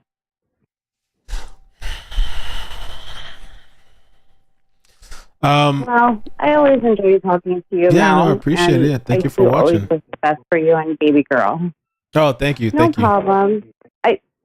By the way, I didn't even tell you who I was at the beginning. This is a beautiful disaster. Wait, what? This is beautiful disaster. I didn't even tell you who it Beautiful was at the disaster. beginning. Gotcha. Okay. Amazing. Yep. But I support you. Thank Keep you. doing what you do. You're amazing. Thank you. Take care. And have a good rest of your evening. Bye. Okay, bye. Oh, where did I had the cam? Now it's gone. Where the hell did it go? It should disappear. Oh, yeah.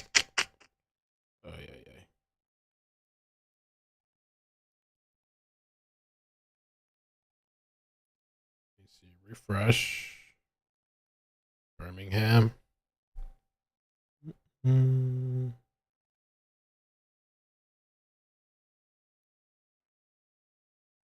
they cut it off? Oh, here it is. Okay. I don't know how this thing works. I mean, it looks like it's live. Maybe I have to just keep clicking it over and over.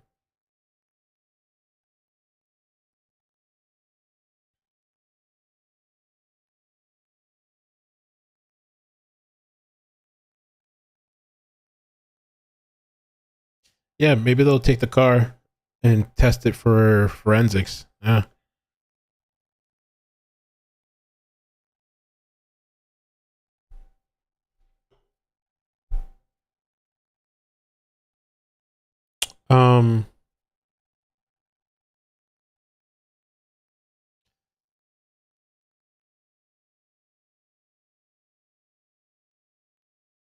So I just drove. This was from an hour ago.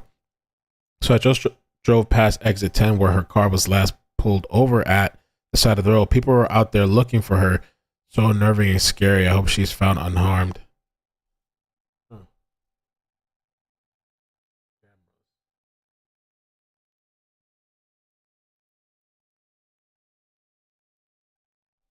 Let me try it.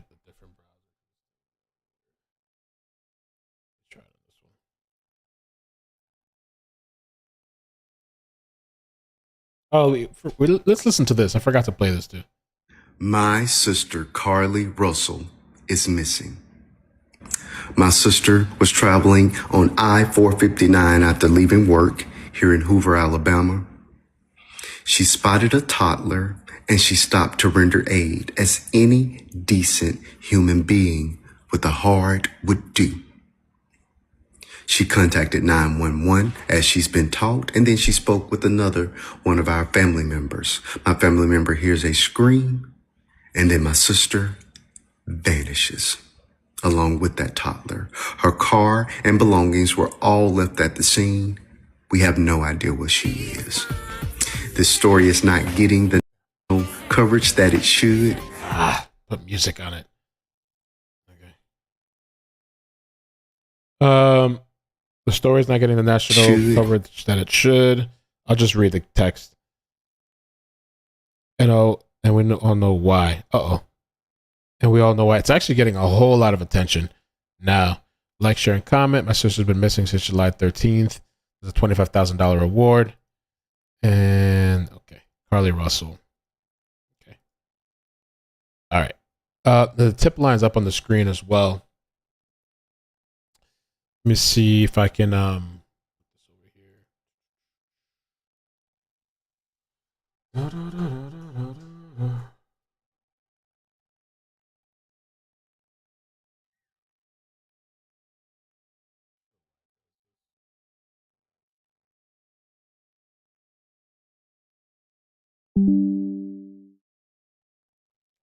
I'd like to get like an actual feed that doesn't constantly close out.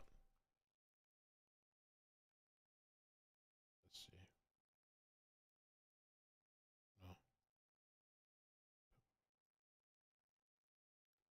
It captures a minute or so at a time, then it'll close out and refresh so you can watch the next one. It's semi-live. Oh, okay.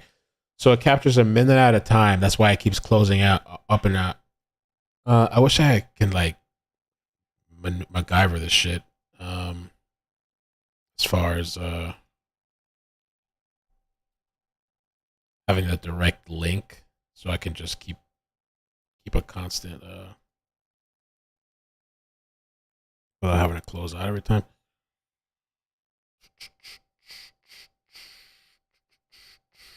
Okay. See, copy. I want to get that hyperlink.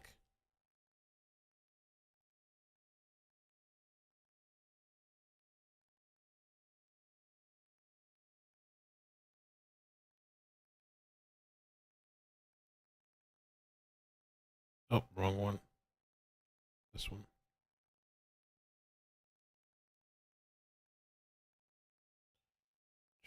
Inspect. There we go.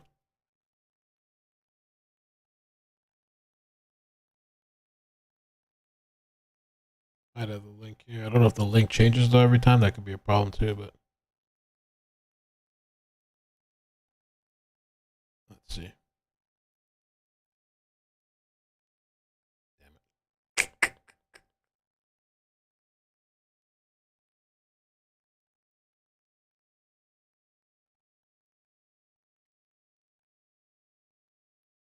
Okay, the link is here.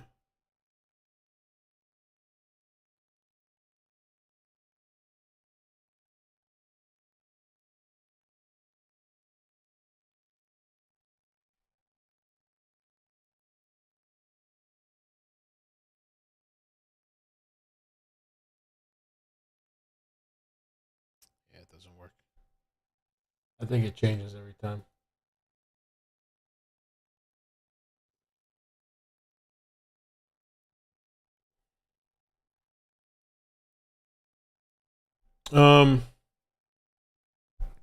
Maybe after the stream, I'll see if I can figure out a way to, so it doesn't keep closing. I can get a way to keep it playing.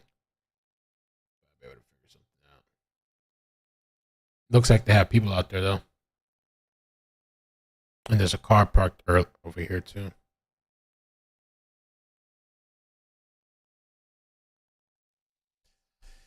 What do you guys think, man? It's a hoax. Oh, let me catch up on the super chats. Oh, there's 2 calls. Let me get these calls to let me get shit. All right. Let me get these real quick. I'm just gonna go through some of these and then I'll get the calls. And well, I'll just keep refreshing this. I feel like there's gotta be a way that I can get this link. I almost think the link is updating every. The link might be constantly changing. I don't know. That could be, if it's the same link though, then I might be able to maneuver it.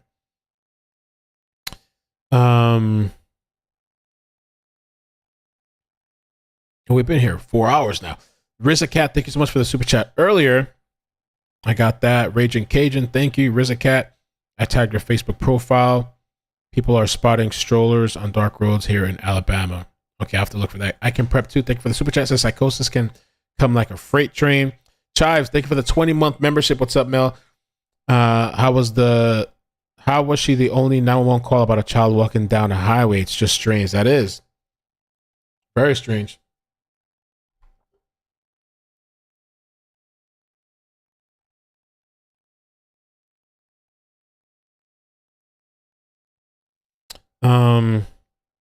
Karen, thank you for the super chat.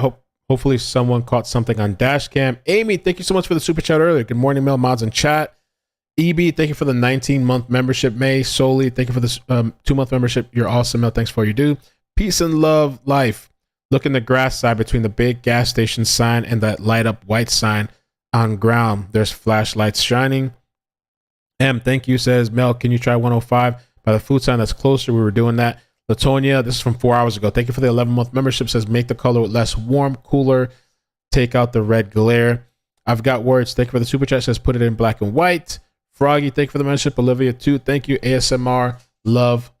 Thank you for the super chat. Says they need to get the plates from all those trucks that drove by. Most trucks have a forward-facing cameras, if not dash cams. We were talking about that. Tuesday Gazette, thank you for the super chat. What is behind the wooded area? Any streets? Apparently housing. Skylove, thank you for the super chat. Did they check the trunk? What's that? What's that? What was that? Wait, what? Did they check the trunk? Was that her driving? M, thank you for the super chat. Look, likely turned around and came back. Approached slowly to figure out where she saw a toddler on the first approach. That's what some of the people were theorizing that too. Maybe this was like when she finally came back around. Maybe. Lady Red, thank you. Patriot Sisters of America, thank you. BB, thank you for the 8-month membership. I think the cops would have seen that footage too. Story, thank you for the call in and the super chat. Familia Kim, what if it was a little person? That's what somebody just called talking about dwarfism. Naturally Beautiful, thank you for the membership. Story, thank you for the super chat. The Apple Watch, AirPod, and purse was found inside the car. Which BL clarified that she said that it was Carlee called her family first. And then called police. Elise, thank you for the super chat. Says, has Ellie matched friends' phone time with camera time? I don't know. Gigi, thank you for the super chat. Thanks for covering this. Allison, I got that. Thank you. Black Lake, I got that as well. Thank you earlier. Live life full. The tip line is, I should change the color for that. Mercy Reigns, thank you for the super chat. Says, abductor could have called 911 on Carlee's phone. Well, they heard Carlee talking though, and then dumped the car 3 minutes. Doesn't make sense for an abduction and disappearance. Plus, moving the car would take police to a different location. Yep. Carlee, thanks for the super chat. The sign is too tall to get a shadow from a person. There's debate about that. Shadowgate. Lexa, thank you for the membership. Inez, thanks for the super chat. Don't believe it's the entire footage. Makes me question if this happened to others around there. Truth will come out. Heart goes out to the family. All right, so let me take the call. I'm gonna refresh the stream camera for this thing. 801, thank you for calling. How you doing? Hey, what's up? It's Black Lake. Black Lake, thank you for calling. Wait. Yeah, no problem, man. Wait. I've been following you for years. Did you call earlier too, or no? I know I saw your super chat. No. I confused you because somebody else. Yeah, your super chat. There was a caller that said about she's black and there's no way she'd get off, but then you also said a super chat like that. Yeah, that was me. Yeah. Yeah, so this whole story, so I'm prior law enforcement. I'm medically retired right now. And this whole, I don't think we're getting the whole story because where's the rest of the footage? Does anybody have footage of when the police showed up? No, not yet. Not released yet. So if they were there, so how we usually did things, like if they were there within 3 minutes, canines would have deployed to that scene and they would have been able to have her sent. So even if there's a neighborhood behind that wooded area, they would be able to follow her scent to wherever she went unless there was a car waiting for her and the scent ended, or if they took her to her house behind the woods, they would have been able to follow it. And I wonder if they've been going door to door. They probably have. It's been, what, 3 days now? 3 days? Yeah. This is from the... Yeah. This is from the 13th. So, yeah, we're on... today's the 15th. Yeah. So I just think it's kind of crazy how if they arrive there within 3 minutes, like, where's the canines? I haven't heard anybody talk about canines yet. That's what I was wondering. Yeah, like, did they bring the dogs out there? Because just let's say she's out there somewhere, or maybe there's evidence of some other stuff from her. Like, maybe they could bring the dogs and sniff around and find all that stuff. Right. Right. Yeah, I don't know. This whole story is crazy, but I'm definitely going to be following it. I love your channel, Thank you. man. It's so awesome to see you growing. And yeah, I'm here in Utah. I'm following this Corey Richards case too. If you ever want to come down, it's to stay. We can go. I'm probably going to go to the courthouse too. And When's the trial? You know? I don't know. I think so. Right now, I don't know if they've set a date for the actual trial yet. Okay. But I'm definitely following. I heard it's crazy. Summit County's like. Did you watch like the pretrial stuff? It's There's some pretrial stuff, I think. Yeah. Utah's crazy, man. There's a lot of like people killing each other. It's mostly within families, but there's a lot of people wilding here. Mm-hmm. Yeah, but yeah, man, this is crazy. Good job keeping us up to date, and look forward to keep following you. I also messaged you on Instagram too about this whole sign thing. Okay, awesome. I'm gonna check it out. Yeah. I'm gonna look for that then. Thank you so much. Right, cool. Is it under the same name, Black Lake, or another name? Yeah, well, yeah, my screen name on here is Black Lake. My real name is Michelle. Okay, Michelle. All right, I'll look out for that then. Thank you so much. Appreciate that. All right, no problem. All right, take care. Yep, take it easy. All right, bye. Bye. She's cool. I like that. All right, 908. 908, how you doing? Where you calling from? Hi, Mel, from New Jersey. I just quickly wanted to say, I've seen like an injured animal. I know it's not the same thing, but on the side of the road before, and I wasn't sure that's what I saw at night. So I went back around and then stopped. So I'm wondering if that's what she did. If she like called 911 when she saw it first, went back, got off the exit, went back around, and that's when she pulled off to look for the child.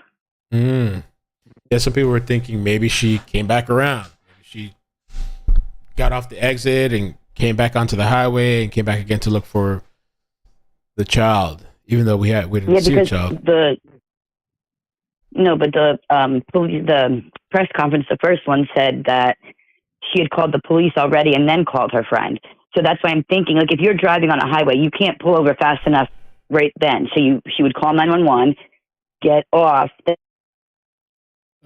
friend while she's looking for the child. Can you say that again? Because it cut out. Sorry, so I was thinking if she saw the child at first, she would call 911 because you can't pull off that fast. If you see a child, you can't get off that quick. So she probably got off the exit, looped around while calling 911, and then called her friend or family or whatever while she was looking for the child, while she was actually pulling over. You know what I'm saying? Right. Okay, well, I just wanted to say that. I love your show, and appreciate that. Thank you for all that you do. Thanks. Appreciate that. Thank you. All right, bye. I'm kind of scanning this stuff here too. I don't know what else to think, dude. This is just I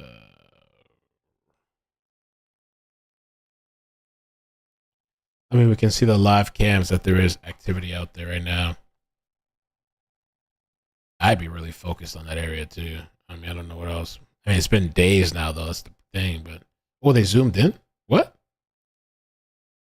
Who's controlling the camera?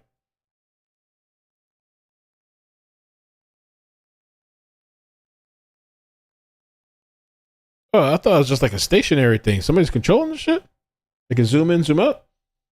Oh, I said it the other way around. Okay, so just to be clear, so I don't even know because there's so much chat here. If I can scroll up to it. So the story that I hear, she called 911 first, got off, and then she spoke with her family. Okay. All right. 310. How you doing? Where you calling from? Hey, it's Healing Within. Hi, who's this? Healing Within. What? Healing Within. Oh, chilling with Ann. Thank you. It sounded a little muffled. Sorry. Healing Within. Oh, healing with Ann. I Okay. wanted to say really, yes. I wanted to say real quick that don't make sense as far as the story being changed with her talking to her family and then calling the police, because remember, the friend didn't hear. I mean, the sister-in-law didn't hear anything after the scream. She just heard the traffic. I don't think there was a story Remember, change. you know, I heard the scream. I think either one of the news stations might have reported it backwards or somebody got confused. That the story I think that's been consistent all along is that she called the police first, and then she was talking with family, I believe it, and then that's when the family heard. So she was talking to somebody, but they didn't hear that person. Yeah, that makes Yeah. sense.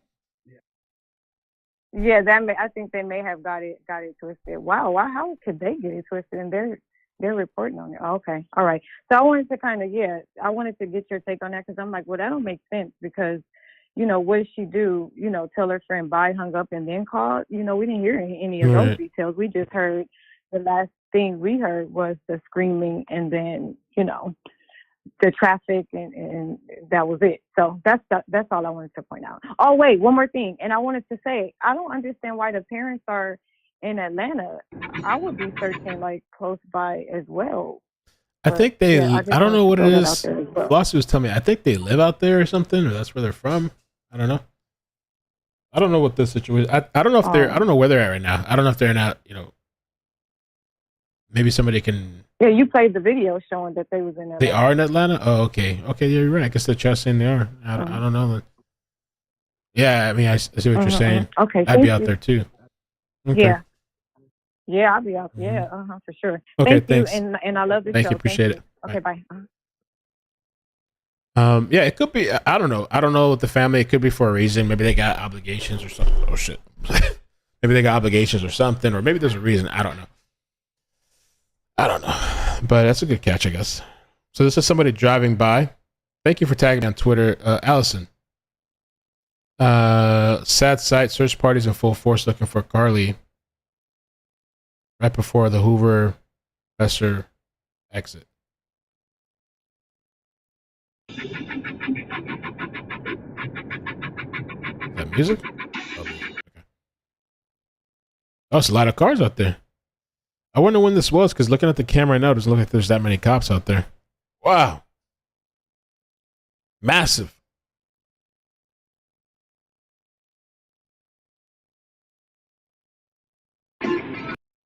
Wow. Mamma mia.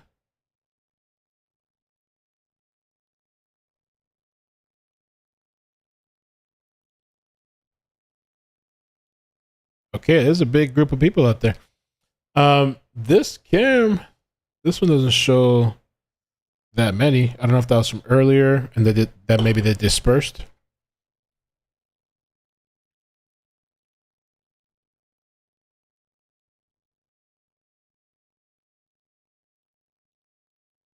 I mean, there's a lot out there, I guess. Maybe it's yeah. Oh, it looks like they zoomed out more. You see this vehicle here too.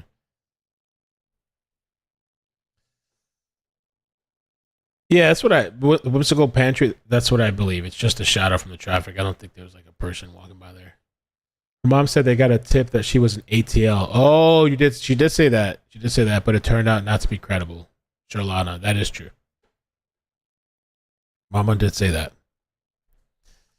323. How you doing? Where you calling from? Hi, my name is Blessed One in the comments. Hi, Blessed One. Thank you. Thank you for calling. And thank you. I just want to address this issue. I got notice of this story this morning, and I've not been able to stop looking up things. So I did come across something on Carlee's Twitter where she posted on July 12th that there was a man sitting in his car for approximately 10 minutes watching her. I don't know why the police haven't spoken anything about that.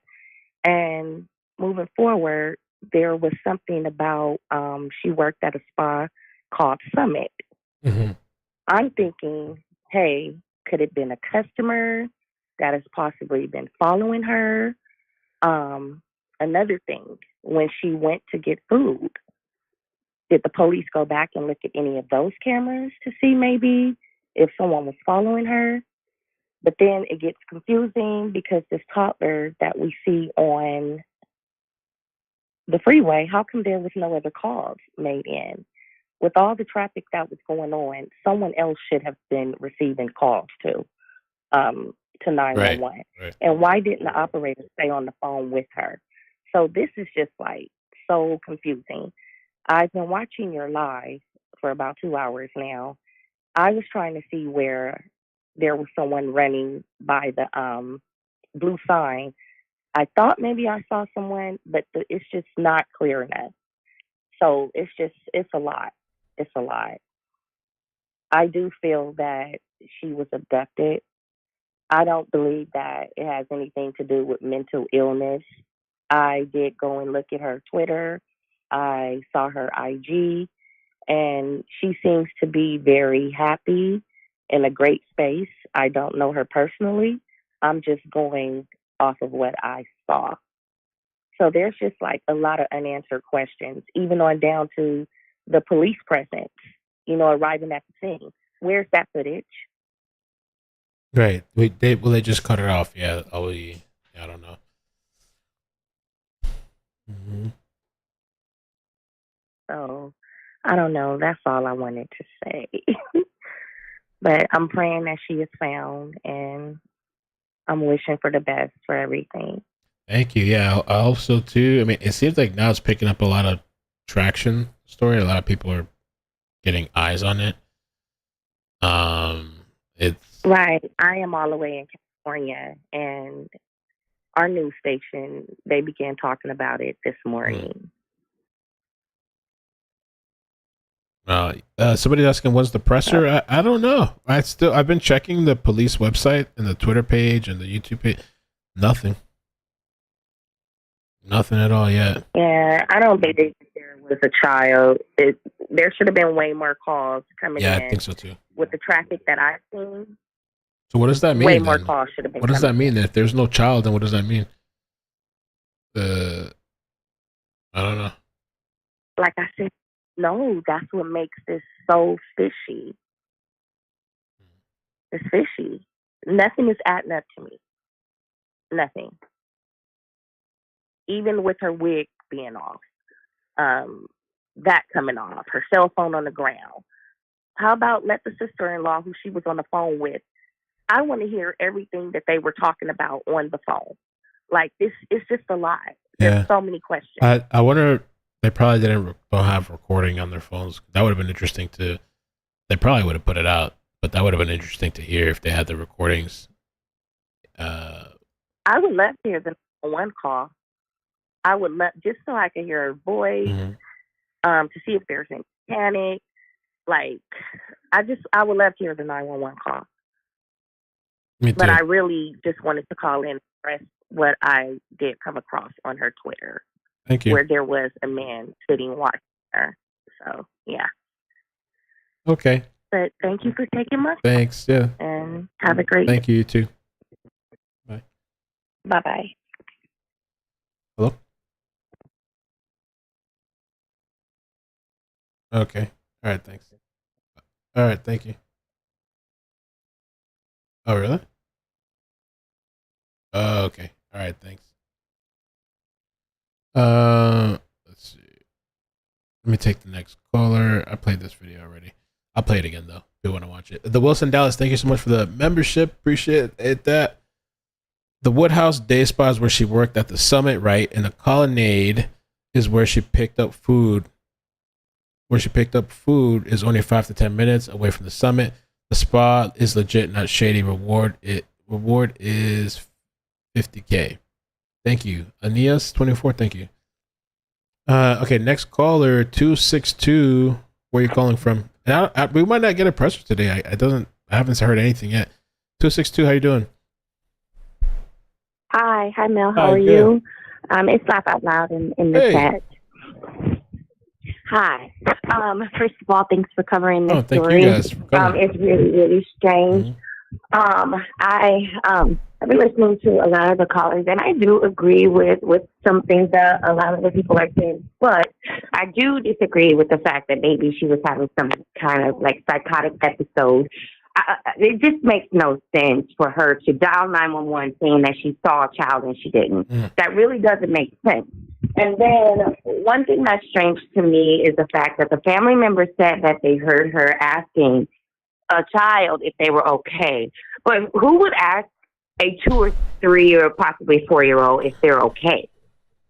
Right. That really kind of doesn't make any sense, because if you see a child alone in the middle of the night, they're clearly not okay. Right. And then it's I mean, for this to be a toddler, how would they respond to that? You know, I don't know. It just doesn't make any sense. Maybe there was someone else there with the child. Yeah, I guess we're gonna have to probably wait to some official. I mean, if I was out there in Alabama, I'd probably, if I was close to that, I'd probably go. I wonder if they're taking volunteers. Maybe not. I wonder if they're taking help from the public or not. Probably not. Maybe. And I wonder how much they've scanned that whole area. Sure. All right. Yeah. It's strange, but I'm just gonna keep watching, keep listening. Thanks you for your coverage. All right. Bye.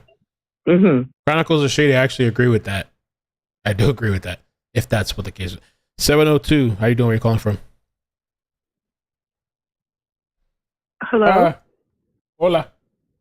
Hi. Sorry, I didn't know if you could hear me. I am so sick, so Oh, I hope you feel better. But I have. Hope you didn't get that COVID. Thank you. Please don't say that. This is Jasmine. I'm calling. I'm calling from the Doc Ellis Foundation. We actually look for missing minorities, and I had a couple of points. What is it First, called? let me just Dark say, Ellis Foundation? It's the Doc, DOCK, ELLIS. He played professional baseball. Oh, cool. Okay, I found it. Yeah.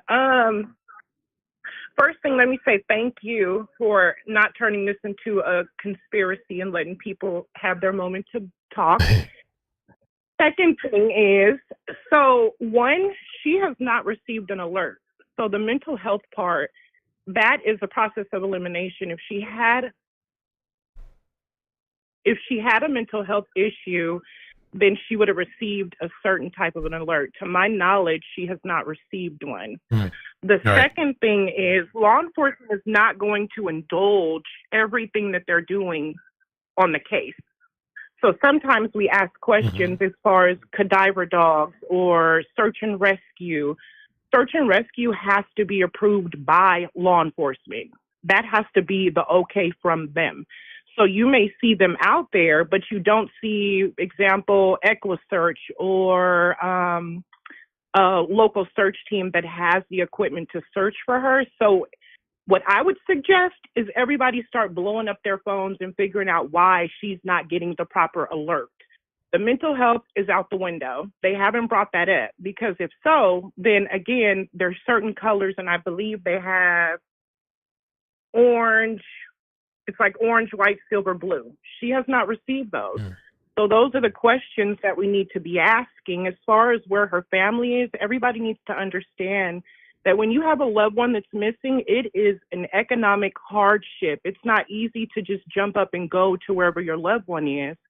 So let's just wrap them in love and stay away from the conspiracies. Look at everything clearly for what it is. You know what I mean?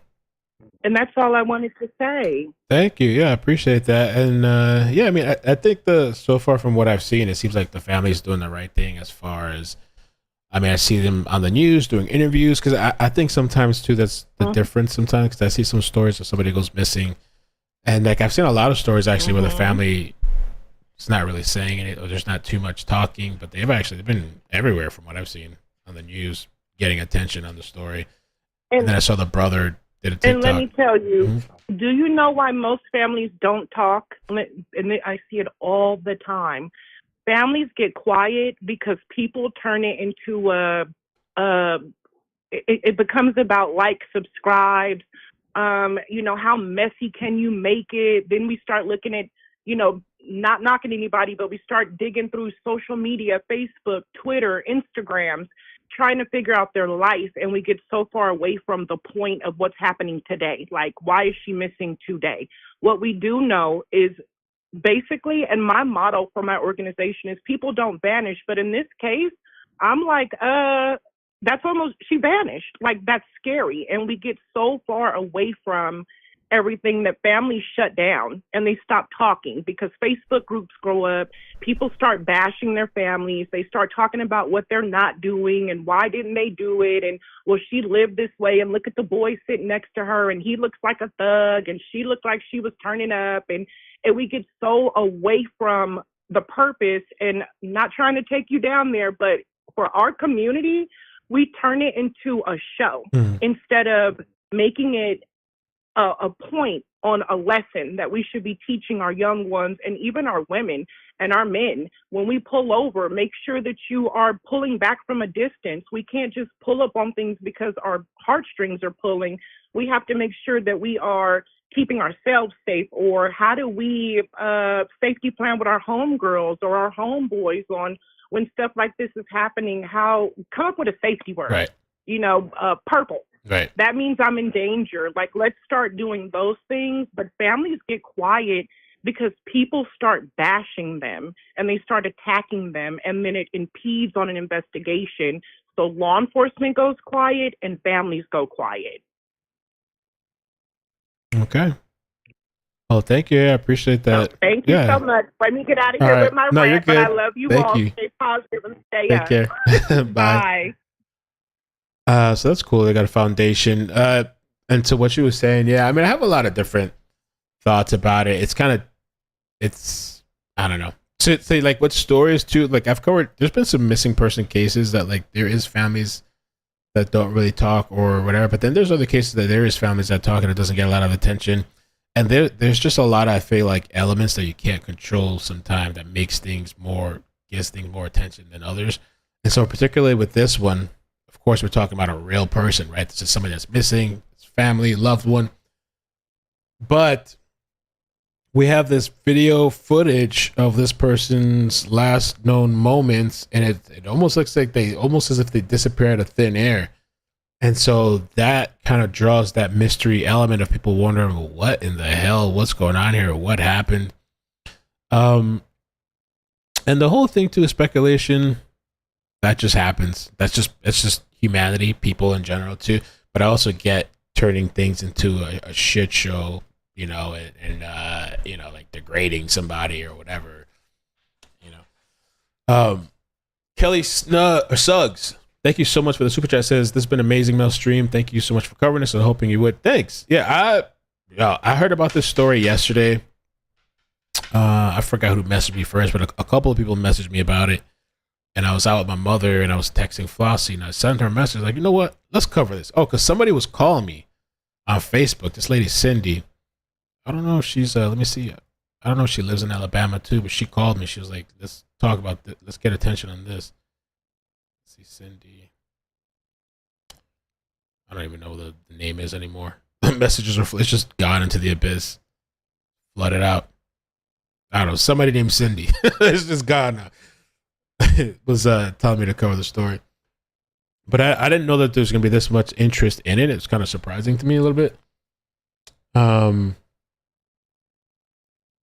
And I don't have the baby this weekend, so I guess that works out because I probably wouldn't have been able to stay as long today. I don't really know what to think. I mean, my logical thing to me, there's things obviously that don't add up, like I said, and I've said it earlier in the stream. We don't see any baby there when she's driving or whoever's driving the vehicle up. I don't even know that we're going to get a presser today. This trucker called in a tip that, see, that's the thing. Oh, this is a good article. What? Wait. Oh, no, that's something else. Never mind. That's a different story. What is this? Oh, there's an active shooter. At least 4 people have been shot and killed as Georgia police search for active shooter in his 50s on the run. What the heck? What's going on, man?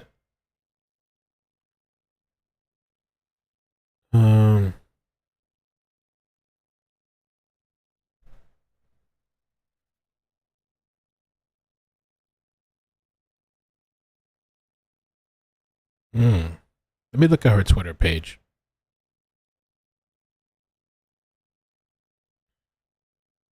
Let me see. Twitter. Okay, so her Twitter page is Carlee or Carlee Nicole. Let me pull it up for you guys. Carlee Nicole.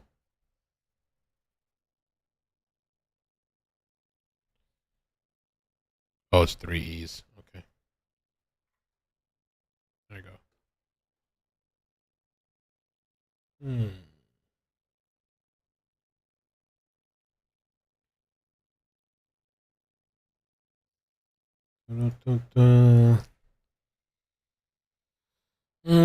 July 13, 10:19 p.m.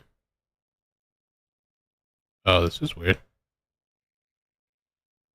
This says 10:19 p.m. 1 hour later from when this. So Kayla was pointing this out. 1 hour later. So 7/13/2023 at approximately 9:34 p.m. The Hoover Police 911 Center received a call from a 25-year-old female. And so this post says 10:19 p.m. after.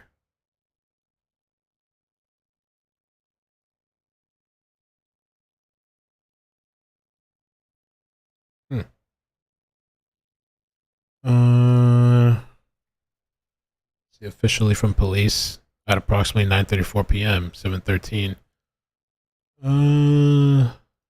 That's a little weird. Could it be time zones or something? Let's see. Hold on a second.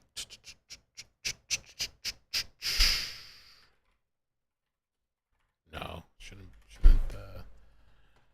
Yeah, we're Eastern. They're Eastern too. Oh wait, no, wait. Yeah. Y'all, you guys in Arizona, you're Eastern, right? Or is it Central? I mean, it shouldn't matter though, right? It should be her time zone anyway, right? How does Twitter work?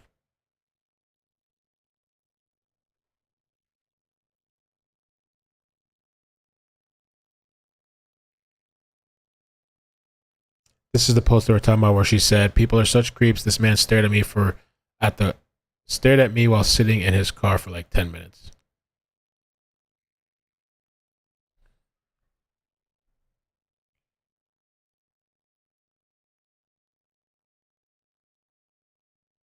Hoover is Central Time.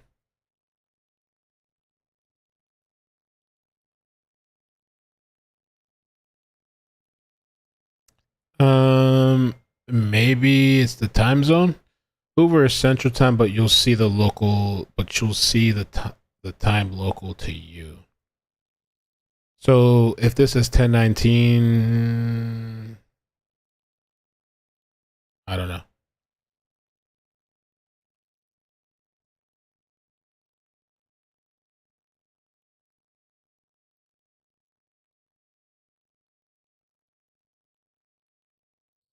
It's showing 9:19. Oh, okay. Jada. So Jada, you're in Texas. You guys are Central as well.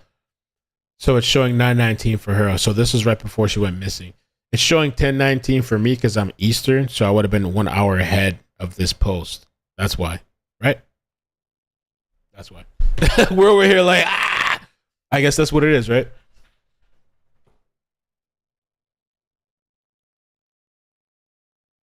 So it was 9:19 for Carlee.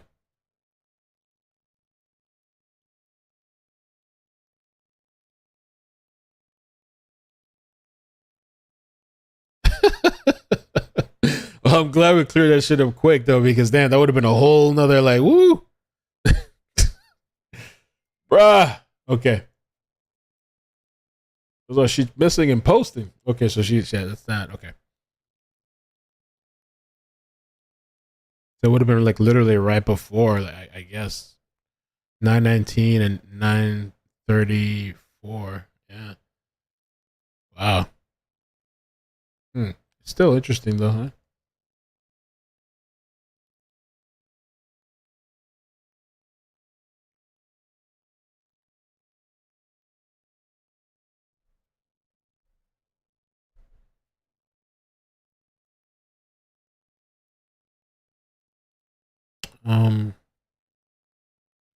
I don't know. I guess we should call it for now.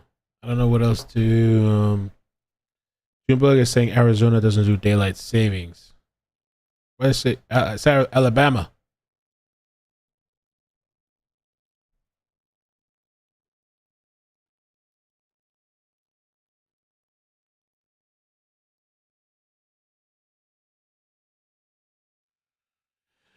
Well, yeah, I guess I can call it. I guess for now because we've been here almost 5 hours, and I mean, I'm so shocked though because the interest has been here the entire time. I don't know. Let me see. Is there anybody else holding? Nobody else holding. I'll do a quick scan if there's any new updates. But what I think is we'll just keep an eye out. I'll keep the police stuff open if they do a press conference with it. They haven't.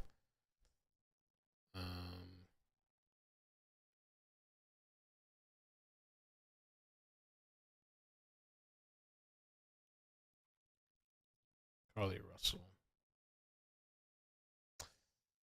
Infamous, yeah, $50,000 reward.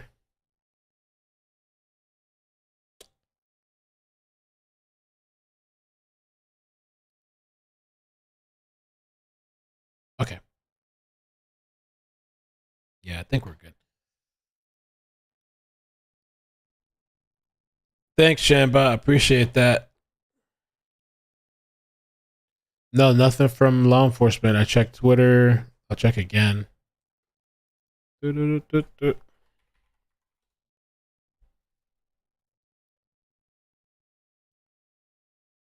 nothing from them. Nothing recent. Presser on Fox? Leo, where'd you get that from? Look at SF Investigates on Twitter. Let's see. You guys are like, no, you're not going to go. Let's see. SF Investigates.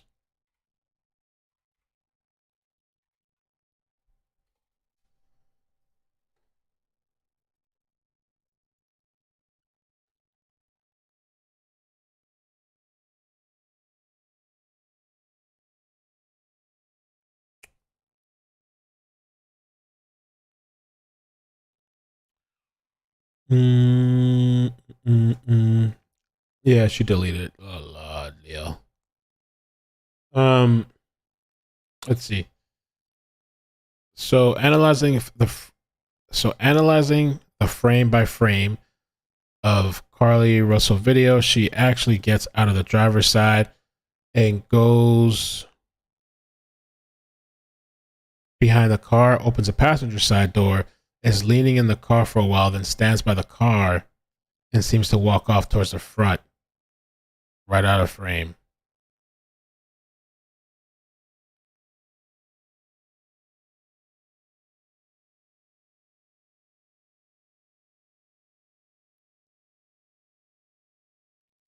Pass behind car to passenger side.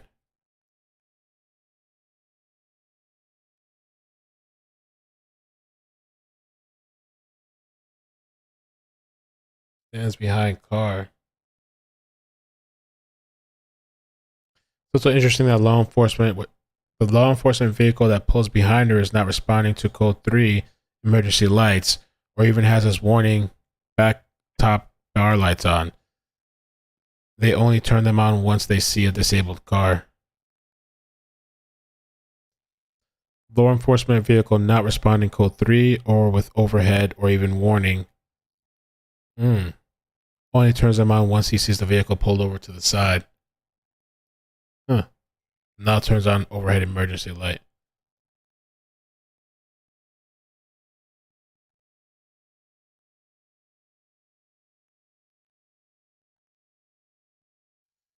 What else? Somebody was still. Oh no, the Fox thing is not true then.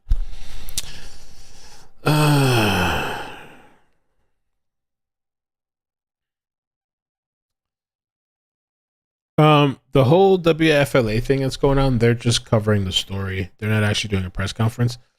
But of course, if you want to go watch them, you can. Because I guess I'm gonna hop off. Let me see. Yeah, they're just getting ready to cover the story. WFLA. But yeah, we covered a whole lot today, man. Appreciate you guys coming through today. Appreciate it, man. Been here I was not expecting this, bro. I really thought I was gonna come on for maybe an hour, but you guys have been really interested in this, and we thank you for everybody that called. Really appreciate the support. Let me see if I missed any super chats. Meg, thank you for the 5-month membership. Surveillance video from work, food, body cam needed. Agree. Slack 211. Thank you for the super chat. Says thank you for your hard work, Mel. Thank you. Kelly Shugs, thanks for the super chat. Says this has been amazing stream, Mel. Thank you for covering this. I was hoping you would. Thank you.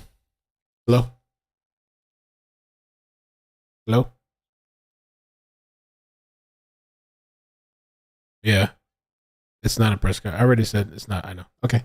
Thank you. Bye. Let's see. Kelly, I got that. Samantha, thank you for the membership. Sarah, thank you for the super chat. What did the caller say we could do to get EquiSearch to help? Okay. What did the caller say we could do to get EquiSearch to search for her? Usually EquiSearch is requested. They have to be requested by police. Like the family, from what I've heard over the years, the family can't just request EquiSearch. Usually it's like a police thing that the police will ask for their help. And maybe they will, and I hope they do. I just think the more people on the ground, the more people like ASAP instantly. Well, EquiSearch is in Texas, so I don't know how long it would take them like to get all their stuff together. And thank you for everybody that sent me information, emails. Thank you, Flossie, for the information. And the mods for sending me screenshots and information. Rabbit, hey, check out SF. Stays tagged you on a post. Better pictures. Check Twitter. Thank you. Oh, someone watching her. iCkEdMeL. Thank you, everybody on Twitter. This shit was so funny. This person said. Oh yeah, Stacy. Yeah, we had a little fun last night, gaming a little bit. We do need a car chase, man. A chase would be amazing. I haven't eaten anything today. I literally haven't eaten. I don't even feel hungry. I'm gonna eat, but I don't even feel hungry. Leslie, thank you for the super chat. Says thank you, Mel. Maybe all this attention will help her. Let's hope she is okay. Sending prayers. I hope so too. I hope she's okay. Hope she's okay. You know. Hope she's all right. I'll stay tuned. If we get, if something turns up, something major, I'll come on. Or if there's like if at some point we get a press conference. Let me see. I called about the car seat. I circled these photos in TikTok. I seen above. Let me see. Yeah, these are so hard to.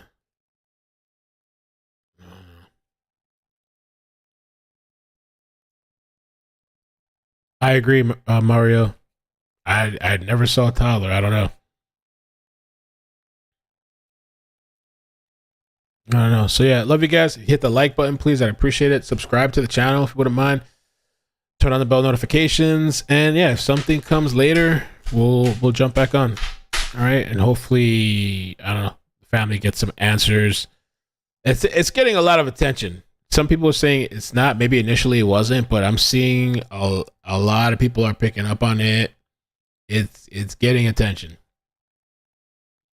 So yeah. Thank you guys so much. Have a good day. Take care. Peace. Bye. Bloop, bloop, bloop, bloop.